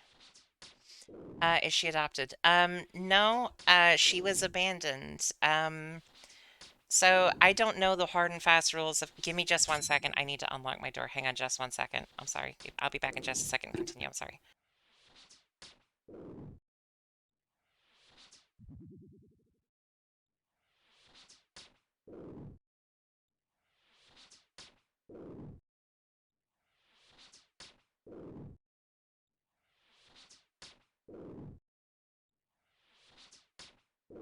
Okay, sorry about that. So, is she adopted? No, she is not adopted. I don't know the hard and fast rules for half dragons or dragonborn or dragonkin or anything anywhere else, but in this one, in like my little thing, dragonkin are descendants of dragons who were um, who got with humans, uh,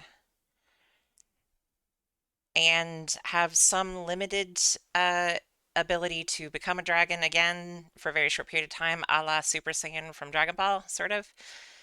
Um, they mature relatively young, and she was abandoned when she was what would be the equivalent for a human at about 12 years old, 10 to 12 years old, maybe a bit younger. Um, but due to traumatic experience and stuff, she doesn't really remember what happened. So she just basically lived alone in the wilderness for quite a long time, many, many years, and was finally was finally like kind of rescued from the wilderness, sort of. I don't know. It's she racism.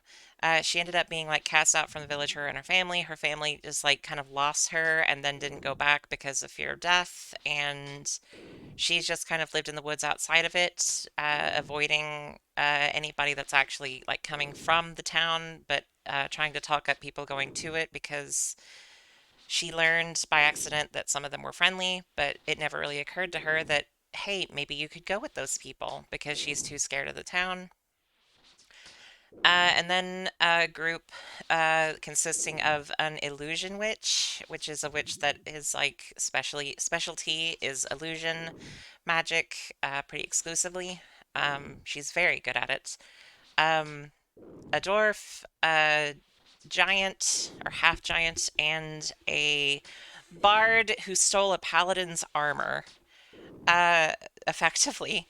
They don't really like fall necessarily into the exact archetypes or anything from D&D, but my story, I get to make the rules. Uh, that's more or less where they fall, and they're mainly just looking for somebody to kind of round out their party. Um, and she just there's like stories about uh the evil dragon woman out in the woods, and they're like, oh shit, that sounds like money. So they like go partially because it's like, hey, if she is like this feral, um, hey, we put her down, we get money, all good. If she's not a feral, maybe we can like recruit her and maybe she would be useful. And it turns out that she's not feral, she's just very broken. But the witch like kind of like takes her under her wing, and um, they just kind of like have her um, as part of the team. She kind of fulfills a barbarian berserker-esque role. Um, but she's just like this very socially awkward um, person who like she does go to the town because the illusion witch is very, very good at what she does and is able to make her appear to be not quite human, but like just off human enough that none of the humans in the town would care. After all, they're fine with a dwarf because they don't really give a shit about that. It's as long as you look human enough in their eyes. And the dragonkin are kind of the only like sentient race that doesn't look sufficiently human because they look like fucking dragons. Um, or at the very least, big lizards. But and her name is Shay, which is why this character is Shay Dragon. Um, but like part of her struggle is that she doesn't know what being dragonkin means. She doesn't know what her her race means to anybody except that they're pretty hated. And as there as the rest of the party explains to her, she lives out on the like frontier. She lives like very far away from the capital or the big cities, and out there, there is a very big issue with dragonkin being hated. So, a long time ago, dragonkin kind of tended to migrate towards the larger cities, or they tended to live in their own little colonies away from everybody else. And they said, we're going to be moving, like, we're going to be traveling toward the center of the country, and then we're going to be moving back away from it. So, after we get close enough to the capital or the big cities, you won't have to carry that illusion spell to make you look human anymore. Um, Giant key. Ooh, that seems important. Um, but she doesn't understand money. She understands the value of things in what they mean to her. Like she likes money just because it's shiny and she likes the shiny. They actually find her. She's just living out in the woods, sleeping on a pile of shiny rocks and like discarded coins and stuff. And she demands that she keeps her shinies. And then whenever they try to explain economics to her and money and so on, she's just like, none of that makes any sense. I view the shiny stuff worth a lot more than any of the other stuff. Why would I give somebody one of my shinies when I can just go for food whenever I could just go get food myself? And they're like, well, because not everybody can do that. She was like, why don't they learn? Like, she does not get it, but she's not stupid. She's just not at all socially adjusted. But she's also just adjusted enough to realize that she needs to just shut the fuck up when she's around people that she doesn't know. So she just kind of stays very quiet. And the illusion spell helps keep people from noticing anything about her except that she's big. Um, because she's much taller than the average human. She's like 6'7".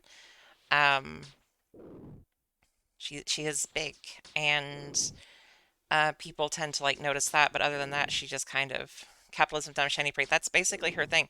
The biggest issue is that she tends to steal money or anything shiny that's not nailed down because she has a vague understanding that you're not supposed to steal shit, but she's not able to necessarily help herself, and she doesn't always understand like, oh, I left a tip for the barmaid. She doesn't understand the concept. She'll just like pocket the money and move on. Um so she just kind of struggles with stuff, which can lead to funny moments, but can also lead to problematic moments because it's like, yo, big bitch, what the fuck are you stealing my money for? And she's like, I did what? But it was just on the table. You didn't want it. Like, no, no, no, no. You stole it. But you just put it on the table. What the fuck? You abandoned it. Because that's what she did when she was on her own. If somebody abandoned money, she would just steal it. Um, I mean, the argument maybe can be made that Kobold is a stunted dragonborn or half dragon that doesn't have sufficient. Yeah, I don't know. Uh, anyway, so yeah, she's not stupid, but she's also lacking a ton of understanding about stuff. And because she was on her own through all of her formative years pretty well, she's just kind of this, like a lot of people see her as like this, just this big meathead. She's not, but her way of thinking is very different from like what society in general holds important. Like they try to explain how economics works, and then she just like kind of tries to blow a hole in it, being like, why not just why does it have to work that way? And like, why can't communism? And they're like, well, because communism on its own doesn't work necessarily. And she's like, okay, why don't we make it work? And they're like, okay, well, we're not getting into that much. Just trust the system the way it works. And she's like, no, I don't want to. You're taking my shinies away from me. Like she does not understand the concept of a job. She does not understand the concept of like coworkers or anything like that. So she views the party as her family. Um because she has difficulty like grasping uh the like more economical type concepts of that kind of a relationship. So she views them as her family. And that's perfectly fine for most of them, but the bard in a paladin's clothing is not a massive fan of that mentality because he is extremely money focused, in complete opposition to the witch. The witch's name is Vey, and I did this on purpose because I'm annoying. Her name is Vey. The dragon's name is Shay. Um, the bard's name is Matthias or Matt. Um, the dwarf is named Gez, which is more of a secondary character, and the half giant is named Evo, Ivo.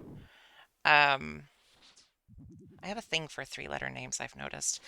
Um, I don't know why. Um, but Matt is not a massive fan of Shay's family mentality, even though Vey is very much a fan. Vey is implied to be extremely old, and because she is so good at illusion shit, she is able to mask that entirely and just appears like to be in her early 20s.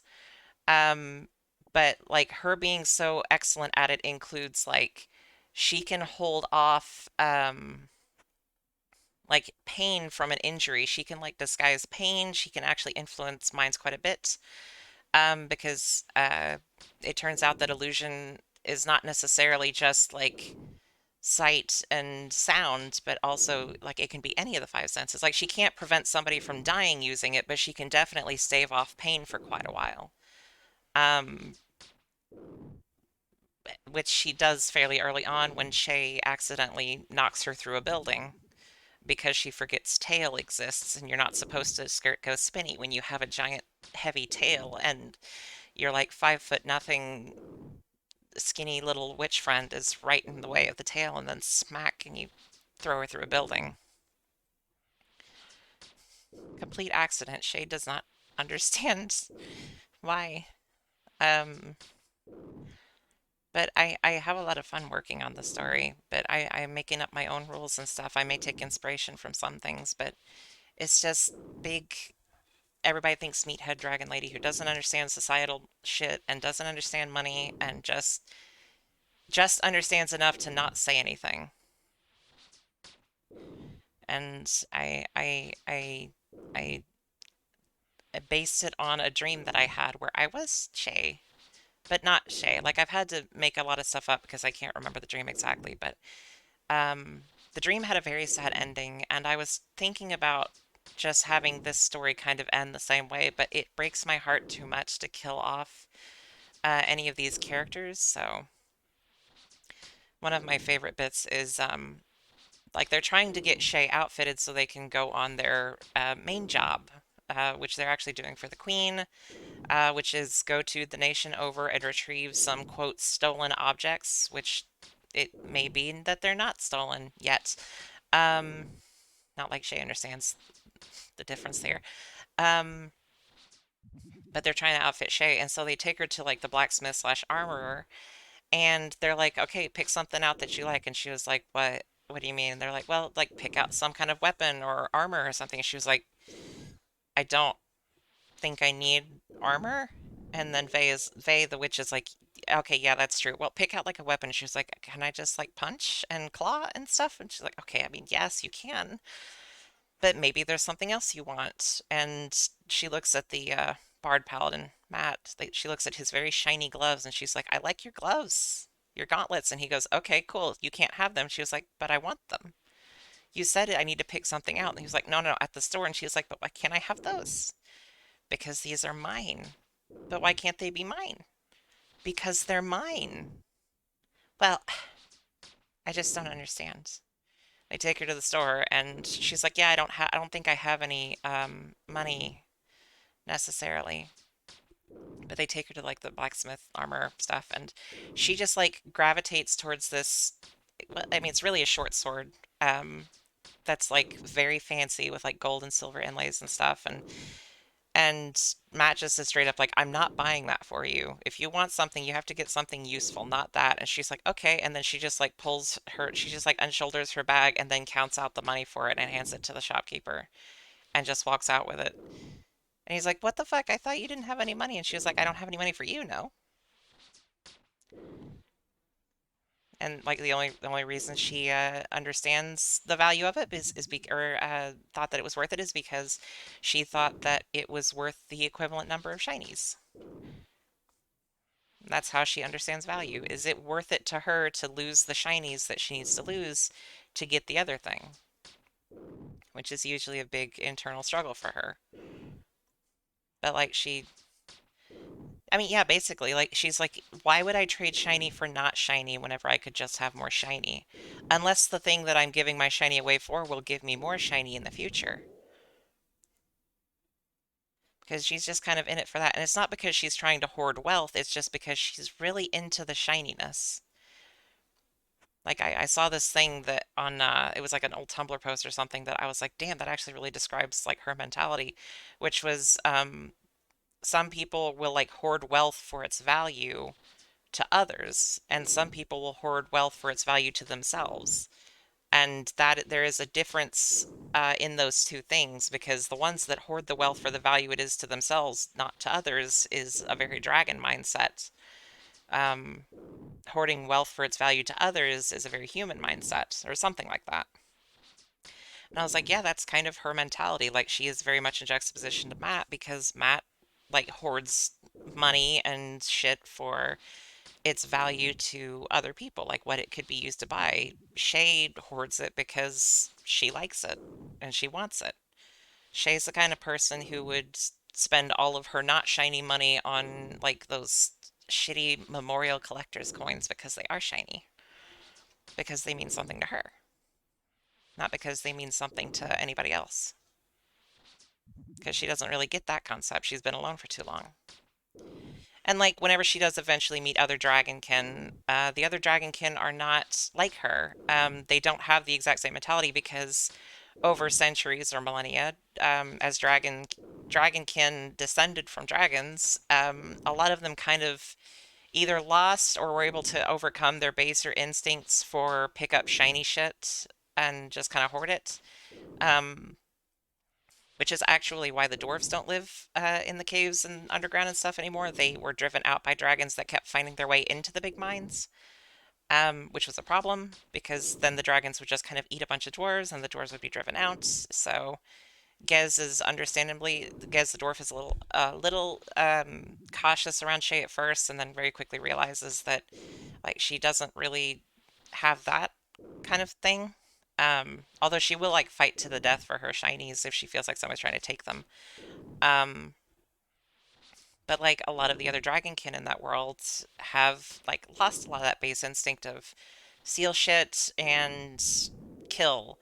Um, but because Shay didn't have much experience um, around other dragonkin during a lot of her formative years, because like the dragonkin like may physically mature somewhat quickly, but mentally like they still take a little bit more time. Um, just like how like with humans, like, oh well, you're like physically mature sooner than you're mentally mature. A lot of times, it's kind of like that. So a lot of her formative years, she was alone. So instead of learning to kind of suppress some of the instincts or overcome them, like a lot of the dragonkin did from all that time spent around others. Shay doesn't necessarily have that ability to like suppress certain aspects of her personality, which is also why she tends to, when she feels threatened or she gets angry, she tends to get extremely violent, um, and tends to break everything in her path, which is both good and bad in combat. Good because point her in a direction and she'll just crush everything. Bad because she has absolutely no thought for her own safety, and minimal thought for the safety of anybody that she's trying to protect, ultimately, because she just kind of blind rage in that direction. Um, but like it's all just like throwbacks to dragon stuff, and she doesn't necessarily even understand the struggle, but her anxieties and stuff about not really fitting in anywhere, because what memories she does have of her youth are very like everything being destroyed, everything being ripped away from her and stuff, and she's very like clingy. Um, but that results in eventually her kind of having an issue with not necessarily like split personality, but definitely like her anxiety talking to her. It's like, you're such a disappointment. Your family would be so disappointed in you. You're not a real dragon. You're not really dragonkin, da da da. And she's just like, it really bothers her. And then eventually she's like, comes to terms. She's like, you know what? You're right. I am not a dragon. I am myself. And the anxiety is like, yeah, that's how big a disappointment you are. So she just kind of struggles with a lot of stuff, but I have a ton of fun working on it whenever I do work on it, but I just don't have the artistic ability to make it into a comic, even though I'd love to, because there's so much fun I could have with it doing that, but at the same time, I can't do it justice. I love writing on it, but I can't do it justice otherwise. So, but I really, really enjoy it. And whenever I do finish writing it, I think it's an odd way of writing. I do a very quick first pass through the whole story, or giant chunks of the story, where I just am more or less getting my ideas down in order. And then I'll do like second and third and fourth passes where I add details and try to make things clearer or even rewrite an entire section if I have to. So, I'm very much still on the first pass on it, so it's nowhere near like really being able to, or not being able to, being ready for like consumption. But I am very much going to post it somewhere whenever it's done, um, because I really like it. I don't care if I make money off of it. I really like it, and I want to share it. Um, but I really, really just like, I like my Shay story. I like the characters. I like coming up with a world. I like that, like, because Shay is a dragon descendant, she does not care for food that is not like a meat or a fat or something, like not an animal product of some sort. So, like, her first time having normal, quote unquote, normal food, like cooked food. I mean, not cooked. She cooked it herself, but like there's only so much you can do by breathing fire on a hunk of raw deer. Um, like her knowledge of seasonings and stuff is minimal to zero. But like she doesn't like grains and stuff. Like they give her a toast with butter and jam, and she's just like, all right, I like the butter. I'm not a fan of anything else. Um, Like she likes the animally bits. She doesn't like the grainy bits, and she doesn't even like really register that that's a thing until one of the party points out to her that like that's the reason why she doesn't have any like flat teeth. All of her teeth are sharp because she's not meant to be eating grains and stuff. And she's like, "Oh, okay, cool." And then Gez is like, "Yeah, it's a throwback to when your people ate my people." And she goes, "When my people did what?" Enthusiastic. Well, thank you. I am enthusiastic. I'm enthusiastic about all the stuff I work on. Sadly, the parts of my brain that actually work on things don't always get the memo um, that I want to work on the thing. But I really like it. I've got quite a bit in it. Shay just straight up kills somebody in the first part. I mean, the dude asked for it quite literally, but she just like it's a boxing match, and Shay is just like she needs to get some stress out. So Vey the witch is like, boxing match would probably be fine. I need to see what she can do in combat anyway. And there's just this little scrawny dude in there who's just like he just ducks and weaves all the time. That's all he does in the match. And Shay is a lot slower than he is and can't hit him.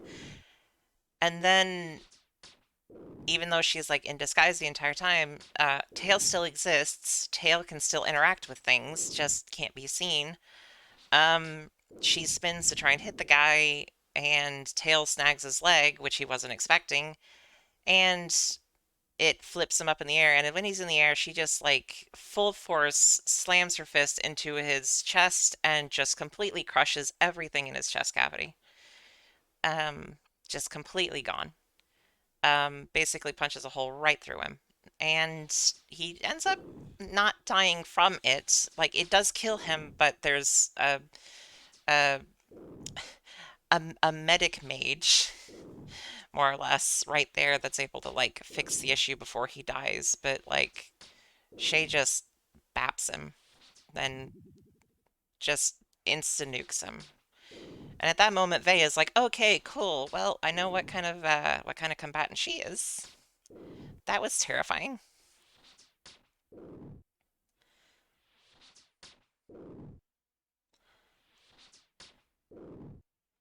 Like we can never have a Lord of the Rings toss me moment with the dwarf because if she tossed Gez, that would just be the end of Gez because if she actually is like throwing him, she like it's not like, oh, I'm just gonna toss him. It's gonna be I am yeeting him as hard as I can.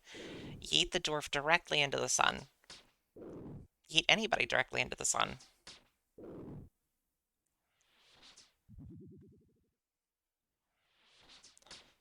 I really like I really like working on this story though. It's a lot of fun. It's a lot of fun writing the Shay doesn't understand uh normal society shit, and her first night in society she gets so drunk that she ends up like in a fucking chorus line or some kind of shit. Not actually a chorus line, but like um she just gets completely hammered and like drinks the bar dry, and people are like, "Yo, that's a little bit much." And she's just like, okay. I swear, Ossifer, I didn't much to drink."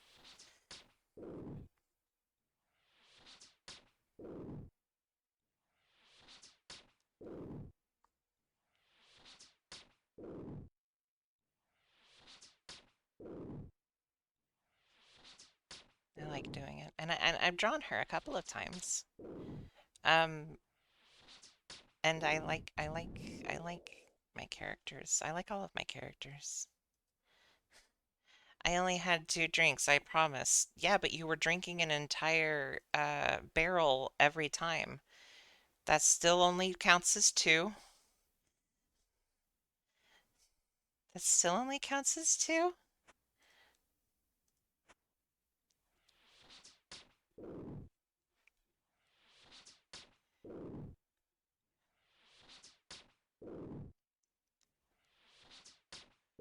Like she doesn't like the taste of beer.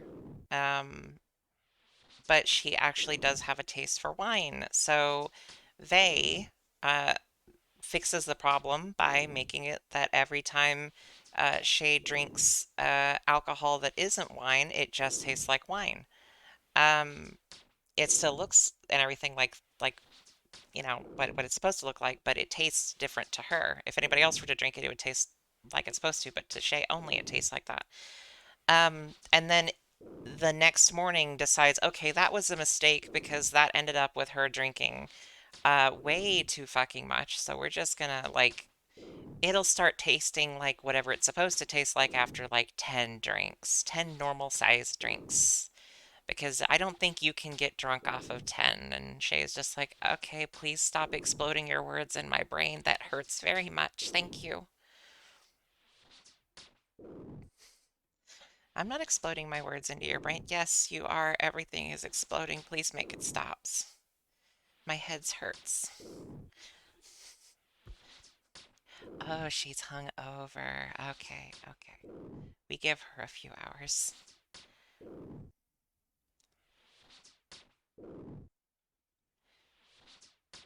I just really like that doing that stuff, writing that stuff. I like writing a lot. I like drawing too. It's a lot easier to write than it is to draw.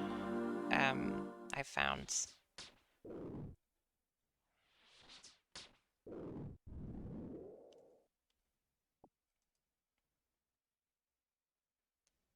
Buy Four Loco and have it not taste like piss. Yeah. See, that's why Vey is so fun because like she's old enough that she does not give a flying fuck about money. Um, but also can very much effectively like magic money out of nothing. She can like she's a bit broken from a like if this was like a D&D party, she would be a bit broken because effectively she can prevent you from feeling pain during a situation. She can make fake money out of practically nothing, and she can make it so that people genuinely believe there's money there. And it's there's a lot of fun stuff that can be done with it that she does do. That she just kind of yeah. So I have a lot of fun with it.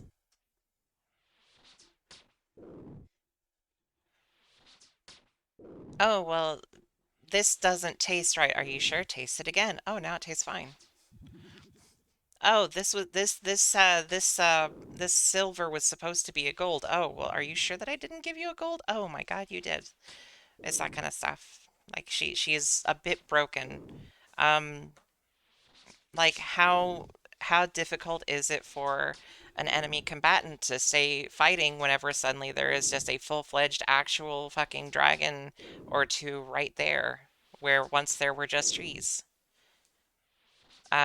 She can't actually like properly harm someone using that, um, which is like the limitation, but she can make them think they're hurt. Because just like she can kind of prevent people from feeling pain, she can also make people feel pain, but she can't do it to any extent that would actually kill somebody or even ultimately like permanently harm them. But she's just a tad broken because she can more or less convince somebody's brain to immobilize them until the rest of the party can deal with them. She's very, very cool. I like Vey a lot. I like the idea behind her a lot. I am just tooting my own horn, but damn it, I like my stuff and I like talking about my stuff. I like working on my stuff. And I like the idea that I had. And I'm probably not original on goddamn anything, but I am original enough that I don't know the stuff that I have that exists anywhere else. And that's what matters to me is that it is original in my mind.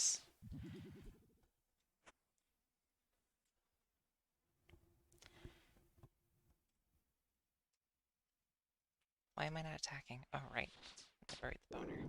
I got a giant key, and I'm not sure what the giant key is for. Hill Titans there. Okay. Apparently that is for the Hill Titans there. Don't know what that is, but we are just gonna keep that.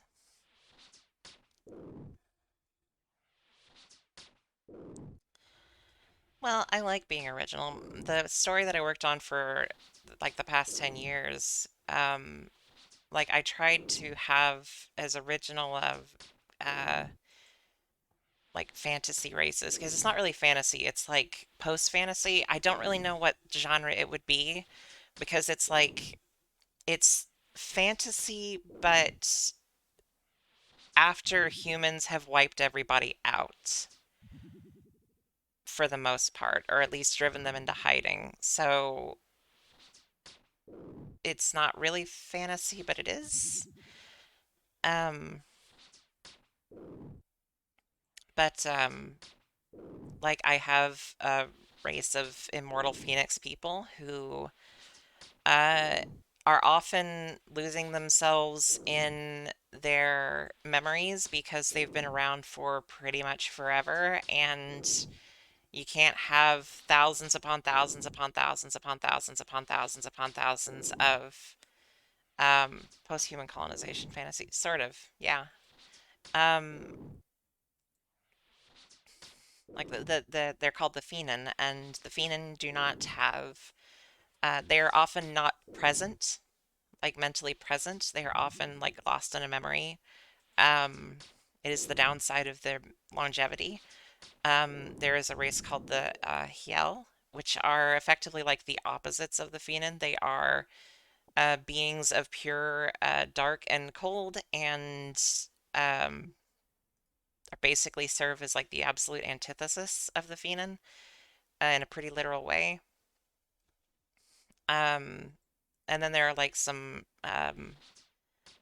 like lower magic races. Like there's like the way it's classified is like humans are not magic, and then there's high magic and low magic, and the high magic ones are like the Phenon and the Hial, which are um like extremely powerful. The Phenon have been worshipped by multiple races as basically gods. Then there's like the low magic, and then of the low magic, the most magical of the low magic peoples are the Phrene, Phren, which are a humanoid race that descended from lizards instead of apes,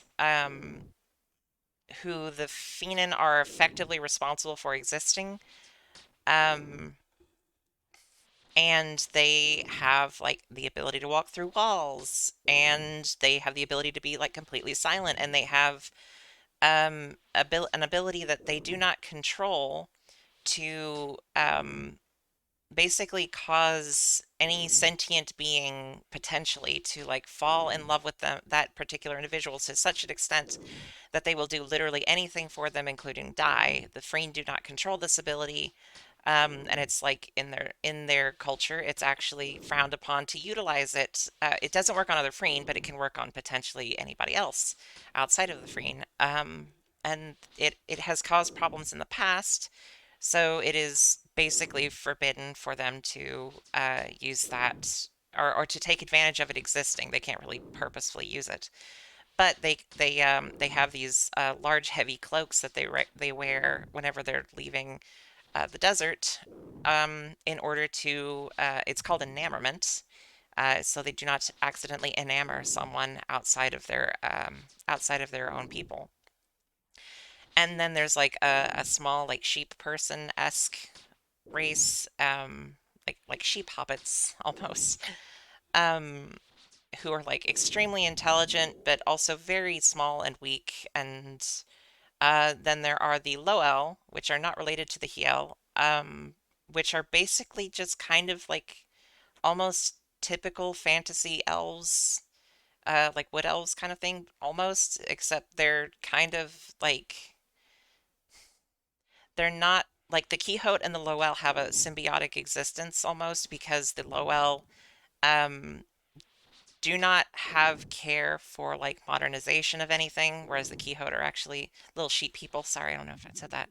Are actually like they're actually like very like forward thinking little folks, and the Loel are very much not. They're very like slow, very much part of nature, like almost like a mashup of like an Ent from Lord of the Rings with an elf. Actually, that would probably be a pretty good description of them.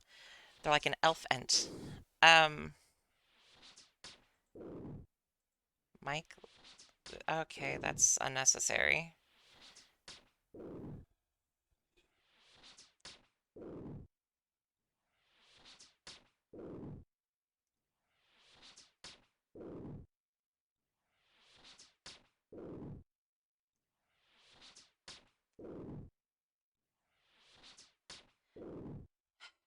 Um, and then like these are the people that the humans kind of like basically almost like drove them to extinction. The Freen and the humans have an understanding. The Freens stay in the desert, and the humans stay the fuck out of the desert. And in exchange, the Freen will occasionally like assist one of the human governments with something. Usually assassination stuff, because their particular magical abilities kind of lend them to that. No, I already bopped them. Um,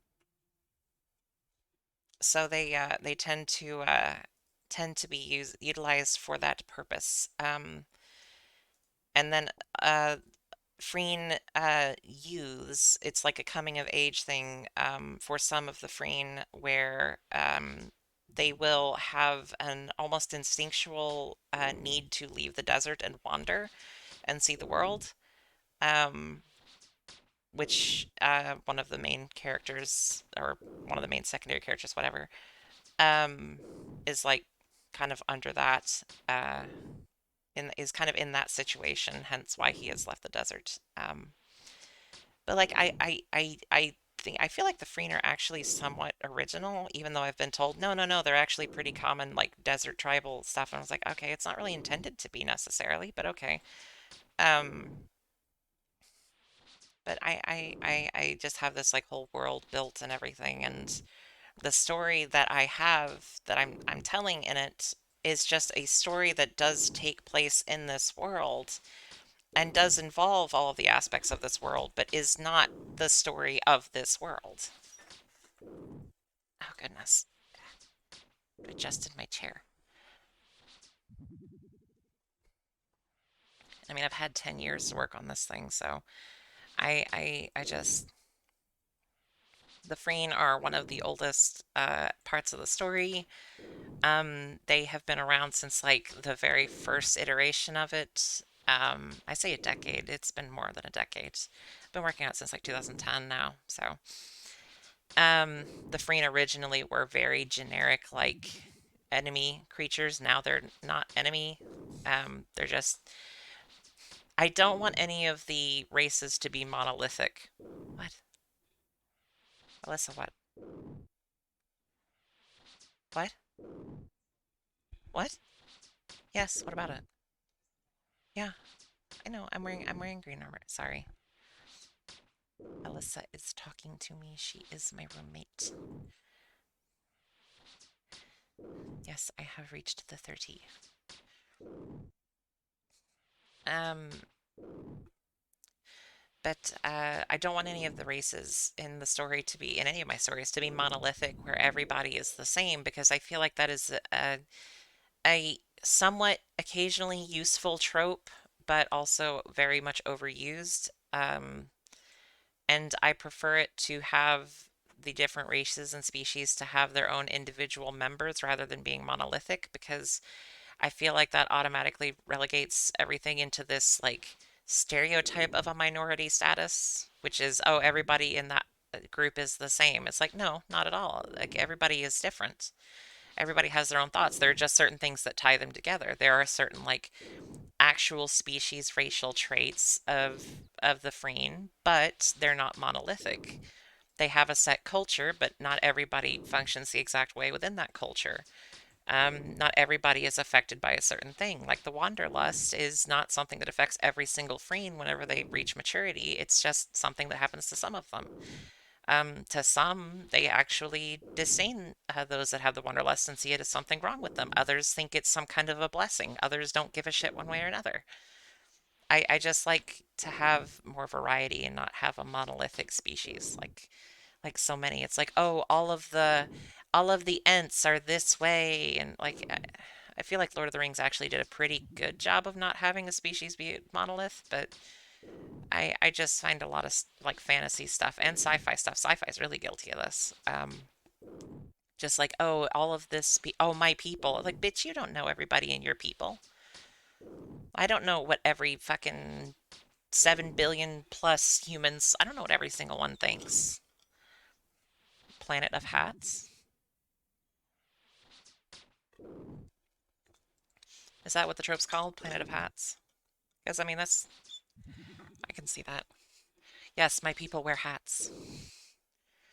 All my people wear this hat. My people have band hats. I just hate that kind of shit. It can kind of work in an extremely small, close-knit group. Um, or one that has like shared so many experiences that like their shared experiences blur together, which is what the Phenon kind of fall under.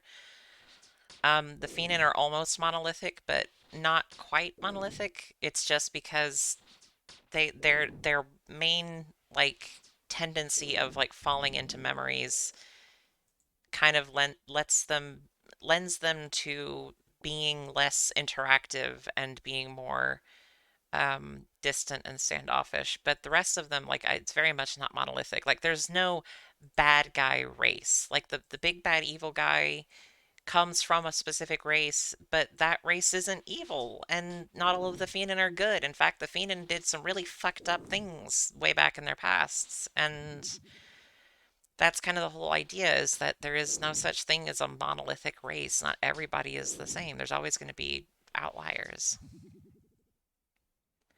And the Shay story is the same principle. Shay is a bit of an outlier for the Dragonkin, but it's not like the Dragonkin are monolithic. It's just that they tend not to give in to the base instincts that they descended from. Shay doesn't know any better. Most of the Dragonkin know, like, they consciously know they're not supposed to, as a part of society, steal shit. There are still going to be thieves. Shay doesn't really get it, but she just kind of grabs shit, not even thinking about it. It's not because she's purposely choosing to do this stuff necessarily. She just doesn't necessarily understand, and sometimes she purposely does it, and it's there's no monolith. Uptime, I have been live for like 6 hours and talking for like an hour about my about my silly stories that I hope people like whenever I actually manage to finish them and publish them. TI is the least structured thing I have.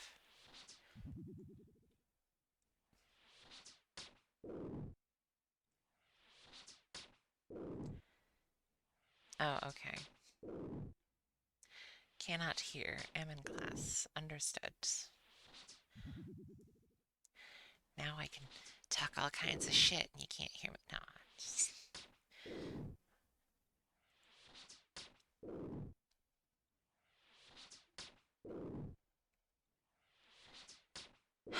I have been doing this magic ship for like a full fucking hour and I have managed to level once.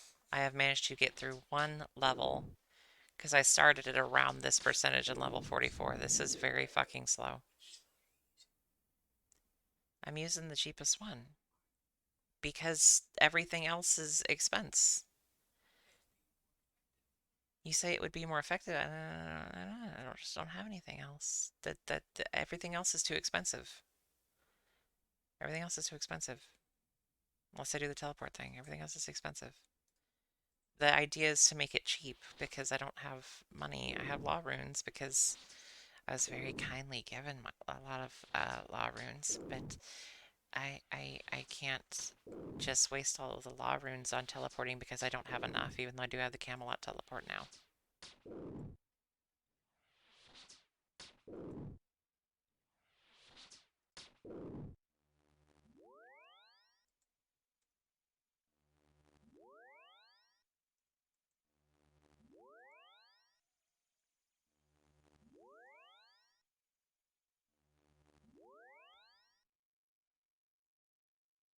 Hello, the wedge. He'll smell it later. What? I don't understand. The wedge will smell it later? I don't get it. The wedge, please explain. Hi there. Who are you? They call me the wedge. I'm the taskmaster for the achievement diary.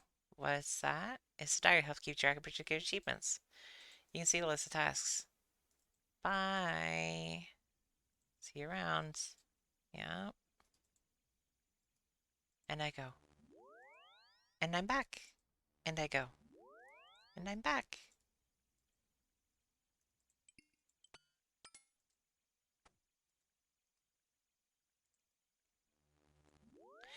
Sorry for talking so much about my stories. I don't mean to give stuff away. I'm just excited about them and want to share them, but have difficulty lately working on them, and that makes everything more difficult to do. And I want to work on them, but brain doesn't want to cooperate, and yeah, so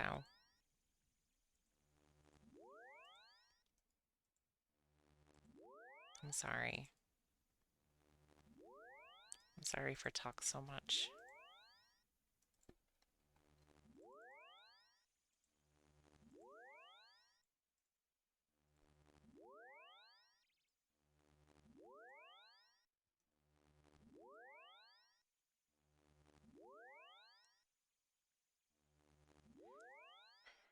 Well, hopefully it does, but I never know. Sometimes I think maybe it does, sometimes I don't think it does. Who dat? Who dat? It's Asilla. I trade with Asilla. Alyssa, what you giving me? 1,000. What death runes? Why death runes? Here, I'll give you a dagger. And an empty beer glass.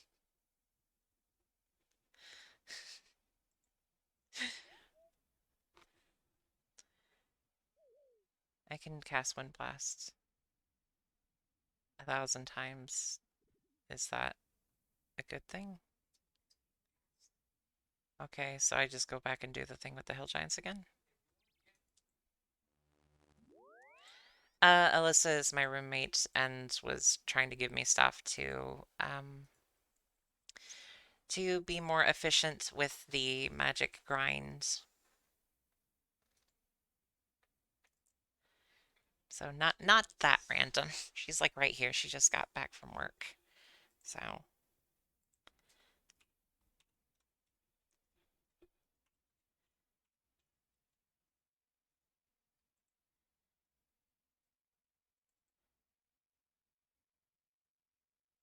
boop. Oh wait, no, I don't need them. I don't need the mind runes now, do I? Even though I bought like 3,000 of them to grind shit. They were cheap. What? They're very cheap. They're cheaper than air runes actually. They were like 3 or 4 per, so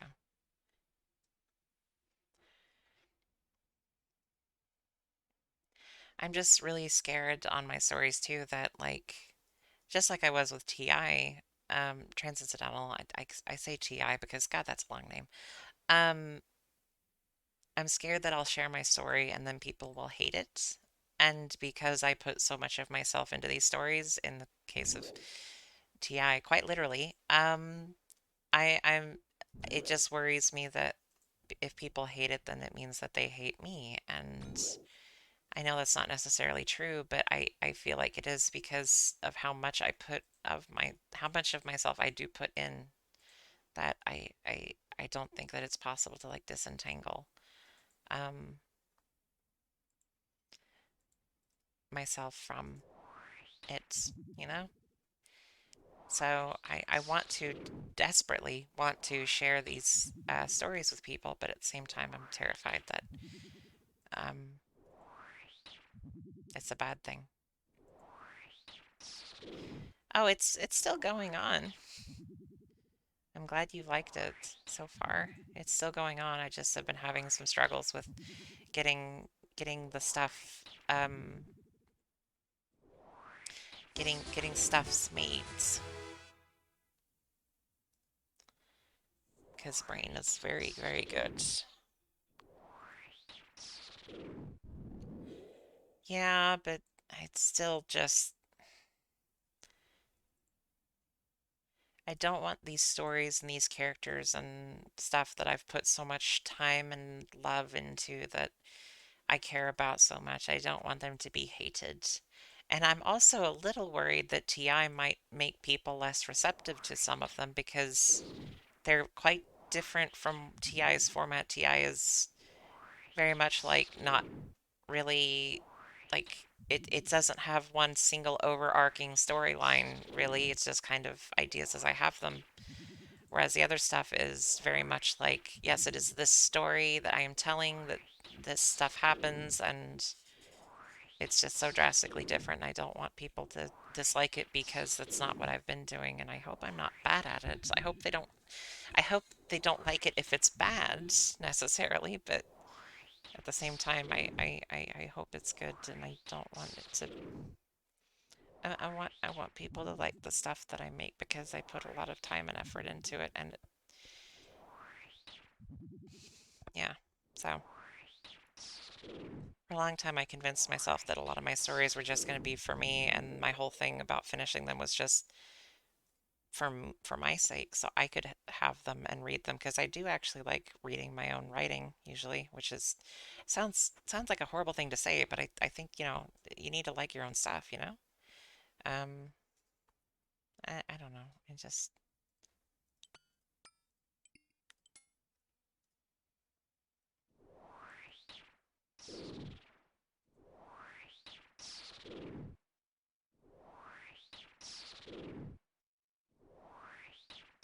thank you.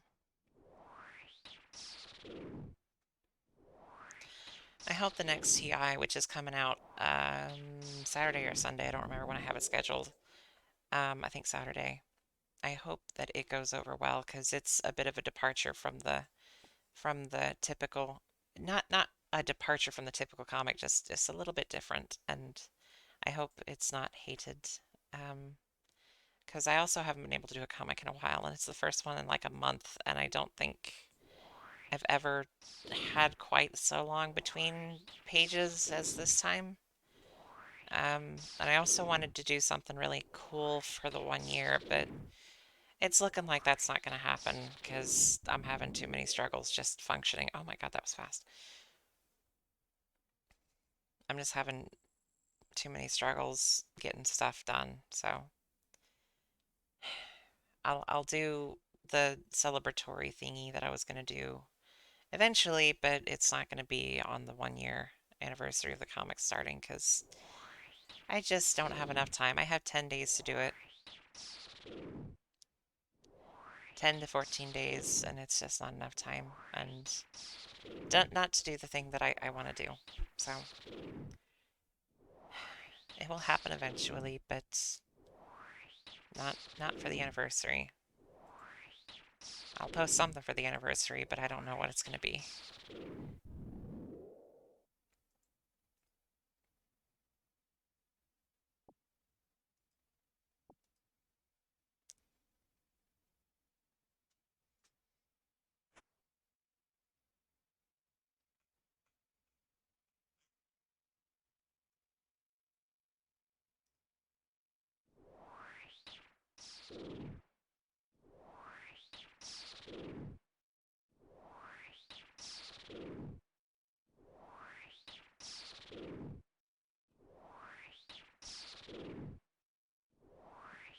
Then the bruising, yes.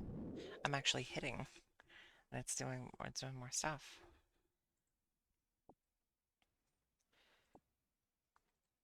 Like I said, I was just doing the other one because it was cheaper. Because rune's expensive. Yeah, but rune's expensive. Rune's expensive.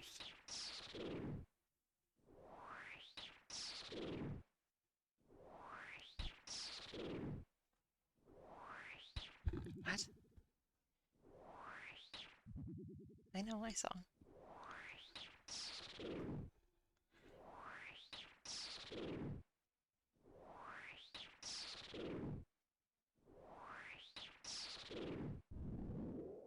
I fucking murdered it.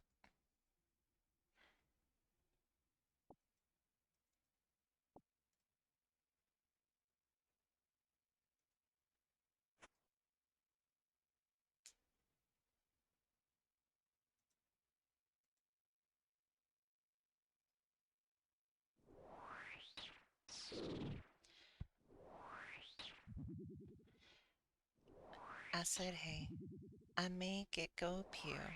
Pew, pew, pew.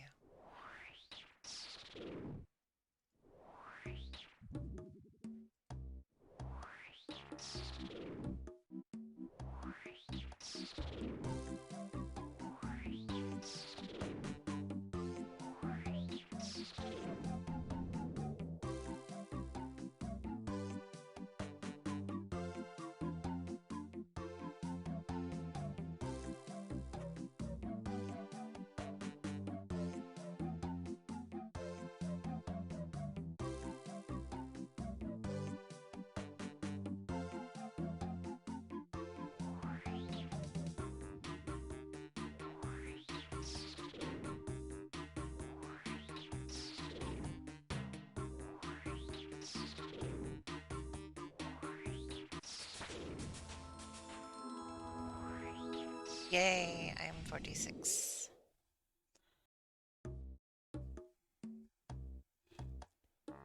Oh no, that cough tasted like blood. That's probably not good.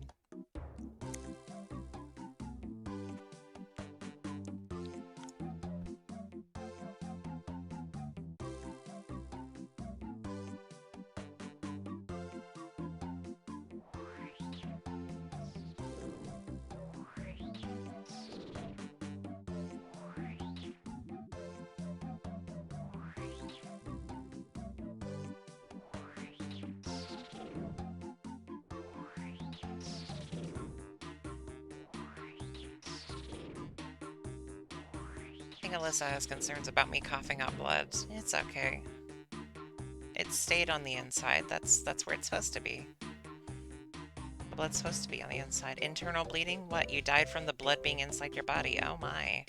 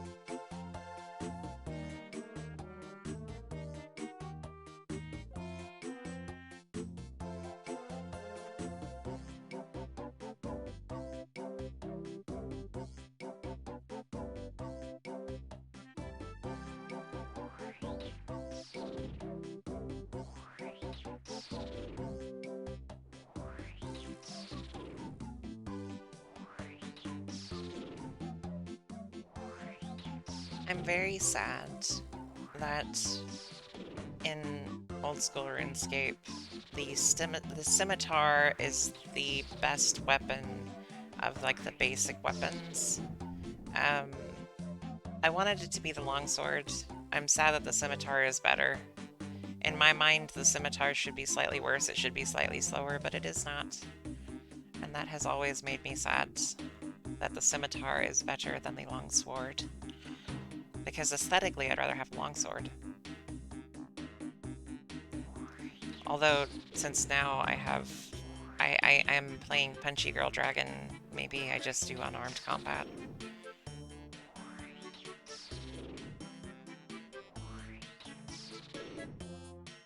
Would certainly save on the cost of weapons.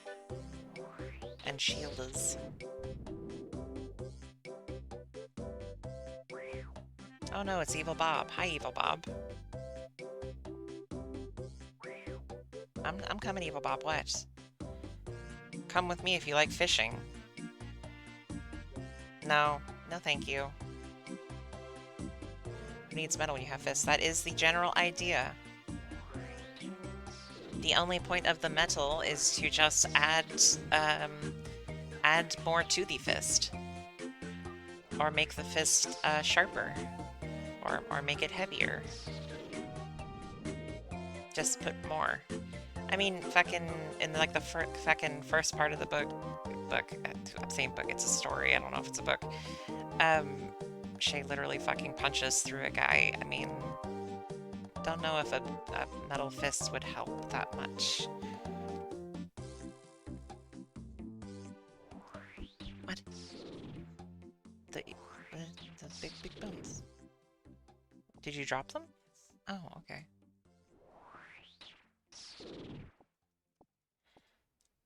Okay, thank you.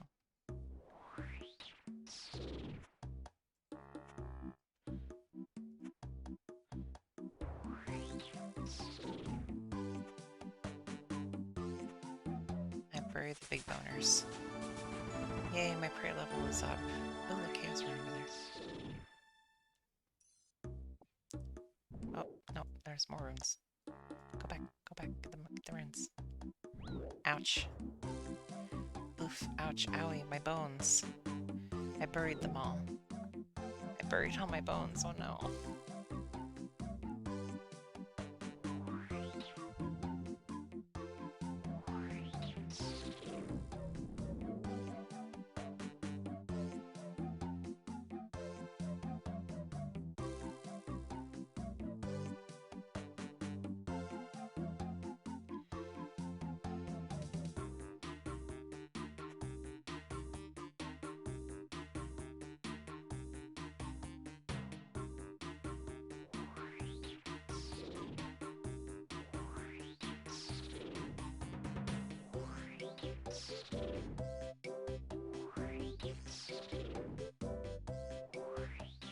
Bone-hurting giants.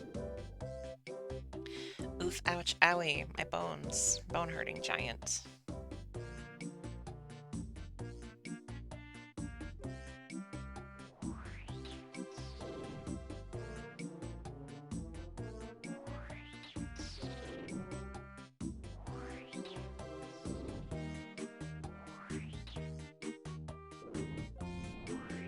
Did you see that dude fucking moonwalk all the way over there?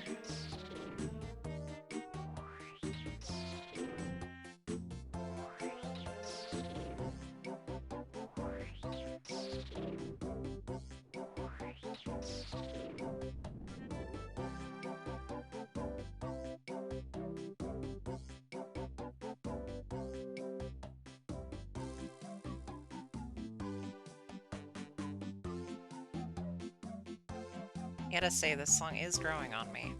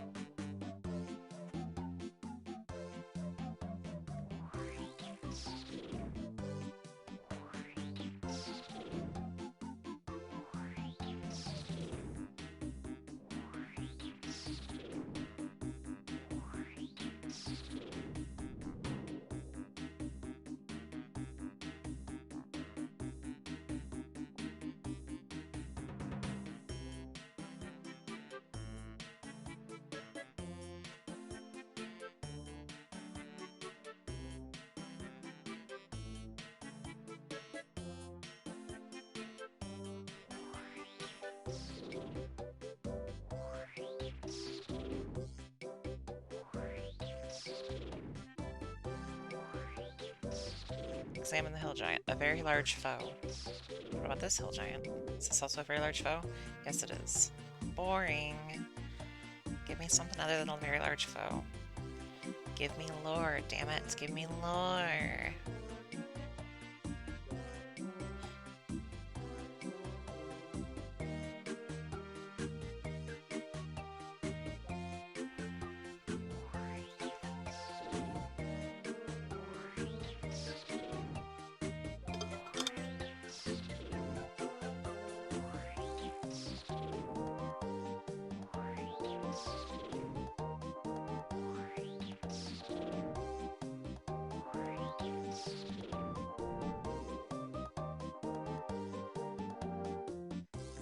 Why are hill giants just chilling in a cave?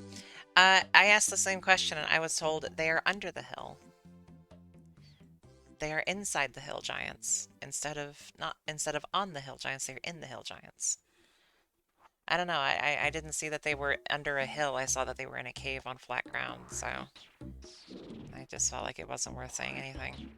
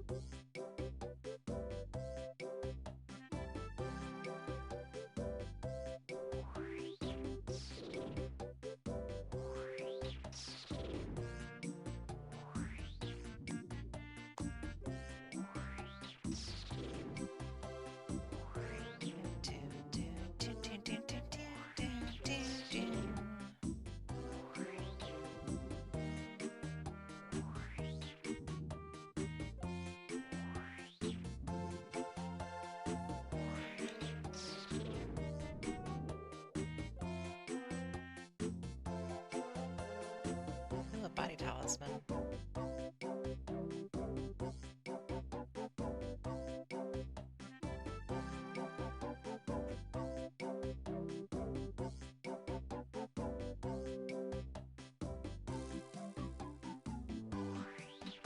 Pew, pew, pew. Bum, bum, bum, bum.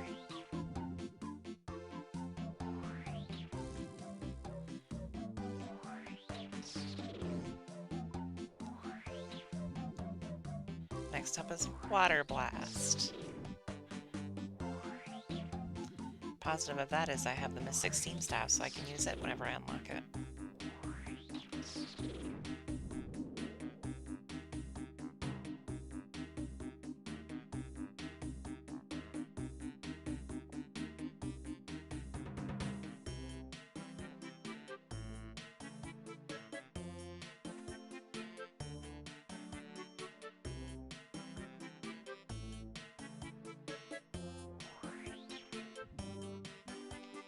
Some people are playing Dark Souls, some people are playing Forza, and I'm here shooting a giant with a air ball in Old School Runescape.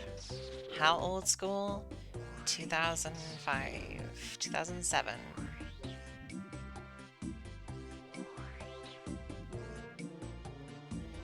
Played this game in middle school.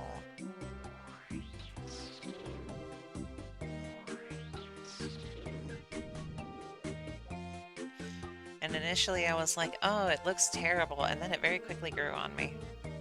Something about the graphics in Old School RuneScape are just extremely appealing because, I don't know, low poly. Appealing low poly shit. Wordle as well, don't forget that. Wordle. What do you mean Wordle? I'm confused. What do you mean? I missed something. Somewhere. Wordle in relation to what?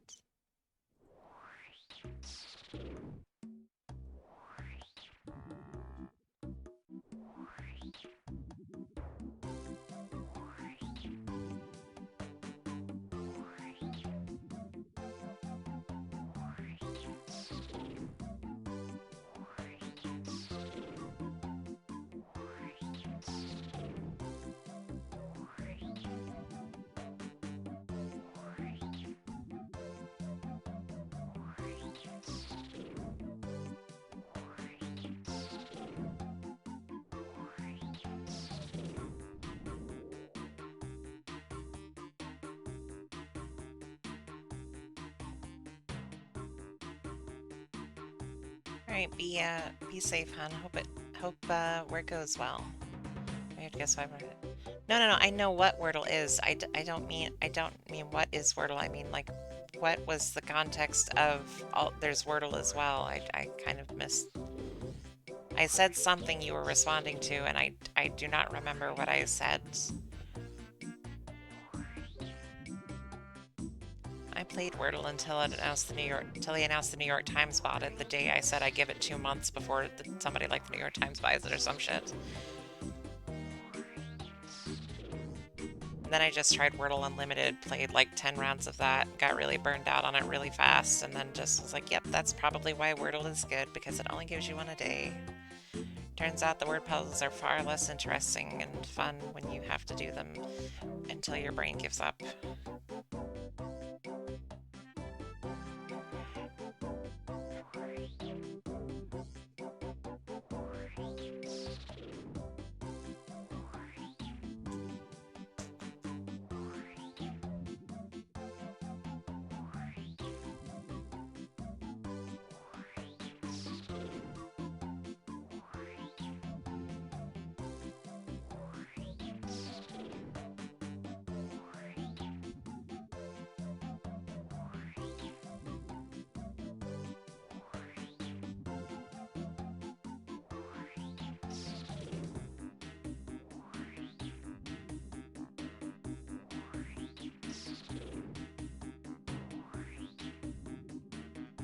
I hit magic way fucking harder than I do regular combat.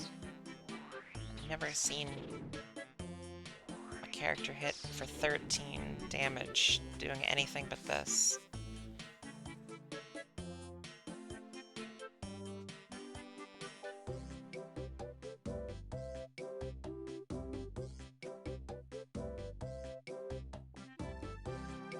Play Wordle with the clones are pretty fun. I'm gonna say they like Pokemon churches. Ooh, Pokemon-specific Wordle actually sounds like fun because I know all the Pokemons except for maybe some of the newer ones from the newest generation because fucking you give me Lulu, everything else I just kind of like, oh, that's new, I don't know that one because this game sucked ass. Pokemon Sword and Shield was not that good. Pokemon Arceus is not that pretty, but it makes up for it in gameplay. But it also commits the one unforgivable sin that I say all Pokemon games pretty much commit now, which is you can't play with your Pokies directly. It breaks my heart.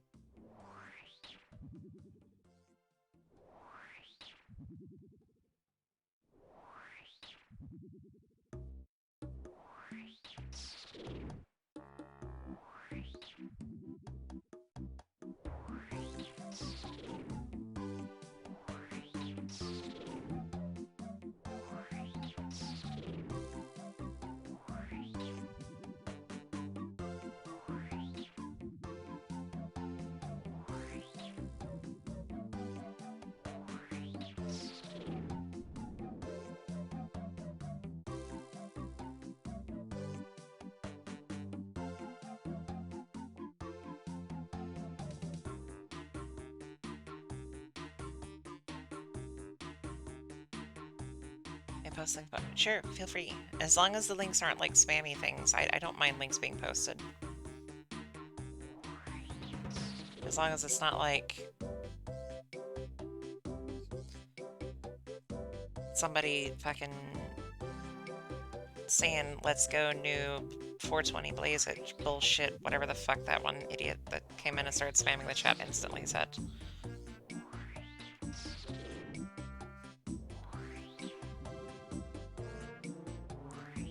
Squirtle. Oh, that's cute.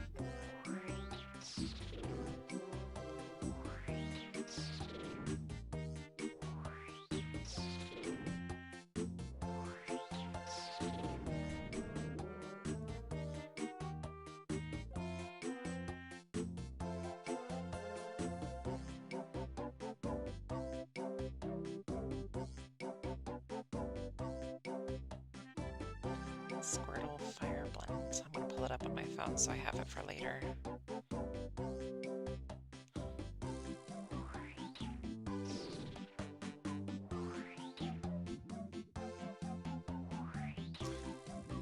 Pokemon Wordle. I'm thinking of a Pokemon. Guess which? You have 8 guesses. Oh, that's kind of...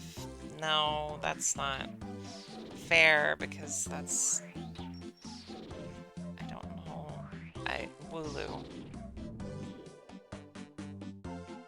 Oh, okay.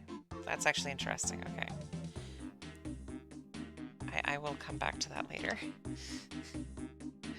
That's actually an interesting little concept in comparison to normal Wordle, it looks like.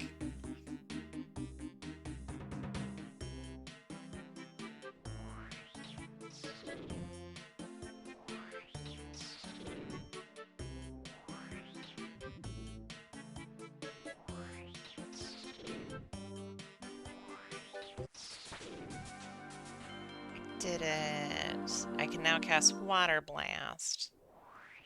I can now blast some water. I can now blast ass.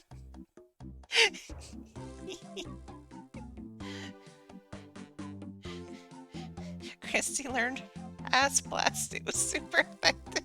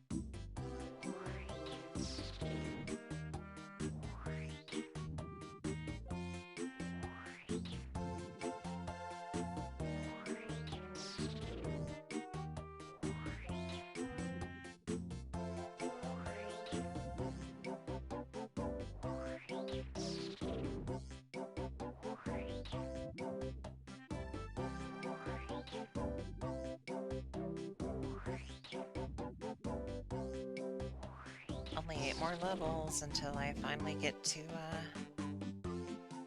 thingy. What?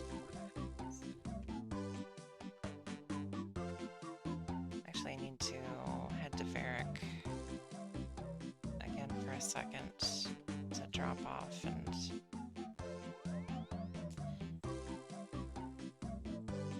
Bum, bum, bum, bum. 8 levels until Money Machine go bird. That's the idea.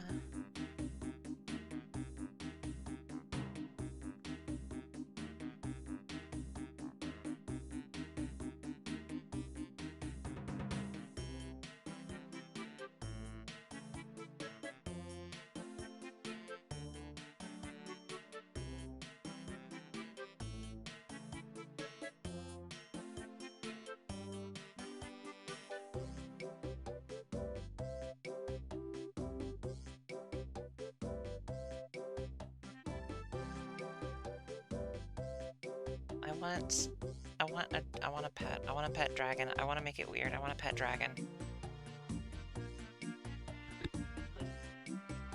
I want a pet dragon. I want the pet dragon.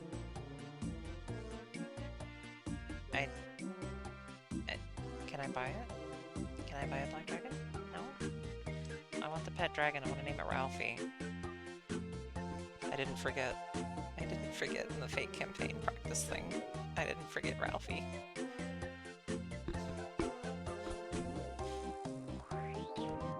In any D&D campaign, if Shay ever gets, like,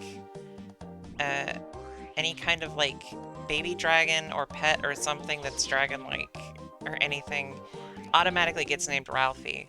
She meets a kobold or something, Ralphie. She just has this fucking name in her head that every dragon-like thing she sees that is smaller than her needs to be named Ralphie, and she's not sure why. Just this base instinct of I need it named Ralphie. It's like, but Shay, you're not named Ralphie. Yeah, but I'm not bigger. I'm not smaller than me. I am me-sized. Why does the baby dragon need to be named Ralphie? I don't know. It just needs to be named Ralphie. I don't understand it. Oh, just do it. Just do it. Name it Ralphie.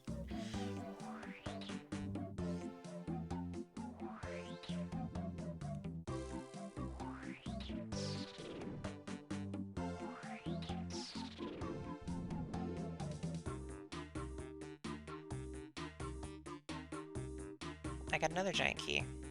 Now I have 2 giant keys. Why am I getting these gigantic keys?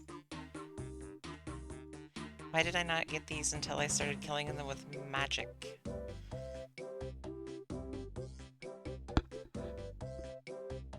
But why did I not get them until I killed them with magic? Yes? That's what it opens? Will that kill me? It'll kill me. It'll probably kill me. I'm not that strong. I got some good magics though. I can smack pretty hard. I just won't survive very long because I'm not very sturdy. Yet.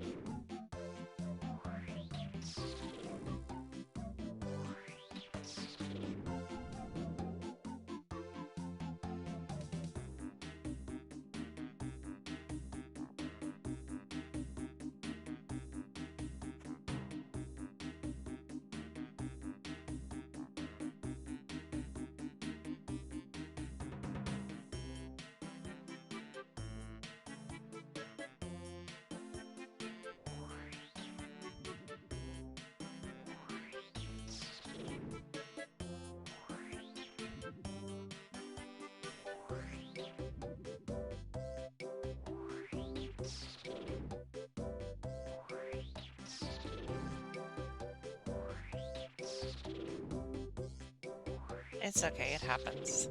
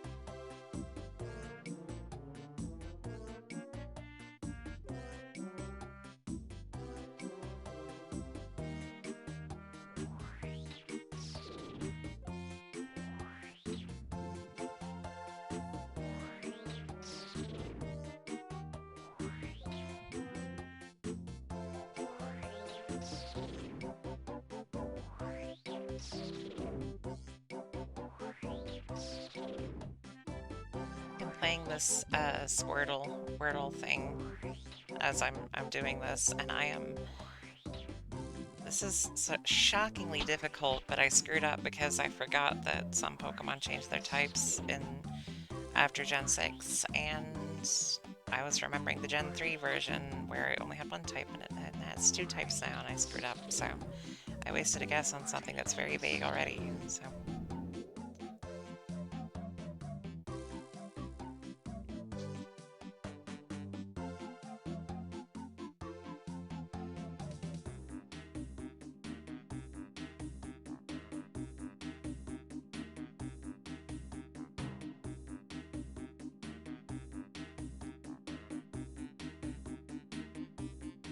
Um, I don't think that I make more typos, but I'm definitely less concerned about it.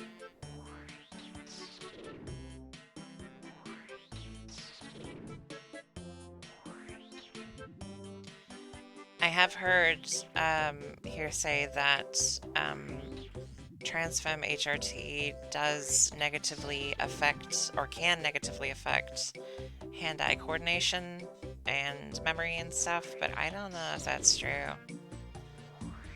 I think some of that stuff's too difficult to assess.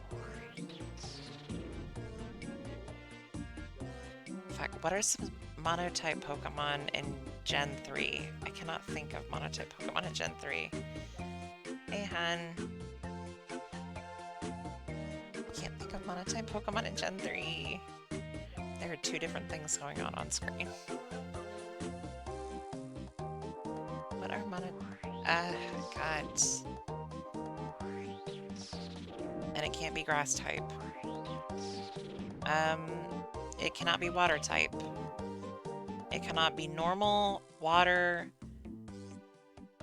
cannot be normal, cannot be water, cannot be grass, cannot be fire, cannot be ground, and cannot be, I'm not sure if it's fairy or psychic, but I can't remember what, Bidoof is Gen 4, and also it can't be normal, and Bidoof is normal type.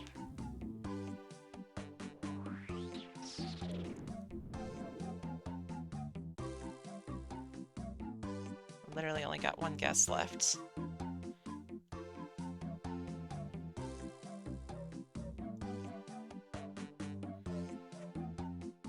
There's steel types, but this thing is not very heavy. It's around the size of a starter in both height and weight, and it's monotype. Monotype now, not monotype in Gen 3, but monotype as of now, but introduced in Gen 3. I think Bagon is heavier, so I can't... You know what? Fuck it. Bagon. It's probably not right. Nope, it was Cascoon. Really? Cascoon? Fuck you. Alright, give me a new game, but just Gen 1 this time, because it's a Pokemon version of Wordle called Squirtle, which it's fascinating. It gives you, you have to just take a random guess, and it gives you parameters like generation, height, weight, which are not parameters that people really think about that much. Alright, Gen 1 only. Pikachu. Pikachu. It's not electric type, and it's bigger than that. Yay, I did it, I've defensed up. Bigger than Pikachu, and it's not that type. Mewtwo.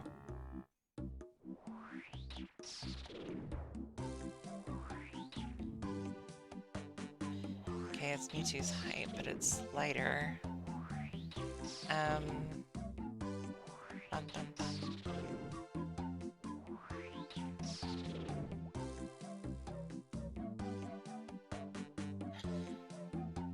Lighter than Mewtwo, but heavier than Pikachu.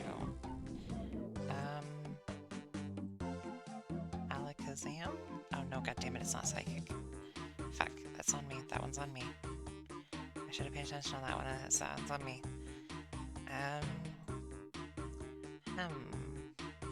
It's not electric and it's not psychic. Gengar? It's not Gengar either. Oh god, it only gives me like 5 guesses for the Gen 1. That's okay. Jesus. Fuck. Same height as Mewtwo. But fuck. But lighter than Mewtwo. Lighter than, but same height as.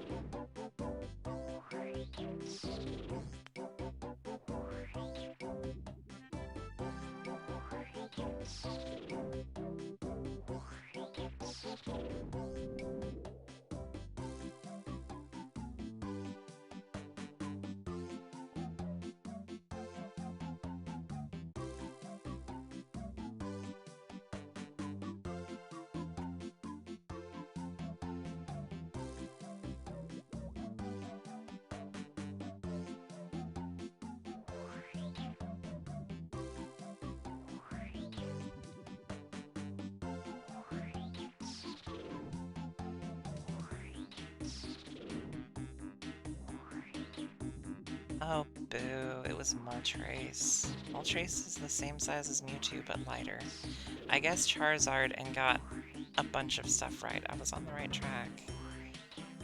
Okay, thinking of a Pokemon. Moltres.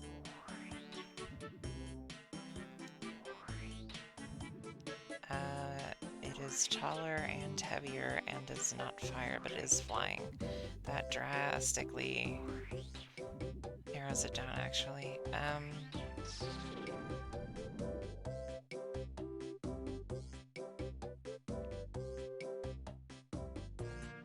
So your Gen 1 flying types that aren't fire is...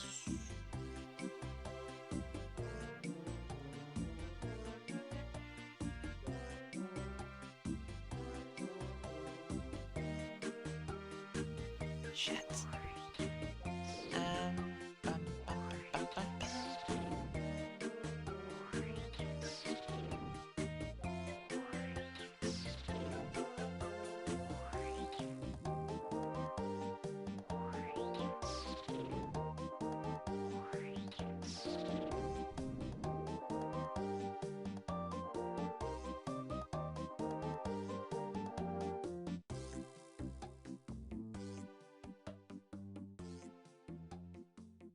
Okay, it's a flying type in Gen 1, but it's not fire, electric, ice, or normal in Gen 1.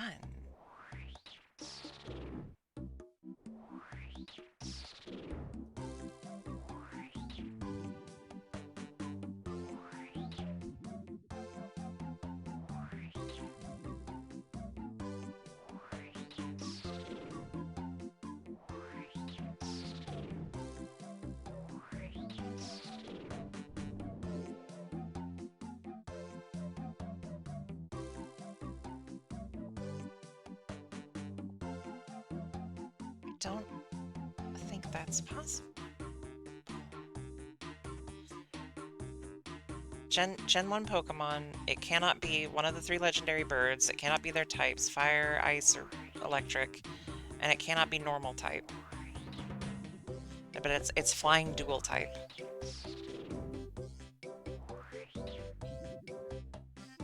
No, it can be flying. It has to be flying, but it has to be something else. Well, it doesn't have to be something else, but flying is only dual type in the first one. It can't be normal. Dual type with flying. I can't think of any other flying. That's Ghost. That's Poison Ghost. Ghastly Line is Poison Ghost. No, but it is flying type, and I can't think of any other flying types in Gen 1. It's not Mew, if you're gonna say Mew. What? Is Beedrill flying?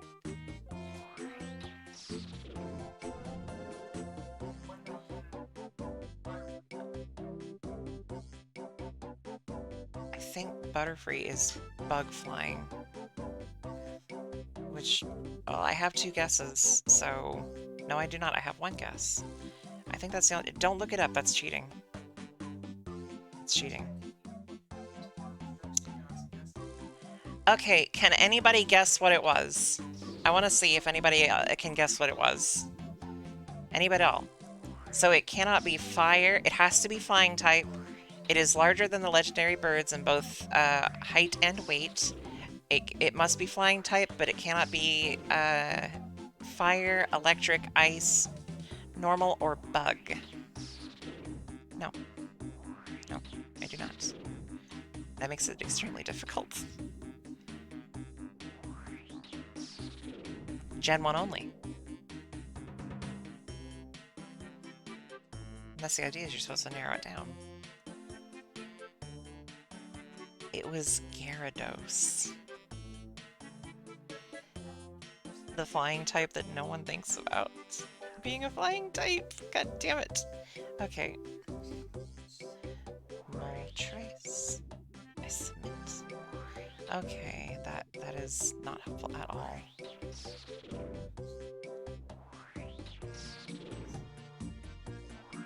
Zubat.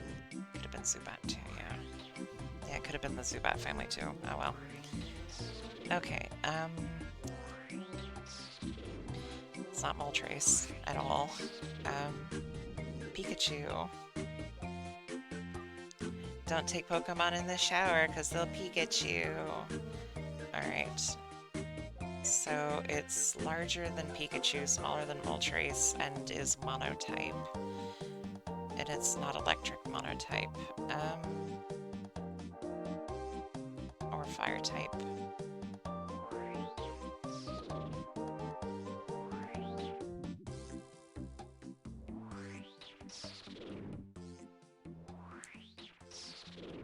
It's not water type.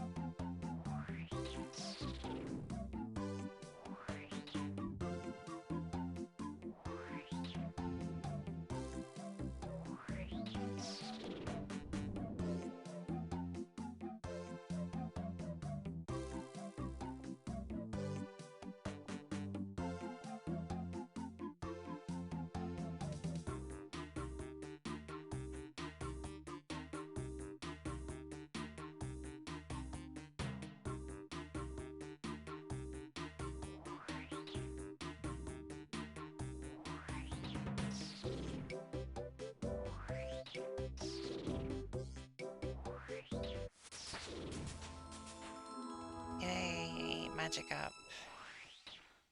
Huzzah. I didn't get anything from that one though. Oh god. Why does it keep giving me monotypes? I can't remember all the monotypes in Gen 1, god damn it.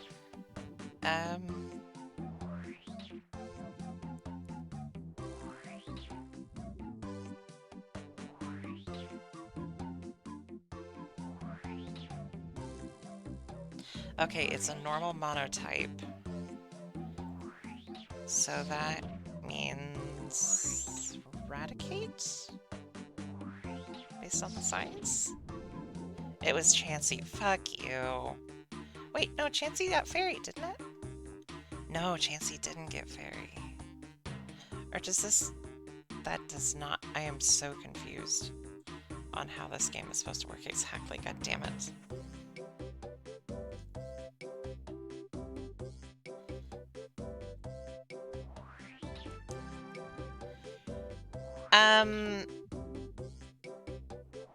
No, I don't think that actually is correct. I remember it being the same way, but it's not. I think they are not monotype in Gen 1.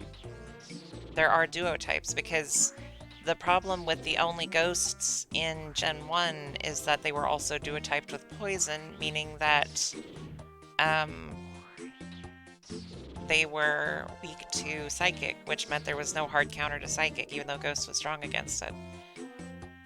Because I think it was like Alakazam and Mewtwo both outran Gengar.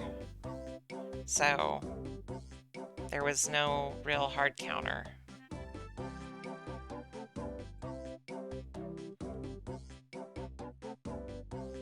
Oh, God. Taller than Chansey, but lighter. That doesn't mean much. Yeah, see, I remembered it being monotype too, but it's not. It is duotypes. Special attack and defense were one stat. It was just called special. What? Oh, okay.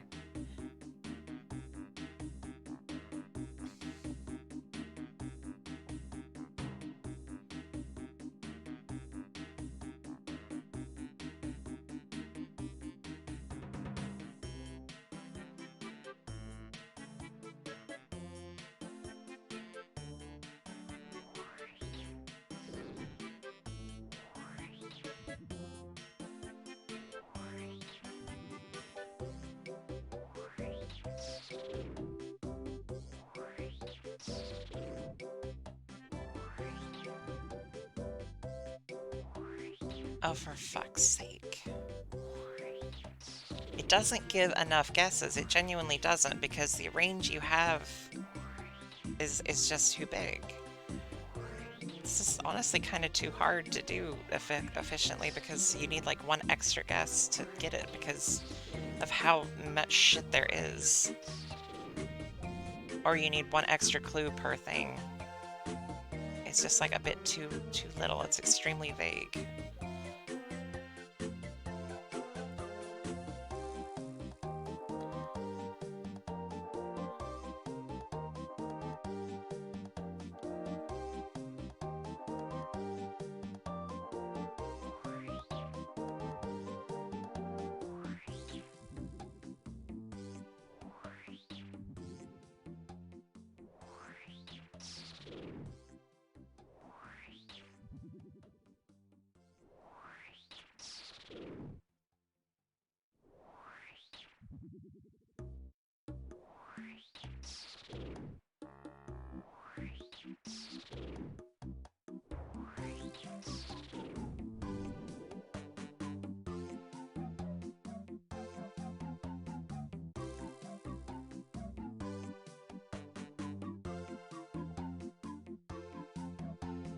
Alright, I'm gonna quit playing the Pokemon Wordle, because that's too... Even just limiting it to Gen 1, the clues that are given are not sufficient with the amount of guesses you're given to guess it, because if you like, oh, okay, it's a monotype, okay, well, I mean, goddamn, there's so many fucking monotypes. It's the height and weight thing barely like narrows it down. It was like, oh yeah, it's a monotype. I was like, okay, cool. Was it this monotype? No. Was it this one? No. It's taller and lighter than that. Is it this one? No. Okay. Is it Arbok? No, it was Machoke. Okay, how the fuck was I supposed to know that? Because, like, you're being way too fucking vague.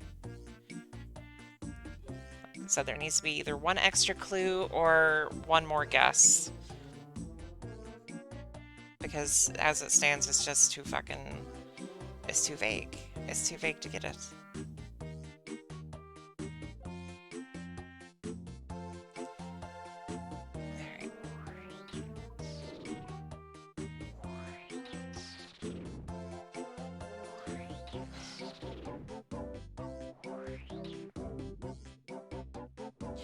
Alright, I think I'm gonna start wrapping up the stream, because I need to eat something, and my back's getting a little funky, so I'm gonna wrap up, I think.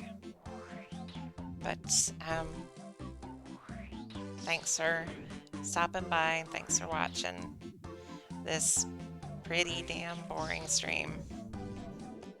Sorry for not being more entertaining. I don't know when I'll stream again. I just brain not doing so hot lately, but I'm on new meds, so hopefully it'll help. So, thanks for watching. Have a good day or a good night, whatever it is, wherever you are. And I'll see you later. Be safe out there.